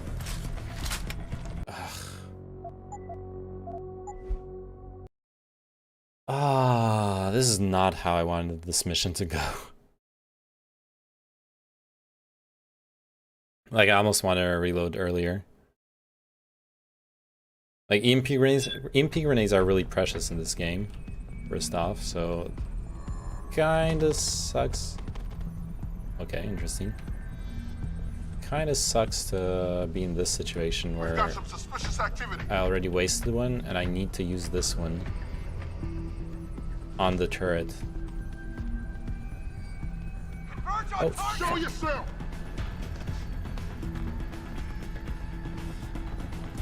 You run out. Moving to attack.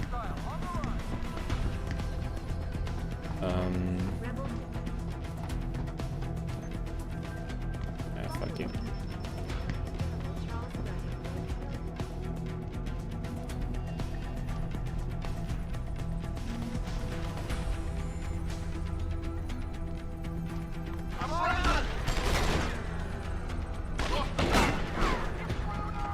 Hostile on the run. Alright, never mind.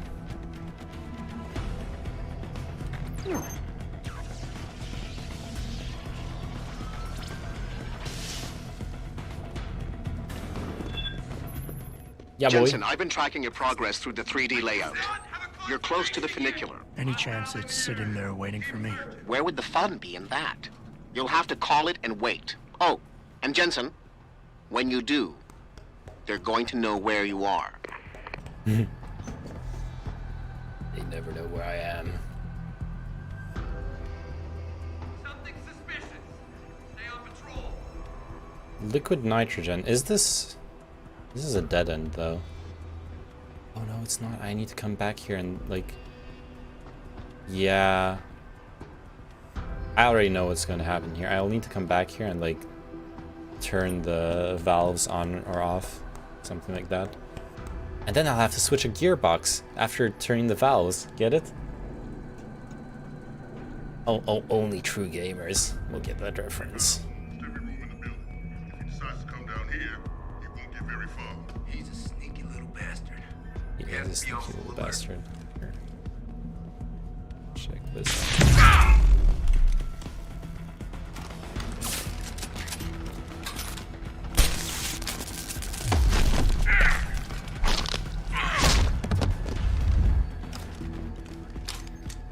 Blasted him. Now let's reload this thingy.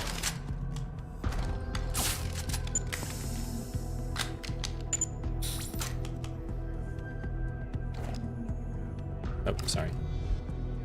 Credits, pocket secretary, yes. Empty, okay. Pocket secretary, here's the code for the storage room, 0068. Secure that room. I'll secure it, alright. Okay, quick save. This is not the storage room. Some credits.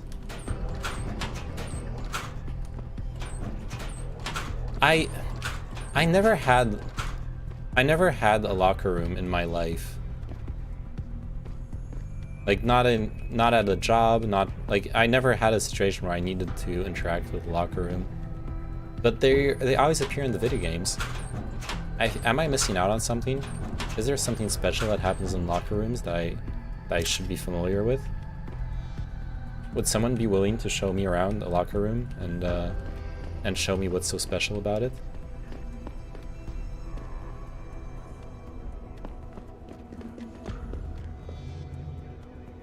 I don't think there's any other guards here. Oh, there you go, 0068.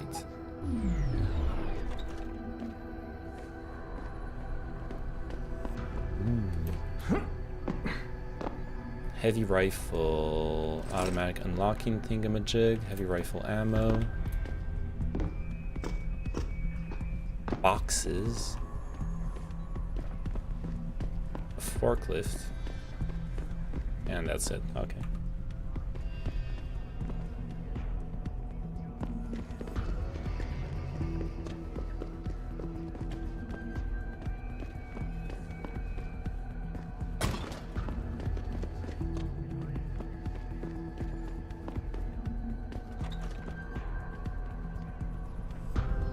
Is this? No, okay.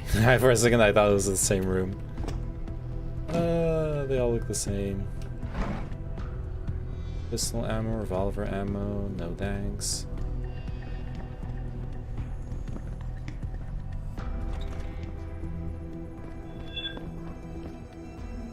What's that sound?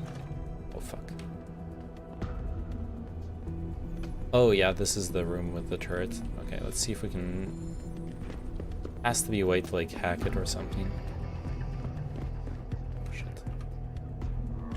Or maybe not. What the hell is going on here? I'm wondering as well. EBH fam.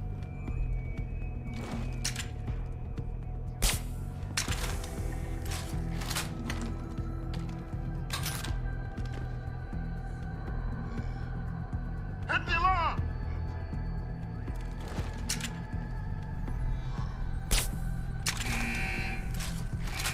Whatever. Someone hiding over there.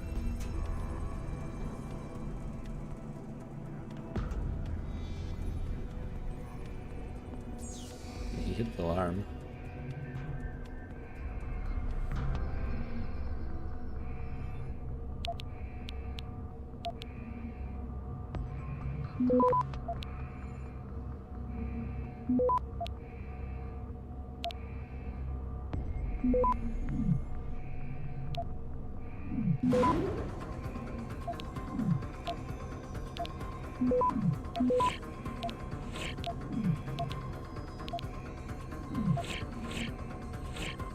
Access granted. Cool. Access granted. Okay, turn off the camera. Disable the turret. Boom. We're done. I should go here just for the little XP bonus. So every time you go through an event, you get an XP bonus. Oh, I could circumvent the entire, like fighting those guys and getting the alarm triggered on me. Found a rifle ammo. Do I want the gas grenade? Yeah, sure. Let's pick it up for now. And ooh, stun gun darts. Yes, please. Ooh, and I can go under the. That's done it. They'll be converging on your position, and the funicular will take some time to get there. It isn't a high-speed elevator. Great. Not to worry. I'm sure your new friends will make the wait interesting. I'll keep you up to date on his progress. Thanks for nothing, Francis. I don't like this.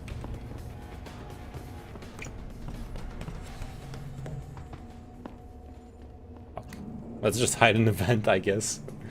Just hide an event while this is a non-lethal playthrough. It would be nice if I could just turn the turret to shoot them. But I can't. That would be fucked up. That would be a lethal run.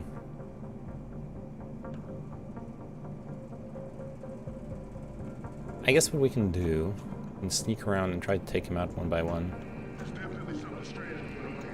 There is.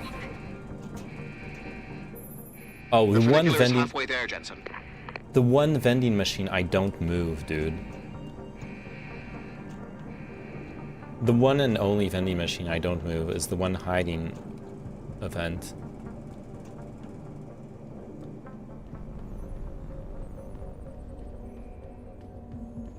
Of course.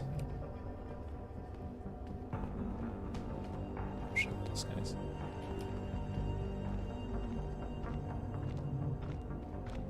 He's gonna come all the way here. You got him. Nope. It's around.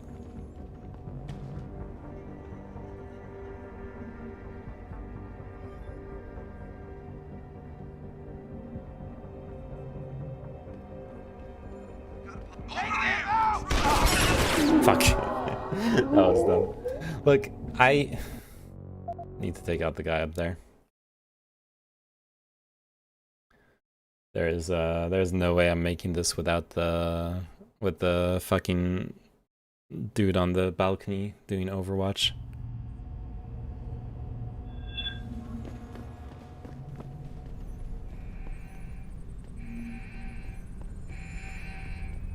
I think we'll do this. We can preemptively take him out when he climbs up here. Open him up! I want eyes on this guy! Yeah, something like this.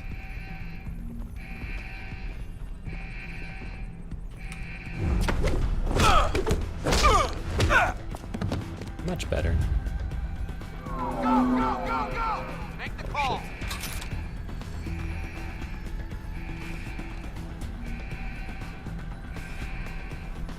Converge on target! Push him out! Never mind. This backfired. This backfired a little bit. Not gonna lie. Ow, fuck. I climbed up in the meantime. Oh no.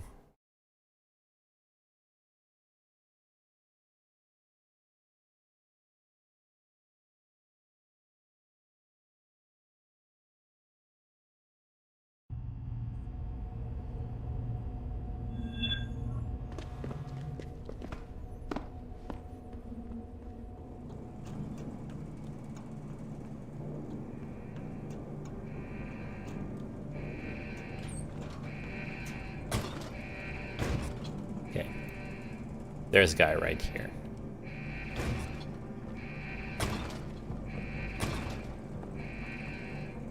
I love how he doesn't notice I'm here.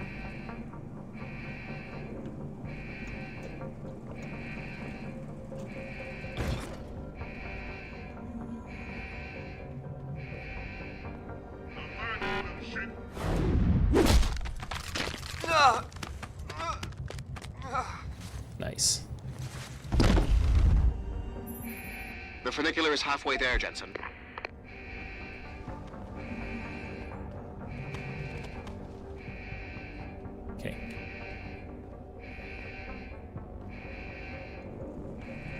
Now, what we want to do, we want to snipe the upstairs Overwatch dude.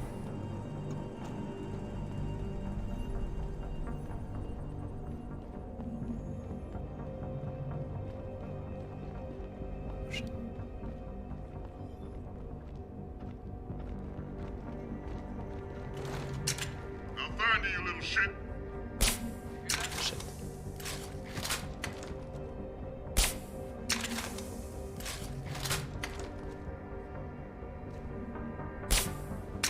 Did I hit him there? I did. Oh, fuck, he spotted me. Lost visual. Your ride is there, Jensen. Get moving.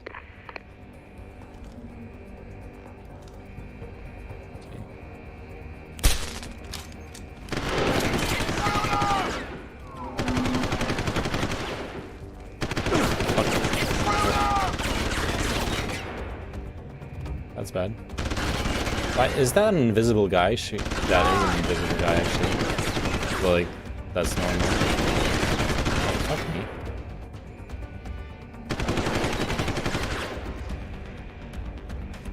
Lost visual.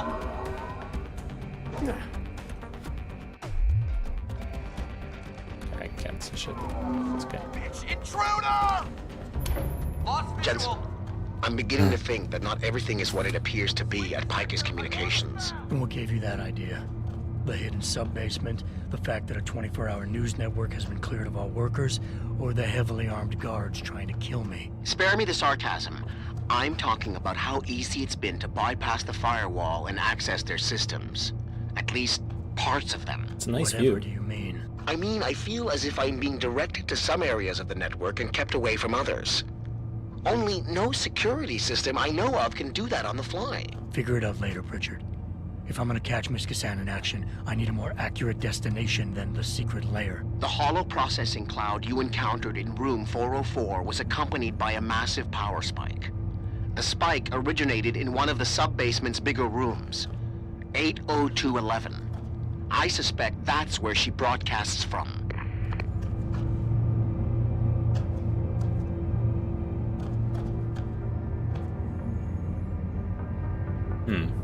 Where's the head crabs?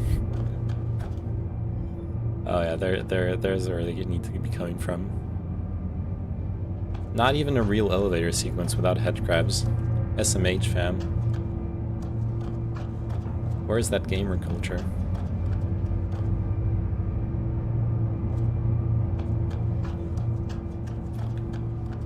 I mean, look. Woman claims 7-foot giant ate berries from backyard shrub.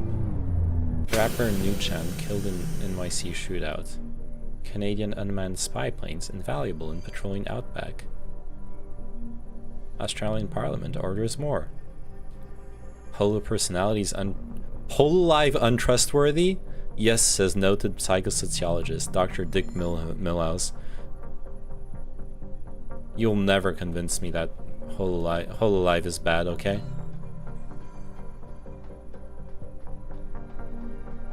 Obviously, it's FUD.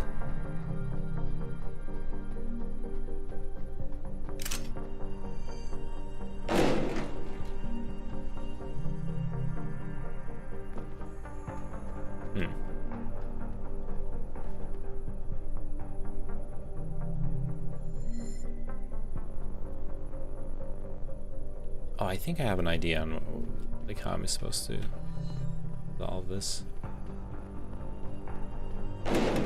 I feel like this camera is going to be very dumb.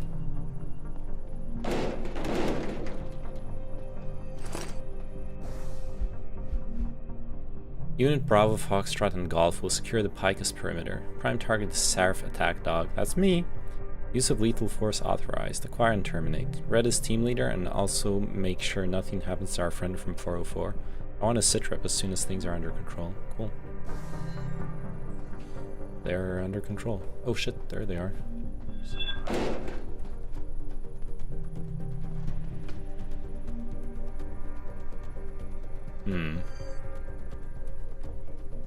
This is gonna be interesting. Hello? If anyone is hiding here, you'd better come out.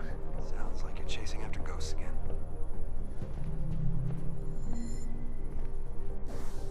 I want to try something.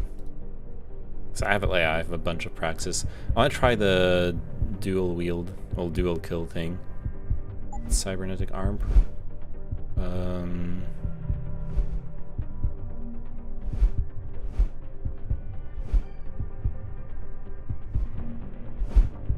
Shit, there's one there that lets you like take down 2 people at a time. Where was it? Oh yeah, there it is.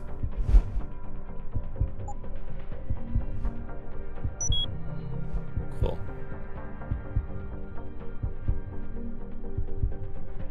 Take down 2 opponents at once. That's gonna be wicked. And yeah, let's get inventory size for now. No one here.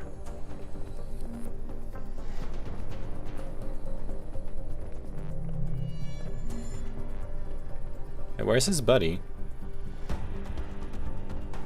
I'm mega confused. Oh, there he is. Possible visual.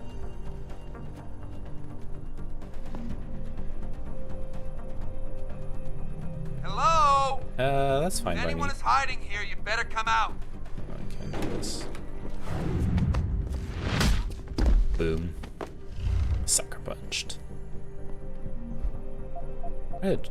Credits.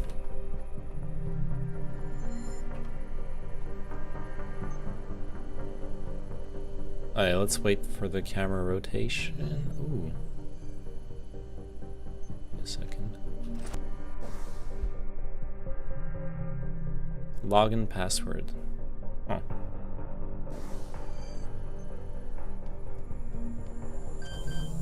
Oh, I don't know the code. I'll just use the quick hack tool. After another cycle of the camera. There we go. Easy. Oops. That way I don't have to sit in front of it.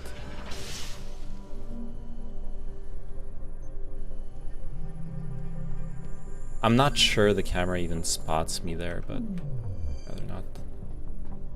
I'd rather not risk it.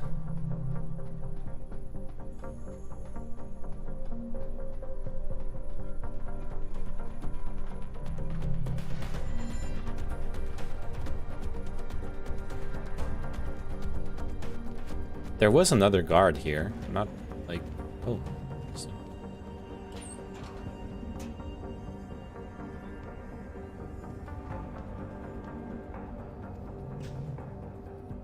Oh, there's plenty of other guards over there. Oh, there he is.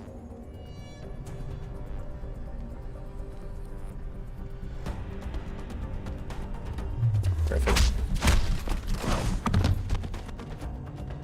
Nice. So what's nice here is we get to credits at computers.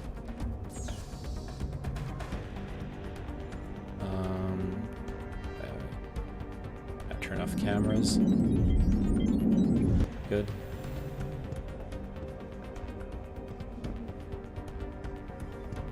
Tranquilizer darts, yes please. And another computer. Email. I understand your concerns, but you'll have to leave the premises with the rest of the staff immediately, regardless of your concern for the safeguard of information. These people are professionals and they know what they're doing. If they need us out, I'm sure it's for a good reason. Okay. Oh, pocket secretary. Nice. Oh, that's the same message we just read. Cool. Yeah. Oh shit, that's a door.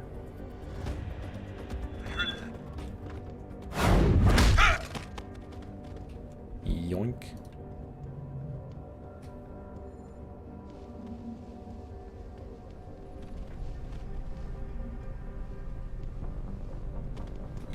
Perfect.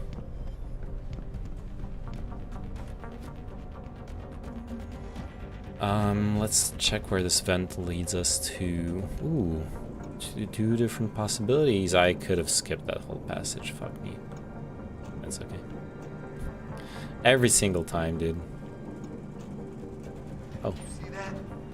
The door opens No one came through. Yeah, that makes no sense. This building is who it is. I know. I saw the Floyd reunification show here in 2015 before they turned it into Pica's headquarters. Wow, that must have been good. Yeah, except a couple of people got crushed by a block of concrete. Fell off the side of the building and Oh, that's a splat. camera. Fortunate.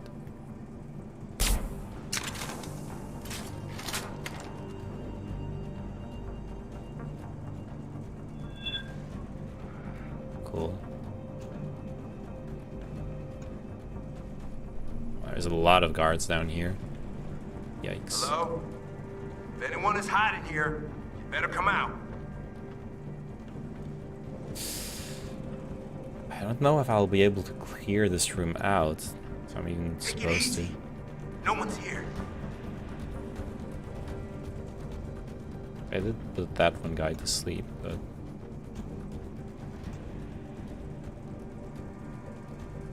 there's just so many of them. What I want to be is up there, honestly. So maybe I can make it up there.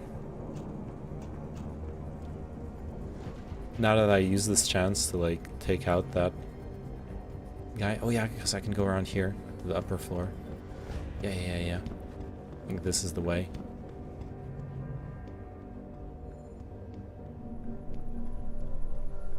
Oh shit. Camera is not the way though.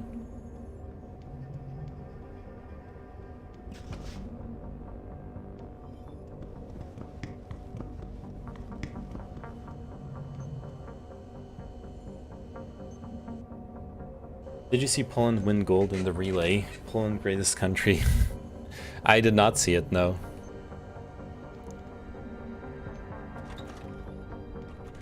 I have not watched the relay, actually.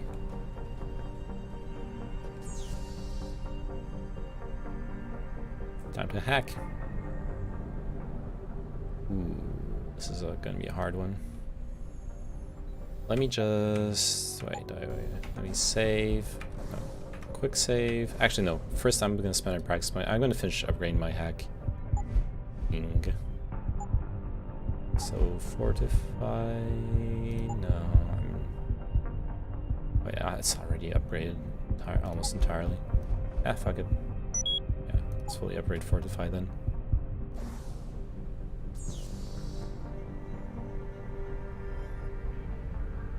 I don't know. I'm not the most like rah-rah country type person in general, if you know what I mean. Nice, not detected yet.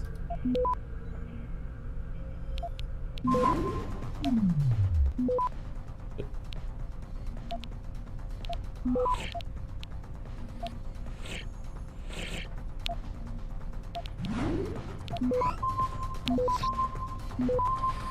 Access granted. Okay, yes, we get to turn off this camera. Robot disable, yes please.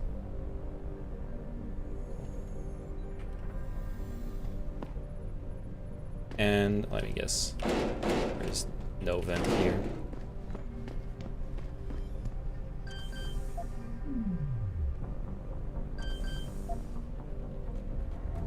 Manjaro just works. Fucking Linux supremacists in chat. You know what just works? Not messing around with your crazy OS.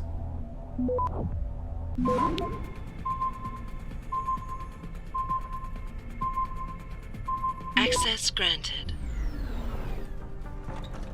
Perfect. Sniper ammo, I don't need that. Cooling system. I'm pretty sure I cannot use that, can I? Heavy rifle, plasma rifle. Yep, cannot equip that. Rocking it. Ooh, Pep's energy pack, yes please. Those are always nice. Yeah, that's it.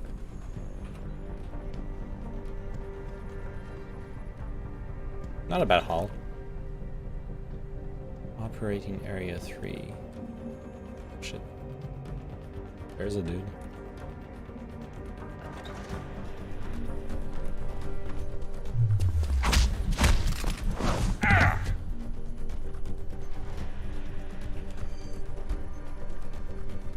yeah, this is perfect. This is exactly where I wanted to go. By the way.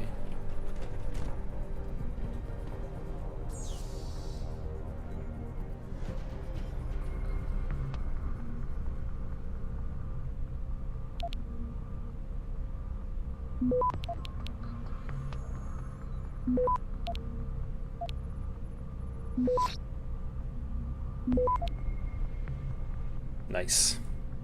Access Clean granted. hack. Disable the cameras. Robot disabled. Perfect. Man, doing this on a lethal run would be so much fun. Just sicking the robots on the enemies. I would love to. That's like one of the fun parts of this game. Seeing them fight against the OP bullshit that you had to fight against. Looks like there's something across here, so I'll go check it out real quick. Right, yeah, there's like a conference room here. Ooh, I never looted this guy. There we go.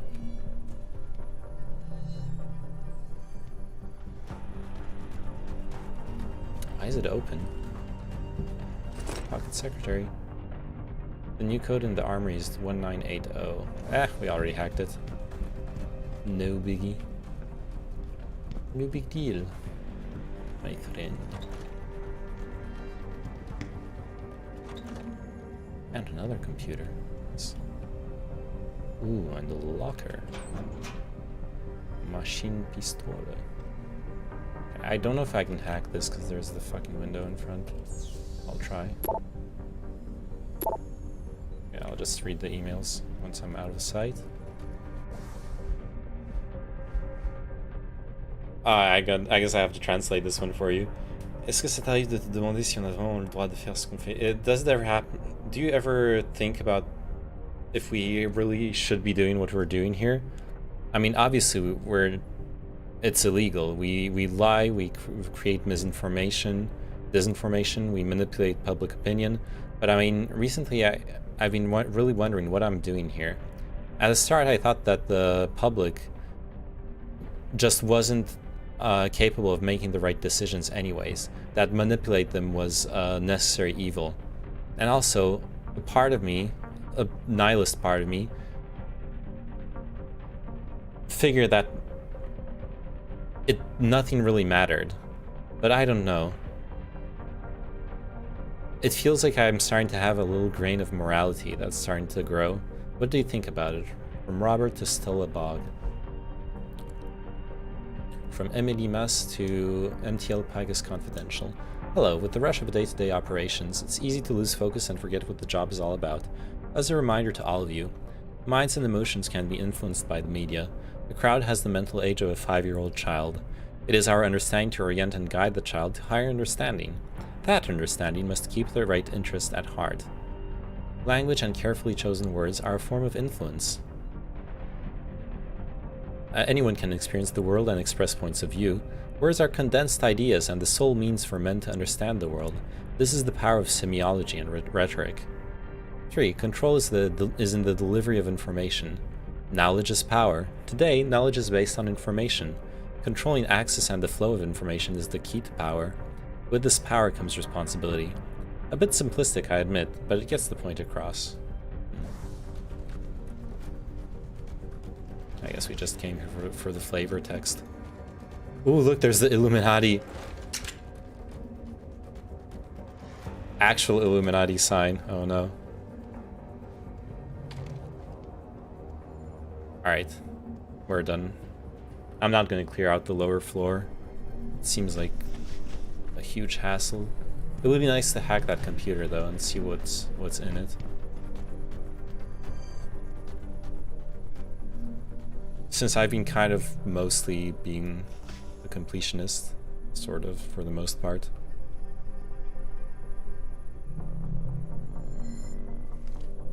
I wonder if I should put this guy to sleep. Just not sure of what the patrol patterns are over there. Oh, yeah, I totally can. I totally can't. I don't even know where I got spotted from. Fuck.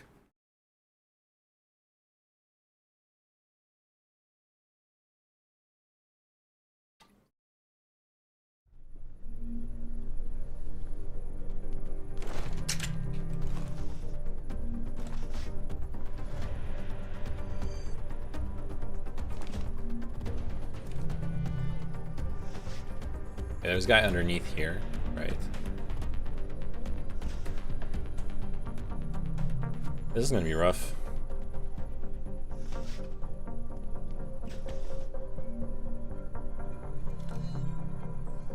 Yeah, I actually think putting this guy to sleep when he goes to the right here is gonna be the solution. Should have just done it right away.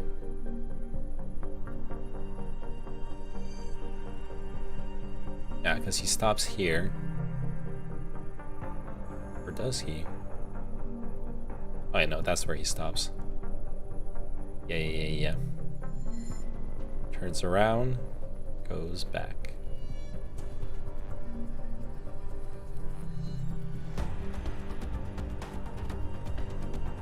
Streamer man is back, and the stash is filling out. Hey Fate, how are you doing? Did I hit him? Not sure.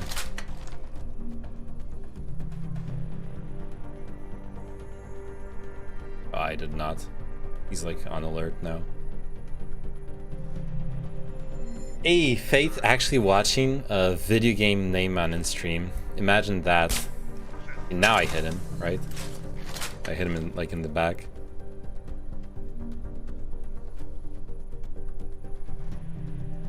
Imagine that, yeah. Proves how desperate you are for my content. Watching, yeah. I know, those are big words. Finally. No one's coming to wake him up. That was really annoying. Oh shit. Is this what's going on here? Just gonna hide here for a bit.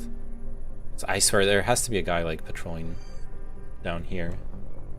What's a game I can play while watching your stream? I need a game not called Path of Exile. Wait, you've been playing Path of Exile, Roser? Did you stop playing Destiny?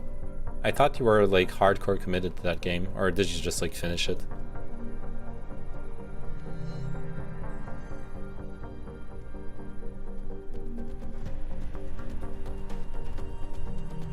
I'm very confused, honestly.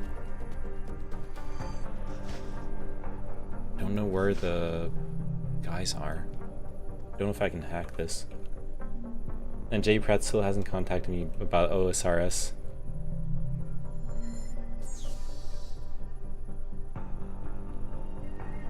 Should we make a streams.gg OSRS like guild? I've never played OSRS. I have no clue if there even is such a thing as guilds in it. Someone hiding over there. Stop! See you! Hit the alarm! Oops.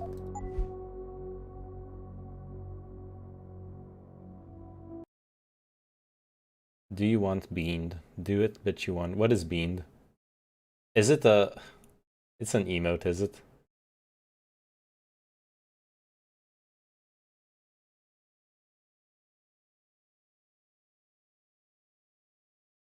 I'll boot up Destiny 2 every now and then, but there's not really any new content for me to grind for. That and it's boring by myself. Yeah, I imagine.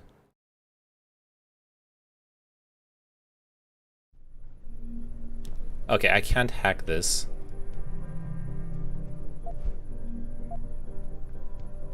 Because of the fucking patrols. Okay, I need to take out more people.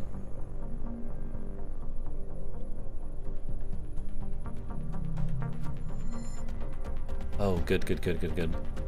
So when that guy crosses over, it means I can do...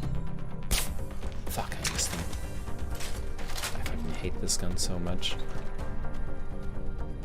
Can't even imagine. Like, the accuracy, I don't know how to say it, is so bad on it. still haven't finished Diablo 2. Diablo 2 is a good game, okay? It's actually a really... I don't know if it's a really good game. It's a good game. I had so much fun playing it. It's probably just my nostalgia talking, though. Let's be real.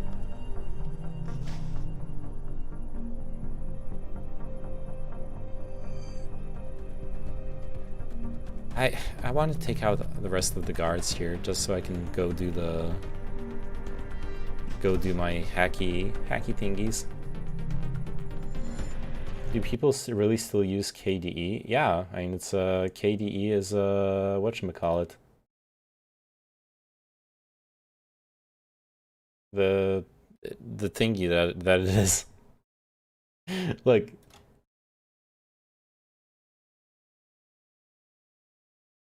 whatever obsolete ass open source technology you can think of, there is hundreds of people unironically using it at any given moment. That is the reality. Like, people keep shitting on Windows for having this insane backwards compatibility and all the issues that it brings with it. Well, with Linux, oh boy, you got some backwards ass compatibility to deal with right there. Okay, we're going in for the kill. And by kill, I mean non-lethal takedown.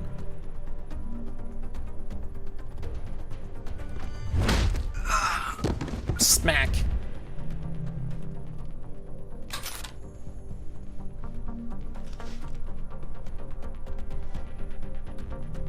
Yeah, I'm not gonna get my energy reload by the time he gets here. It's fine. Nice. Empty. Alright, I can run around now. Yes, everyone's cleared. And we can hack the computers. Read people's personal emails. Just like the NSA index. Okay.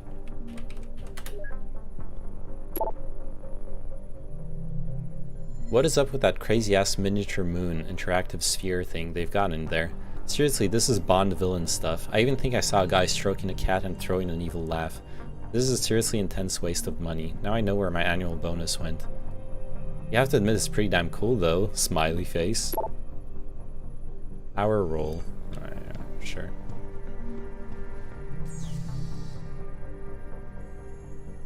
Mian.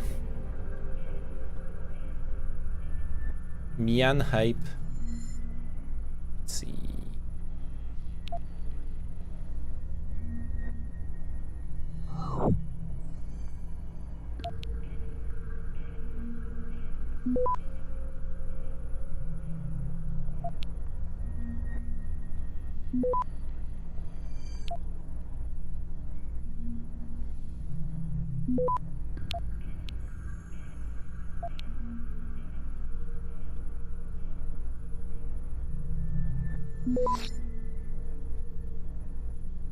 Access granted. Cool.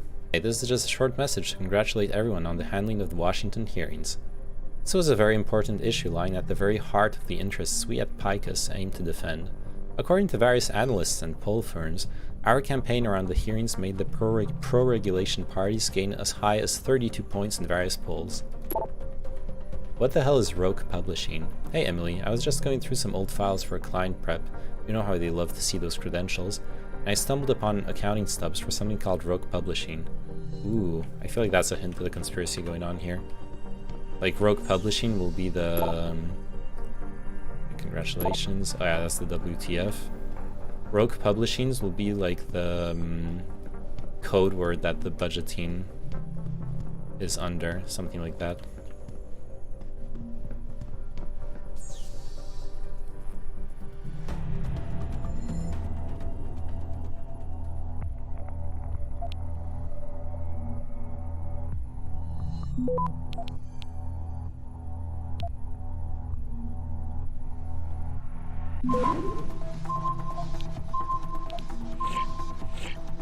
Access granted.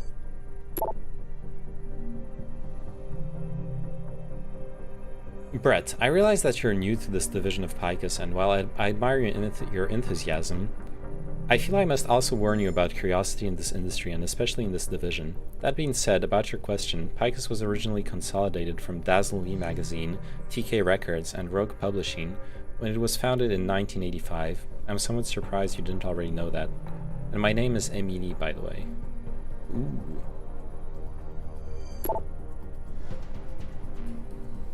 Fucking Duckersy.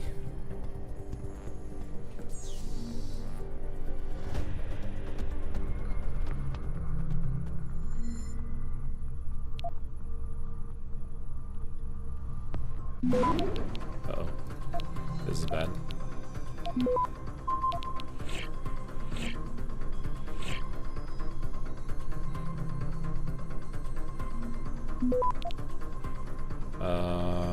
Will this hack go through? I think it does go through here. Yeah, it should be fine. Access granted.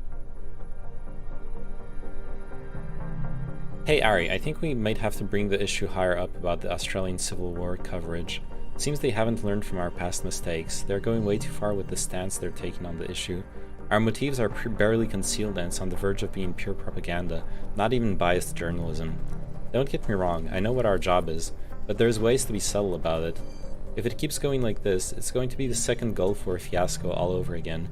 I'm pretty sure they won't be able to buy their way out of an official investigation for a second time. Anyway, hit me back and we'll work on an impromptu pitch for the next meeting. Nice.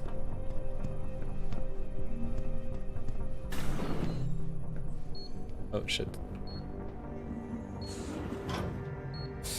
Those grenades, I don't know how to deal with them. There you go. That's how I deal with them.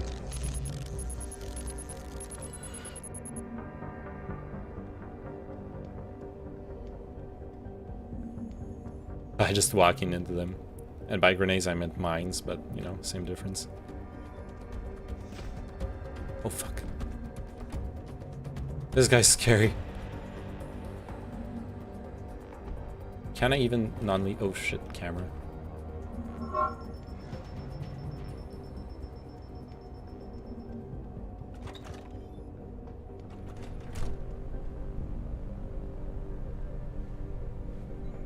Will anyone see me hacking this computer? Has to be more patrols here. Seems too easy. This office might be clear actually. Alright, let's try this.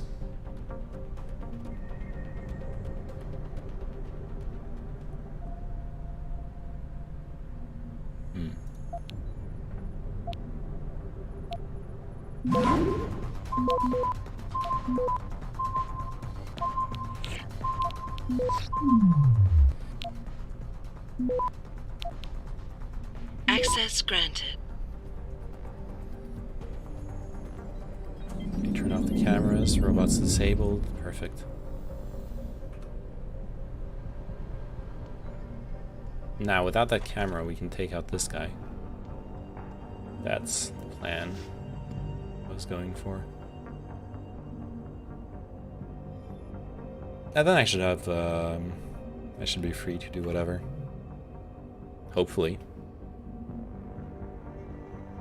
I'm just not quite sure.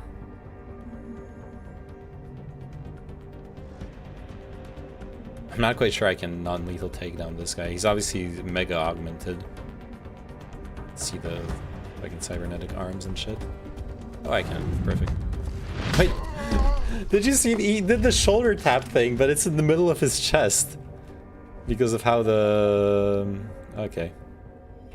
Yeah, whatever. The animation was not calibrated for that. Okay. You could tell.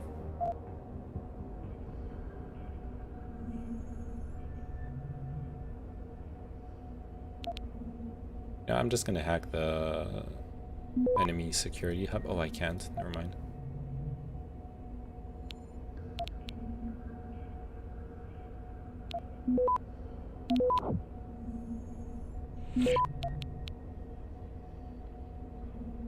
Access granted. Nice.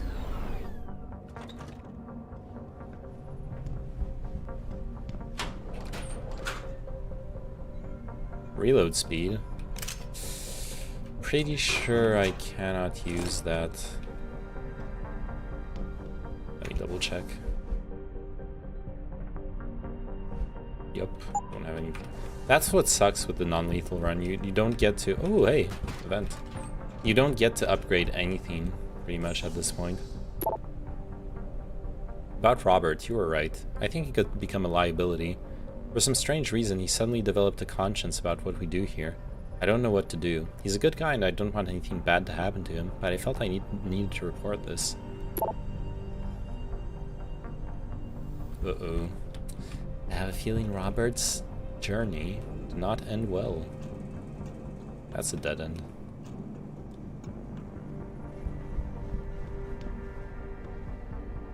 I want to finish hacking everything. Hack the world. I know this must make for some very, very compelling gameplay. Watching me read everyone's emails. But hey, that's Deus Ex. The Omega Ranch disaster files are in the locked office. The code is 0101. Cool. Is that the office I just hacked into? No way. There weren't any ranch files in there.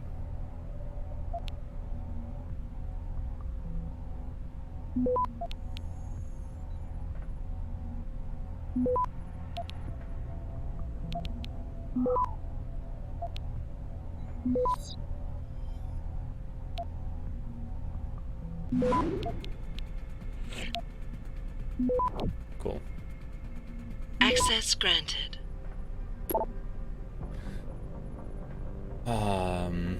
Hey Martin, we've got a memo about the SpaceNet laser cleaning project. They want us to play the cleaning card a bit more. They're afraid too many people wondering about what the structures actually do might lead them to question what it could be used for. Simply put, they're afraid of people finding out about the military aspect of their little program. We'll do an in-depth review, like a 3-day SpaceNet special kind of thing. Grab us some military types on the project who can easily pass as civilian scientists. We will interview them about the space cleaning program. Let's come up with some jibber-jabber, pseudoscientific crap to give the people. Ask Lyle, he's good with the science jargon and crap. Another semester gone, and again we greet a new one. A very important one for Picus, as it will see the launch of 2 new website projects that will let us better compete in the respective fields of search engines and social networking. Our media and entertainment division, along with telecom and advertising, blah blah blah blah blah. Was this office the one? I think this was the office with the files they were talking about. But wouldn't they be like an item I can interact with? I'm very confused. Nah, this can't be it. But I can't really tell because I hacked the door. Oh well. Yeah, I hacked that computer, I hacked this computer, right? Yup. I have those 2 left. I'm hearing people having fun outside. Oh right, it's Saturday evening. Congratulations for the handling of the blah blah blah. JC Hopman. I already hacked JC Hopman before. Don't get why I have to hack him again. Oh, come on.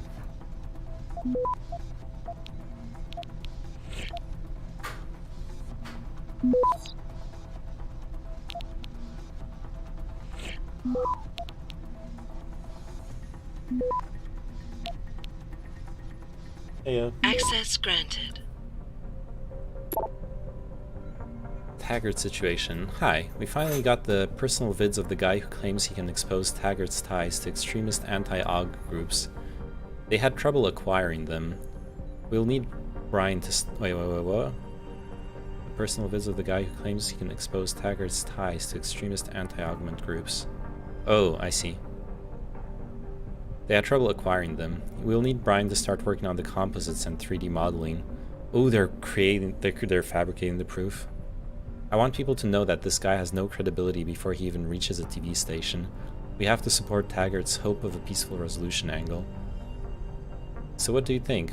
We have him doing a home porno, or we go for the racist, drug-induced violent episode?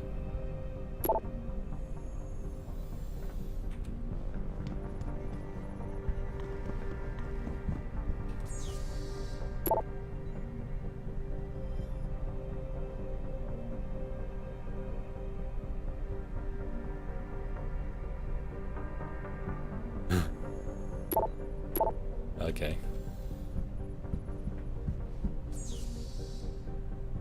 That's some Blizzard Activision type email.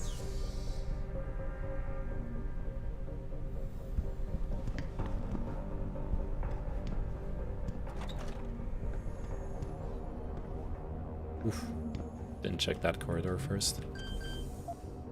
No code, okay.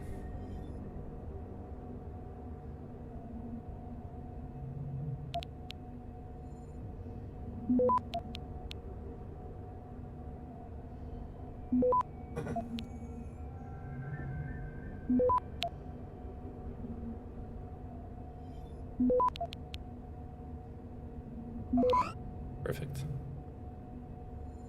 Access granted.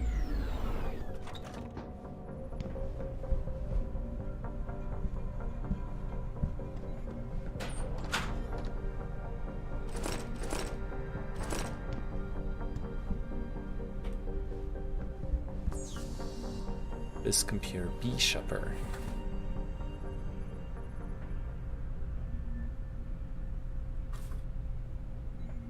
Oh yeah, let's capture this first. And of course.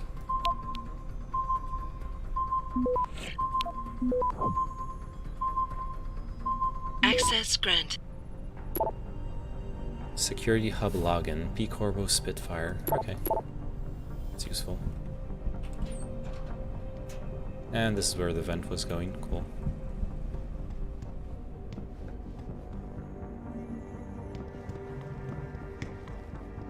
Data processing area. Oh shit. There's a camera and some guards. And this is data storage 80211.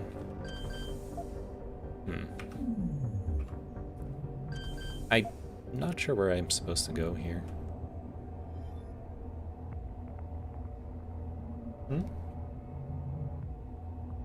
Yeah, sure. It's, oh, it's in...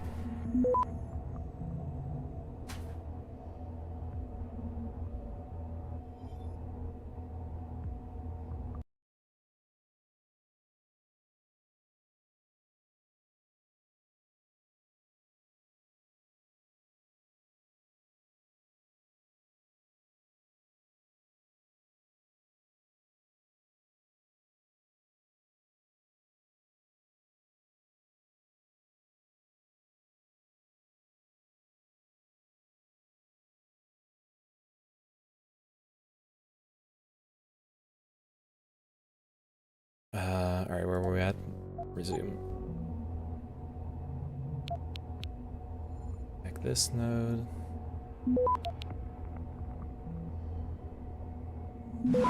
Oh.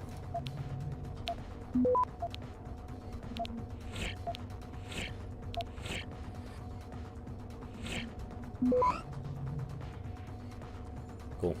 Access granted.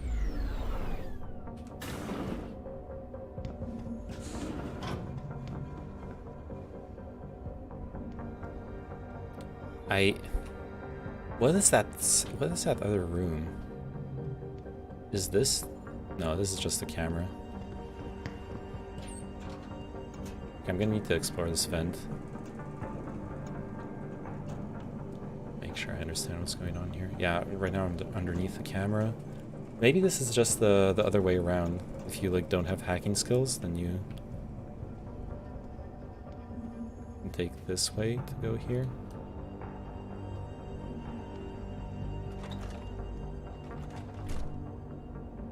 Heavy rifle ammo, heavy rifle. So there's gonna be lots of enemies.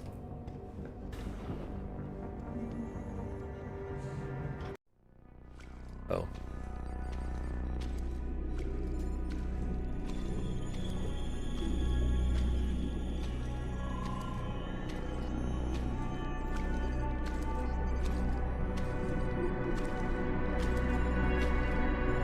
Hello, Adam.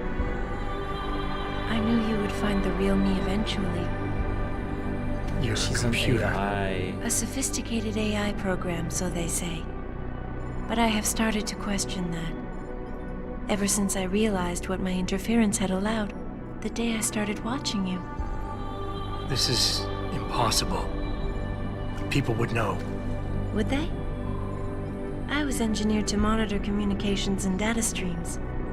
To find out what people are talking about and make sure it's being discussed correctly. Correctly? And what if it isn't? Then my programming allows me to reshape it. You spin the news. Control what people see. Who created you? Whose policies are you programmed to protect? Zhao is one of them, I think. But there are others. Tell me. Who else is involved in this, Eliza? Where's Megan Reed? Who ordered the kidnapping? I want to tell you, Adam, but I cannot. Why not? Because she won't let me.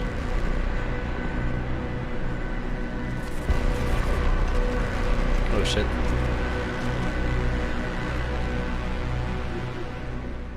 Wait, why is she biting her lip? I'm very confused. She is hiding from you until she can use her claymore implant again. A sufficient charge may slow her down, Adam. Catch your attack.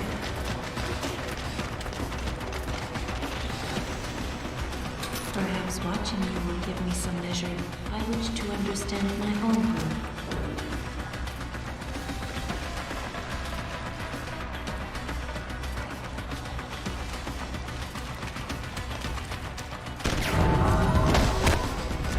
Oh fuck.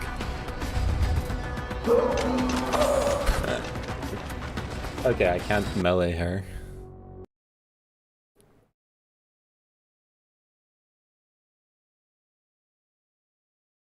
Oh, I guess I could EMP her. It is strange, Adam, but she is easier for me to understand than you.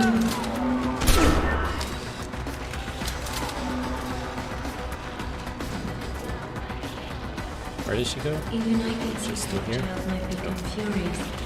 Hollow, after seeing her family killed.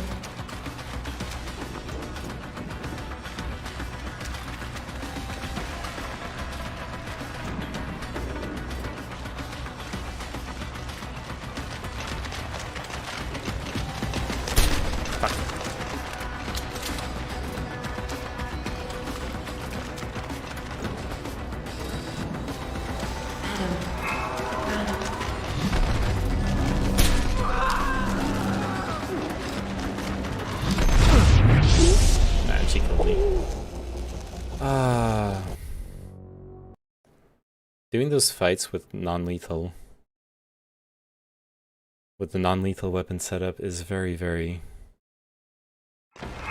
frustrating. Ah, I can't. I can't run out of her charge. Oh no.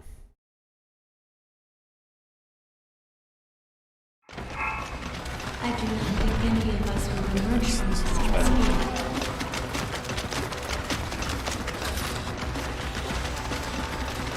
Why are you running?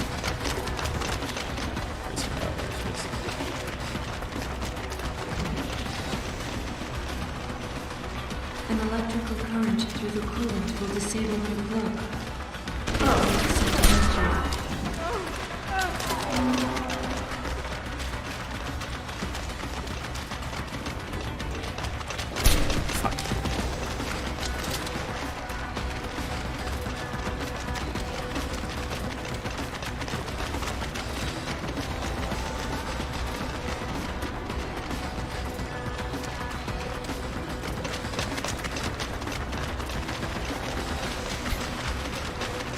I guess we're running.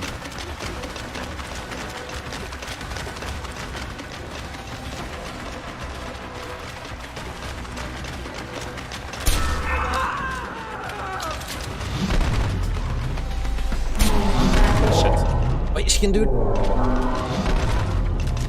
She can do it twice in a row. Earlier the AI was saying that there was a cooldown on it. I don't understand what's going on here. Except that, I stuck in it. So if I'm already pressing W to go forward while it's loading, then I like, it doesn't work. Can you tell Scoopster he owes me $10,000 because you invest? If you actually did invest in that stock you talked about, I'm pretty sure you like, made money.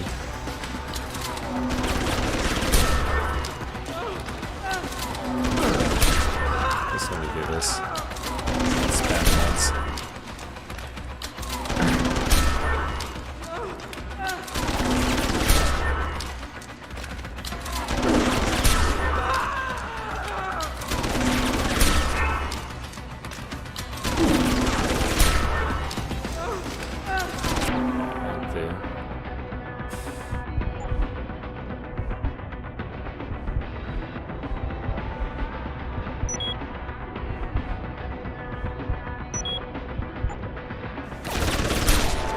Yes.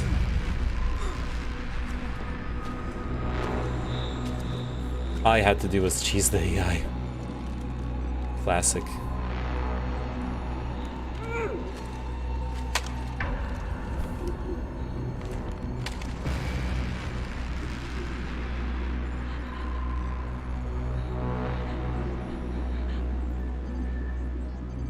Her life signs are fading. Will you save her?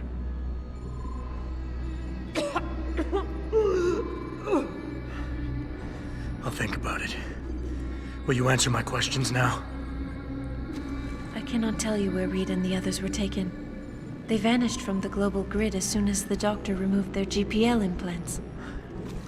What doctor? This is Sandoval. Why are you calling me here? I know this guy. He's Bill Taggart's aide. He was a trauma surgeon before he became an anti-augmentation activist. Would you like to hear more? Yes.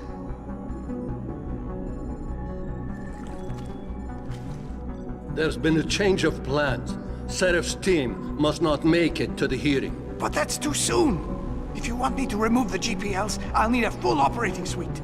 Does the facility have one? Barrett assures me it does. FEMA. That's where they were taken. But why? Why take them at all? An acquaintance of yours has the answer. David Sarif. Sarif? I have copied the audio transmission to a handheld playback device. I suggest you take it and leave quickly.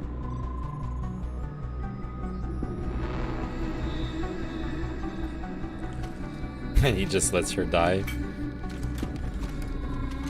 I have more questions. And I have already told you too much. This passage will take you to your companion. Just be careful, Adam.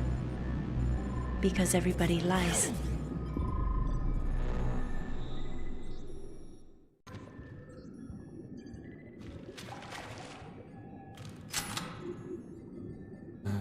Yeah. I think so.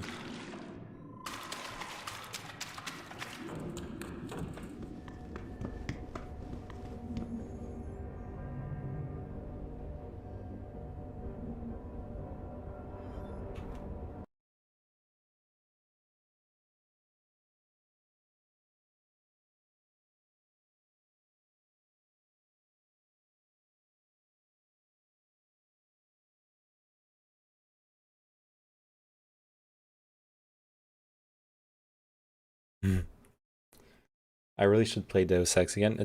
They're good games. Did you ever play the old one?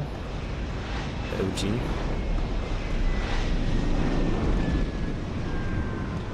I guess there's nothing around here.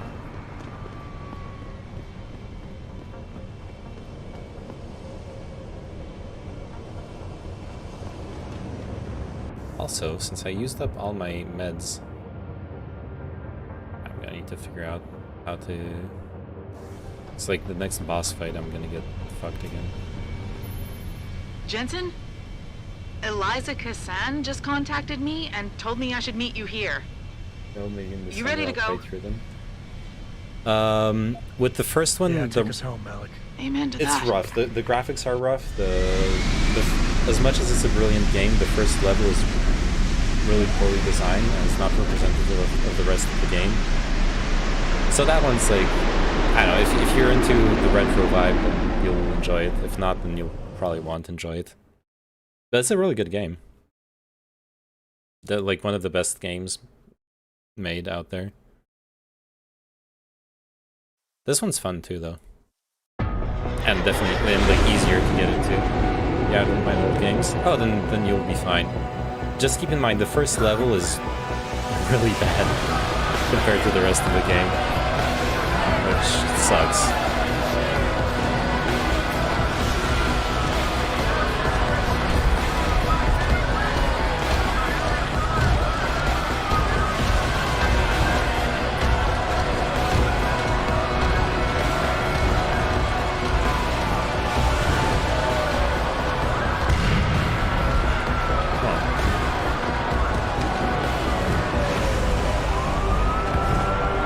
Looks like there's still yellow vests in the future. Jensen, we've got a problem. I can't land at HQ. A riot's broken out. Boss says to drop you at your apartment.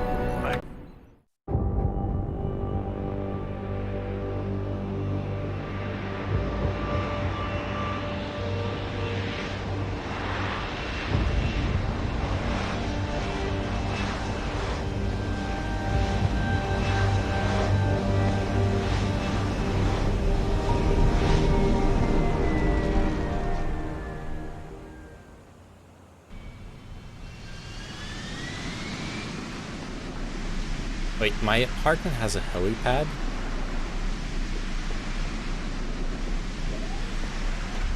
I guess that's why I'm paying so much in rent.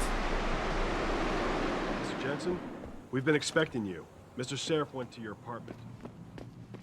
Everything's quiet here, Mr. Jensen. Nothing to worry about. Mr. Jensen, sure is good to see you. Hey, Mr. Jensen. What a night, huh? I made the rounds. Some punks tried to tag the building, but no major damage. Why is it Paris? Anti-augmentation riots erupt worldwide, but they show the fucking Arc de Triomphe.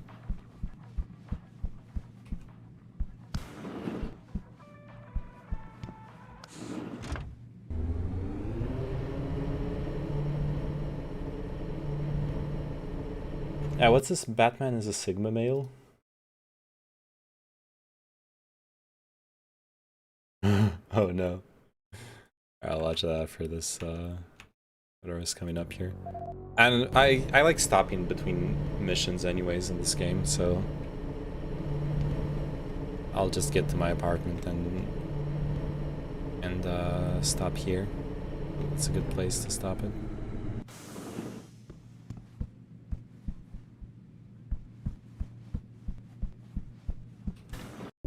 Welcome home, Mr. Jensen. You have new messages. Apparently, that's not all I have. Make yourself at home, boss. It's a fucking mess out there, Adam. You seen the news? Picus is telling everyone we're breeding super soldiers. Taggart's at the convention center right now, urging the UN to investigate. Is it true? Of course not. Except for the Typhoon, right? And a few of those defense contracts. What?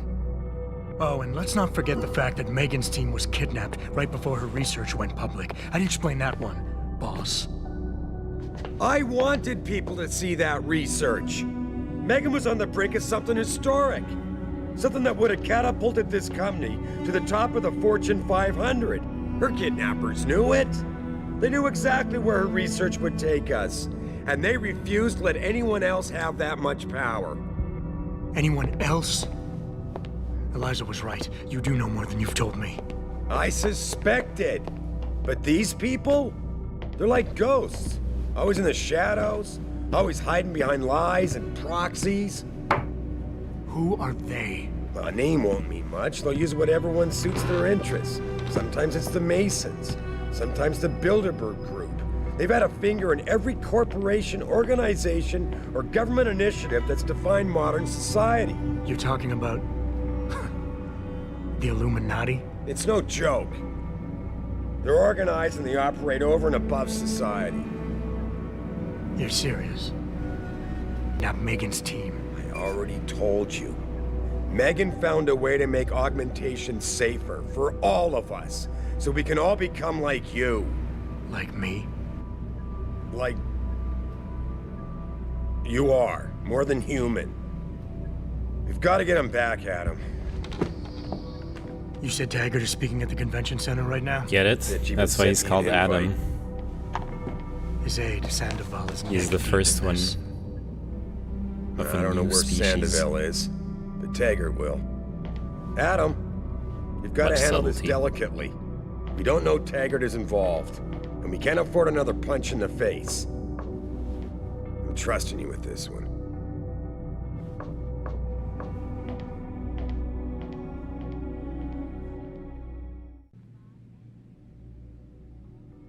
Cool. Alright, I'm saving and done for today with this game.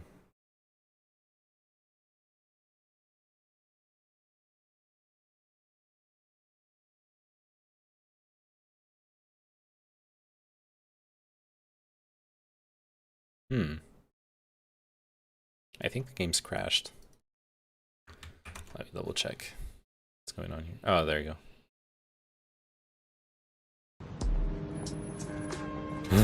Don't you ever wish you were down there? I'm down there all I need to be. Yes, but it's just a job to you. I'm talking about going down there and having some fun. Maybe with someone special. No dating for the Batman. It might cut into your brooding time. 1. Dating within the team always leads to disaster. 2. You're a princess from a society of immortal warriors. I'm a rich kid with issues. Lots of issues. And 3. If my enemies knew I had someone special, they wouldn't rest until they'd gotten to me through her. Sigma, chase criminals, not women. Superhero grind set.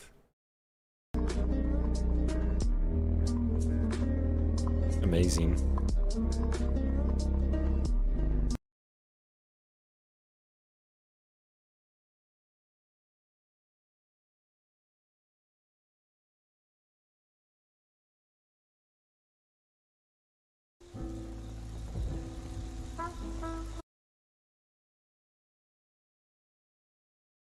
All right.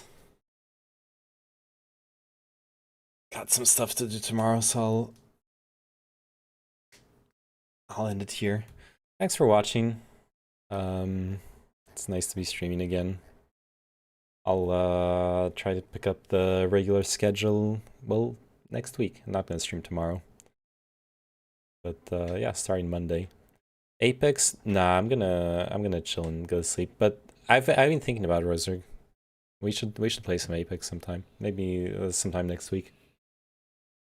Anyways, good night or day.